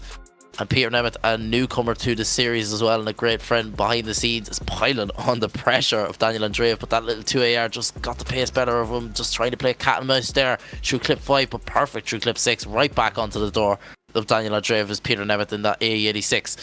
Pins it there right again, but just a bit too much angle. Had to dial off a bit of pressure there to not make contact with the IRT driver. But who is letting Brandon Carter cook? Unreal class. Who is letting him cook, man? Honestly, Brandon, you deserve a medal. You deserve a pay rise. You tell that to Rise directly. Can you get that in writing? Can we get that right?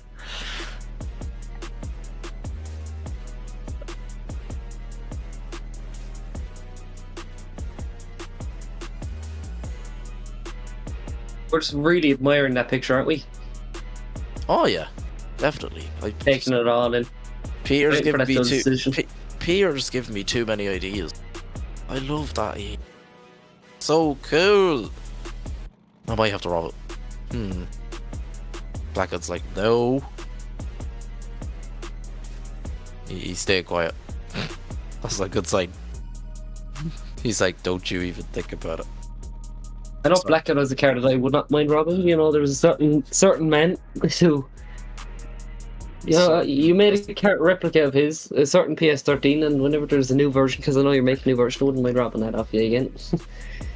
Thanks in advance. But if you haven't seen, Blackhead is an absolute wizard at anything to do with the computer, whether it's doing streams, making cars, anything. But he did make a very tasty replica of Darren D-Mac McNamara's D-Mac 240, as you call it. And obviously, if you have seen the Group B channels, there's a big update going to that car, obviously moving away from the NA set up to twin turbos. So yeah, awesome stuff. So yeah, as a fellow Corkman, I suppose it's in my right to ask for it, in my opinion. But yeah, we'll see. We'll see. He might be kind. It might be a parting gift from Blackhead. Yeah, Luke. There's 2 hopes. There's 2 chances that happened. No and no. But sure. I might. But Brandon, will you stop cooking, please? I'm dealing with the real one often enough, so. You'll be alright. You'll survive. It's taking a lot of time to debrief this. I honestly, to help Peter Nemeth's confident, I would love to see him in a final at least. Like even top 2, like guaranteed podium. I'd love to see Peter Nemeth on the podium altogether. Like he loses battle, he's gonna still have a chance at 3rd place overall, but I don't know, boys. We're just gonna have to find out. But Yeah, definitely. Also, got a little whisper, little birdie told me as well. On that GT Omega sale, it is on until the 18th of February. So if you do want to pick up some awesome stuff from GT Omega, then you have up until the 18th of February to do so. So yeah, make sure to check it out and upgrade your rig. But swipe it left for Peter Nemeth and swipe it right for Daniel and Drive. Let's see who goes through the final. Let's know, and it's a one more time. yes! Sorry, I had to get that out. I want to see these boys go one more time. Two great drivers behind the scenes. Peter Nemeth, a good friend of mine. And I want to see these boys go again. And one thing to mention is... This is our final top four as commentators together. I'm only after I am unfortunately retiring, so... He's retired to focus on driving. Yeah, well, look, I've been focused on driving the last year, I suppose, but in the real world, it's just... Now, I want to use the same now as a tool, a bit more of a tool than I have been using it, obviously. I do love commentary, but I think driving is really what gets me going, I suppose. So, look, it's not a goodbye, it's just... I'm moving away from one area and getting into another. That's how I'm seeing it. I'm not moving away from SVDS. I'm still going to be here, just in a different capacity. I'm just saving your ears. I'm just saving your ears from hardship. I think you're going to have to put up with me for a little bit longer though with stores. Gonna have to put up with that a wee bit longer. But anyways, we won't talk about that. We have the one more time battle between Peter Nemeth and Daniel Andreev, that Team IRT driver, against that lovely A86 run from DS15s on that 86 with a 2AR. Brandon, that's not how it works. But anyways, Brandon was hoping to see his own drone there, but that's not how it works, unfortunately. As we see, where'd Peter Nemeth go? Oh, they're gonna swap it around. Am I confused with something? Oh, it's because I think Peter led first in the last time, so I don't know. Confusing, but anyways, even though Peter is the higher qualifier. But anyways, they leave the line here. Daniel Andreev to lead in Peter Nemeth for the second time here. As we see Peter Nemeth going to dial on the pressure. And yes, he does, right onto the door of Daniel Andreev. That IRT driver is Peter Nemeth in that 2AR. Let's see what he can do now. He's a good man to put pressure on. Definitely in practice with me anyways. And he's definitely doing it here. Just losing a bit of proximity there. Coming in through clip 5 now into clip 6. Peter Nemeth putting on that perfect chase line, but Daniel Andreev putting on the perfect lead line too. We can't diss the lead line. But wow, Peter Nemeth wheel to wheel, door to door through clip 8, Luke. Just a small correction as well, Keane. Peter Nemeth is not the higher qualifier. Is he not?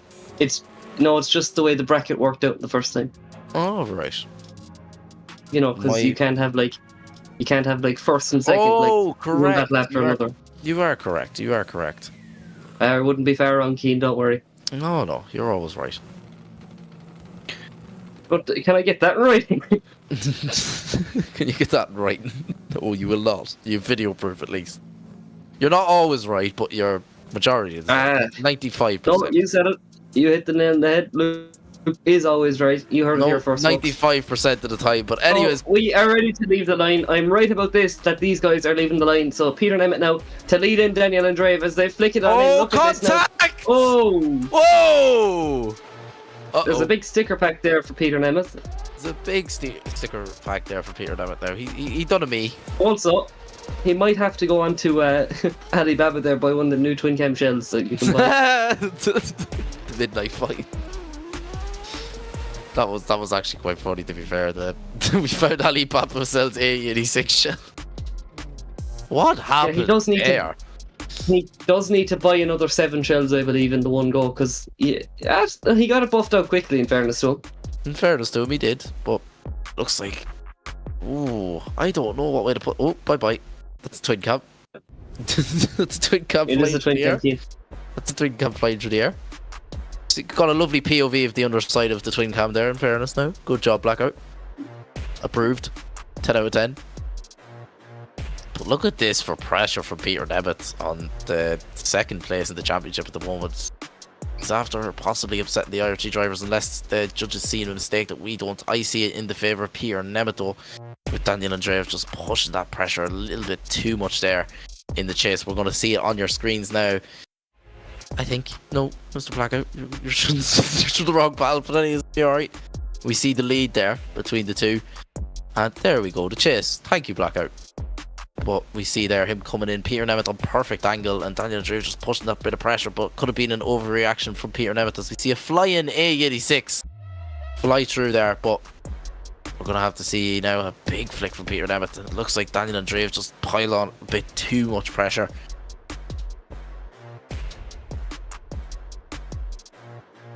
And it just looks like Daniel and Drave. Who is letting Brandon Carter cook? Like, I mean, I can stop if you want. Nah, please don't stop, man. We're enjoying this. Don't stop. He just lets the drone go and lets.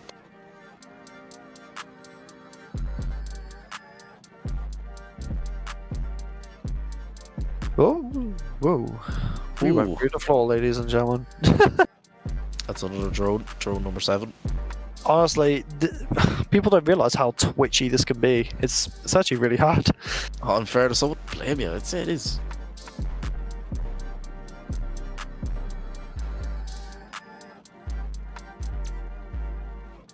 As we just still are awaiting to come true.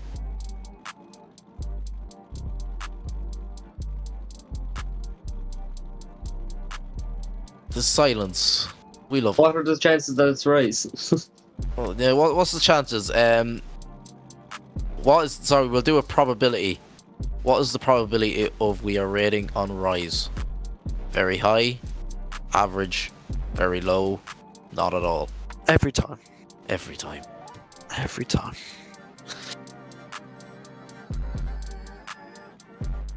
I swear to God, if he's like this in London. Hold on. Trying to see. Trying to see, is there any updates in the background? I do believe there. Do you know what? I can admit, I do believe there's a decision in. If there is. No, there isn't. No. I'm just trying to see. Not at the minute that I'm seeing.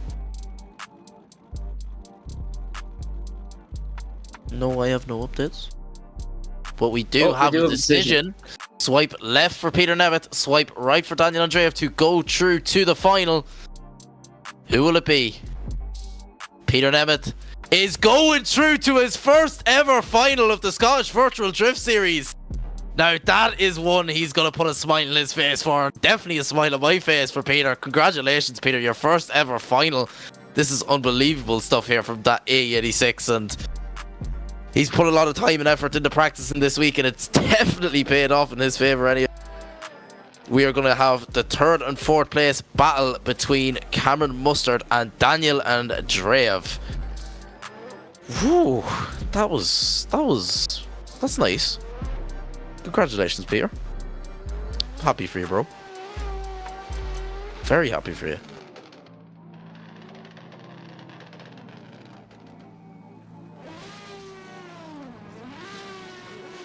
As we're going to see Cameron Mustard and Daniel Andreev both pull to the line. I believe Cameron Mustard is to lead due to being the higher qualifier.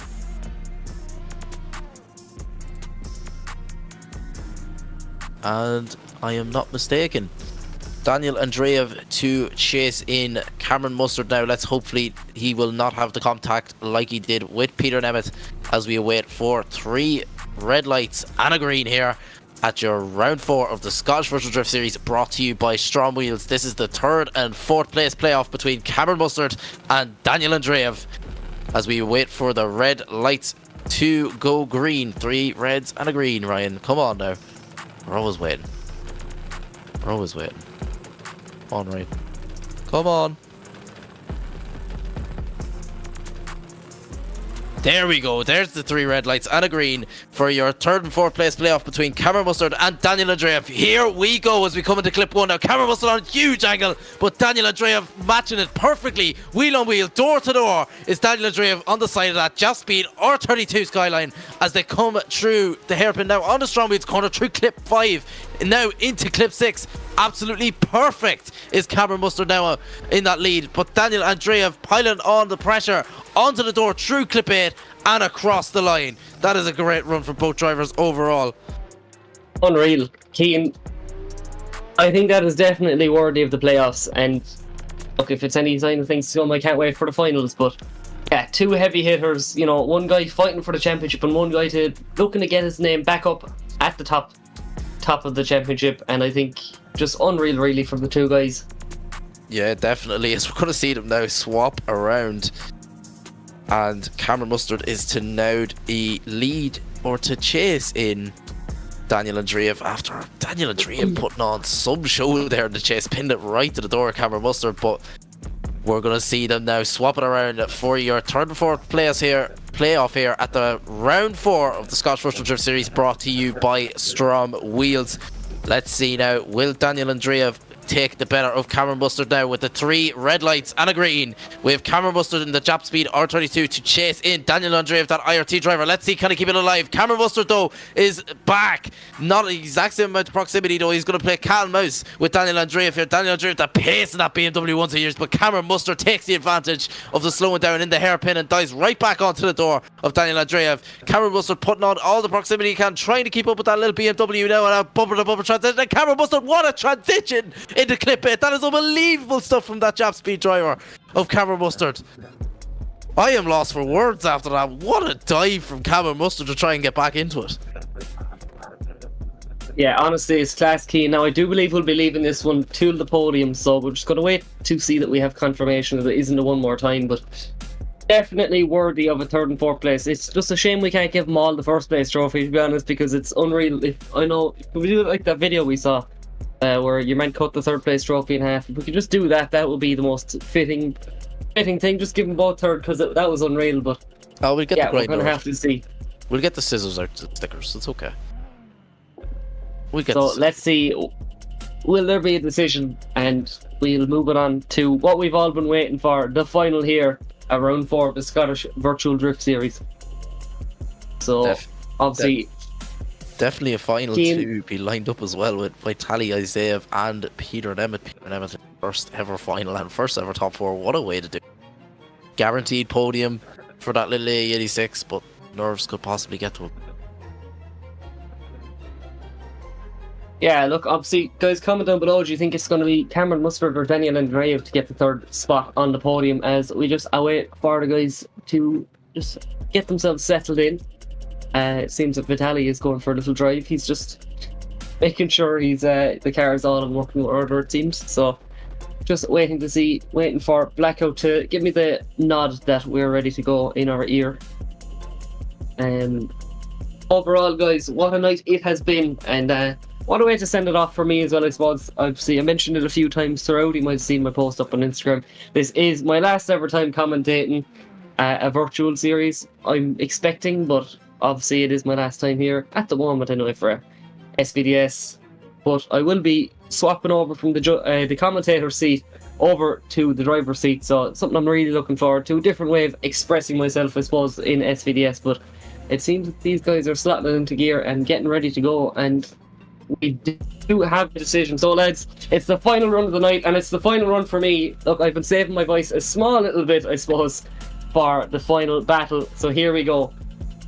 This is what we've all been waiting for. It is definitely the underdog. It's David versus Goliath, really, as we see Vitaliy coming in as the favourite, and Peter Nemeth coming in that A86, as we wait for these guys to come down the straight for the very last time. Let's see what these guys can do. Team Blackout versus IRT. Let's see as the lights go off. And here we go. Vitaliy firing down the straight with Peter Nemeth not far behind, side by side as they flick it in into the first corner. It's a bit of a straight line approach from Peter Nemeth, but look at this from Vitaliy. Absolutely perfect. Peter Nemeth up on the door, transitioning in through GT Omega Alley, up through the next section of the track. Look at this now from Peter Nemeth as he climbs up onto the quarter panel of Vitaliy, but he's unshaken. He doesn't care what the chase car is doing. He's going to put down a banger of a lead run. Transition now to the final corner. Peter Nemeth is unshakable there as he gets one little last love tap across the door. There you go.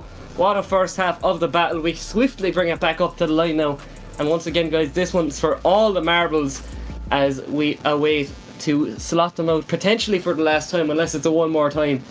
And yeah, this is where it can all go wrong for drivers. They've done it so right all the way up throughout the night, and it's all down to one more run, one more mistake, and this could see you still getting a podium but not getting the spot that you want. This is where guys will be fighting the very hardest. Look, I know if it's a real car, these things would be getting battered now, as we just await for that inevitable light to go. And here we go for the potentially last time this night. It's Toyota versus BMW, old versus modern, and here we go as we await to go. Once again, guys, Ukraine versus America, with Peter Nemeth in the lead, Vitaliy in the chase. And now, once again, for the last time, we're waiting on Rice just to set these guys off. So here we go. Once again, like I said, it is really David versus Goliath. It is one of the top guys in the championship at the moment versus a guy that's still stating his name. But we are ready for go as Peter Nemeth leads out Vitaliy. Vitaliy not far behind as he initiates up on the back bumper. Look at this now. The small bit of separation, but Vitaliy closes the door now, transitioning in through GTO Mega Alley, transitioning back now up along the horseshoe, as we'll call it. And look at this Vitaliy climbing up onto the quarter panel. A little bit of a shallow up on angle from Peter Nemeth, but he keeps it going in through GTO Mega Alley for the second time, into the final corner. And for the last time tonight, folks, we come across the line. Yeah, definitely great runs both overall. A bit of separation there on initiation between Peter and Vitaliy, but Vitaliy clawing it back in through GTO Mega Alley and pinning the pressure. And as he said there, through clip 5 and 6, in the middle of clip 6 there was a bit of a shallow angle from Peter Nemeth, but I don't know the deciding factor. I don't know what the judges will have to say about this, whether if it'll go one more time, whether if this is Luke's last ever commentary run at the Scottish Virtual Drift Series. It's gonna be sad to never be in the commentary booth with you at Scottish. Well, shut up. Oh, commentator friends. But it's possibly the last time you'll ever hear me and Luke in a booth together.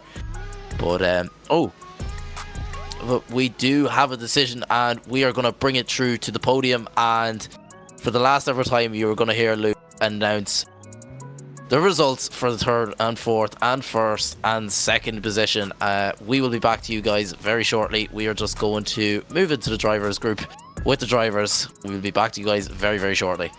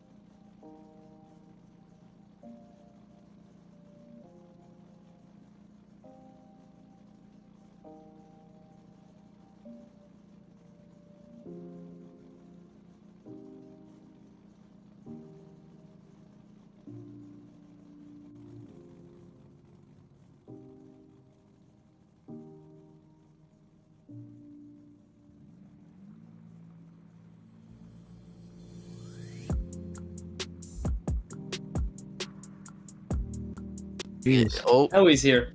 shut up. Are we live now? Right, lads, it has been an amazing competition, and what a way to kind of finish my year, I suppose, in SVDS. I hope I haven't been too bad, but what we've all been waiting for, yet again, 2 IRT drivers in the top 4, but we have to figure out a way to shuffle them around. So, I am happy to announce, taking 3rd place here at round 4 of the Scottish Virtual Drift Series, is the local man Cameron Mustard in the Team Jap Speed R32 Skyline, which means Daniel Andreev is your 4th place. And now it is what we've all been waiting for after an incredibly hard fought battle. It has been kind of a more established driver versus an underdog, I suppose you'll call it. So, taking 2nd position from Team IRT, it's Vitaliy Isaiah, which means your winner for round 4 of the Scottish Virtual Drift Series is Peter Nemeth in the good little AA86 Corolla. But to finish it all off, we do have the round winner on live with us here. Peter Nemeth, how are you keeping, lad? I'm ecstatic at this Lost point, brother. for Dude, I 100% thought like Vitaliy had this, like that, like words can't describe this, like this situation, man. It just, I'm like, I want to thank, like, obviously Gaffix Design, Kyle Maves, man, he's the one who made my paint, and then Blackout, the streamer, just like, because he's the one who made this car from scratch, man. Like this means so much, man. You have no idea. Like, I'm starting to lose my voice right now because I've been screaming, just like so stoked, man. It's just, oh my god, I can't believe it. Now, in fairness, you had an absolute run now. A rookie to the series and a win in round 4, Peter. It's been quite a build-up, and I know in the background we were good friends in the background. And in fairness, I am proud of you. And now this is definitely a confidence booster, you would say, coming into round 5. Oh, this is more than just a confidence booster, man. It's like, I like seeing like the IRT boys, seeing like the legend, like Cameron Mustard and stuff like that. Like seeing these guys just like go toe to toe. Like I never thought I was gonna be up here ever, let alone winning the round. Like it's just, I'm still dumbfounded by everything, man. Oh, definitely. And thanks for coming on live. I know you're not the best coming on live. We tried doing an interview with you not so long ago, but sorry about that. You're okay. I appreciate you coming on. And just to mention there, the hard charger of the round is also Gaitus in the Batmobile Sikky R32. And Luke, I'm going to let you for the last time end the stream. Also, I do want to say, it's a little bit full circle. I just want to talk to Pete as well. Congratulations on the round win, but it is a little bit full circle, I suppose. We both kind of started off in the Car X scene, so great to see we both found our path, I suppose, and hopefully I'll be joining you on the grid and hopefully making life just a little bit harder for you, I suppose. But yeah, congratulations again. But for the final time from myself, and obviously thanks to everyone for having me, especially Ryan, for, you know, seeing a bit of faith in me that a paddy there would be good enough for a good SVDS commentary. But anyway, thank you all for watching. Thanks to all of our sponsors here at SVDS. And I've been Luke Bottomer, he's been Cian Martin, and thank you very much for watching. See you there. Bye-bye.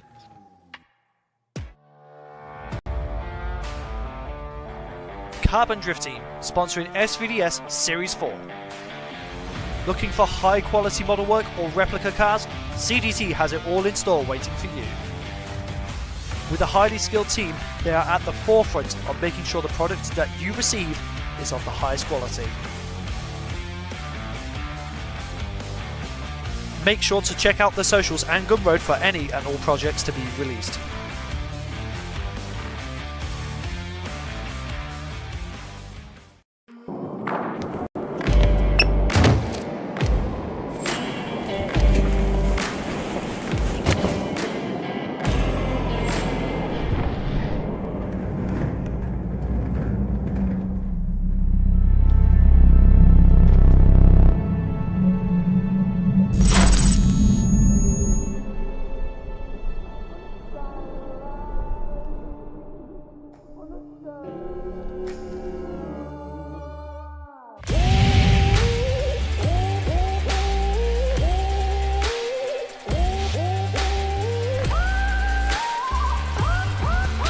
GT Omega.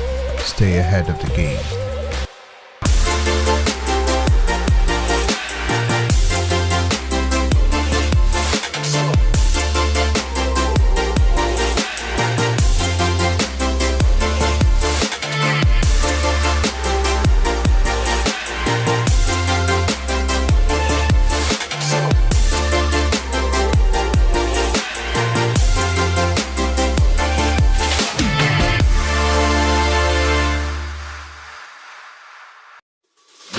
Are you ready? I'm ready.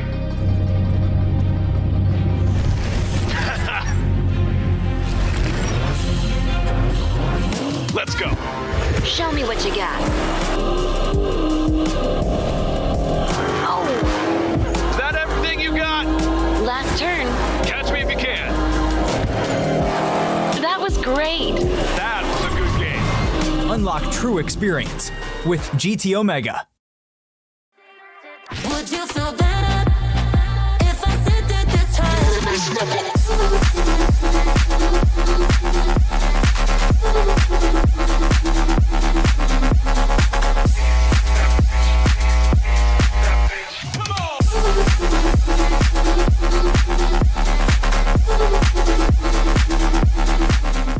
Me like I love myself.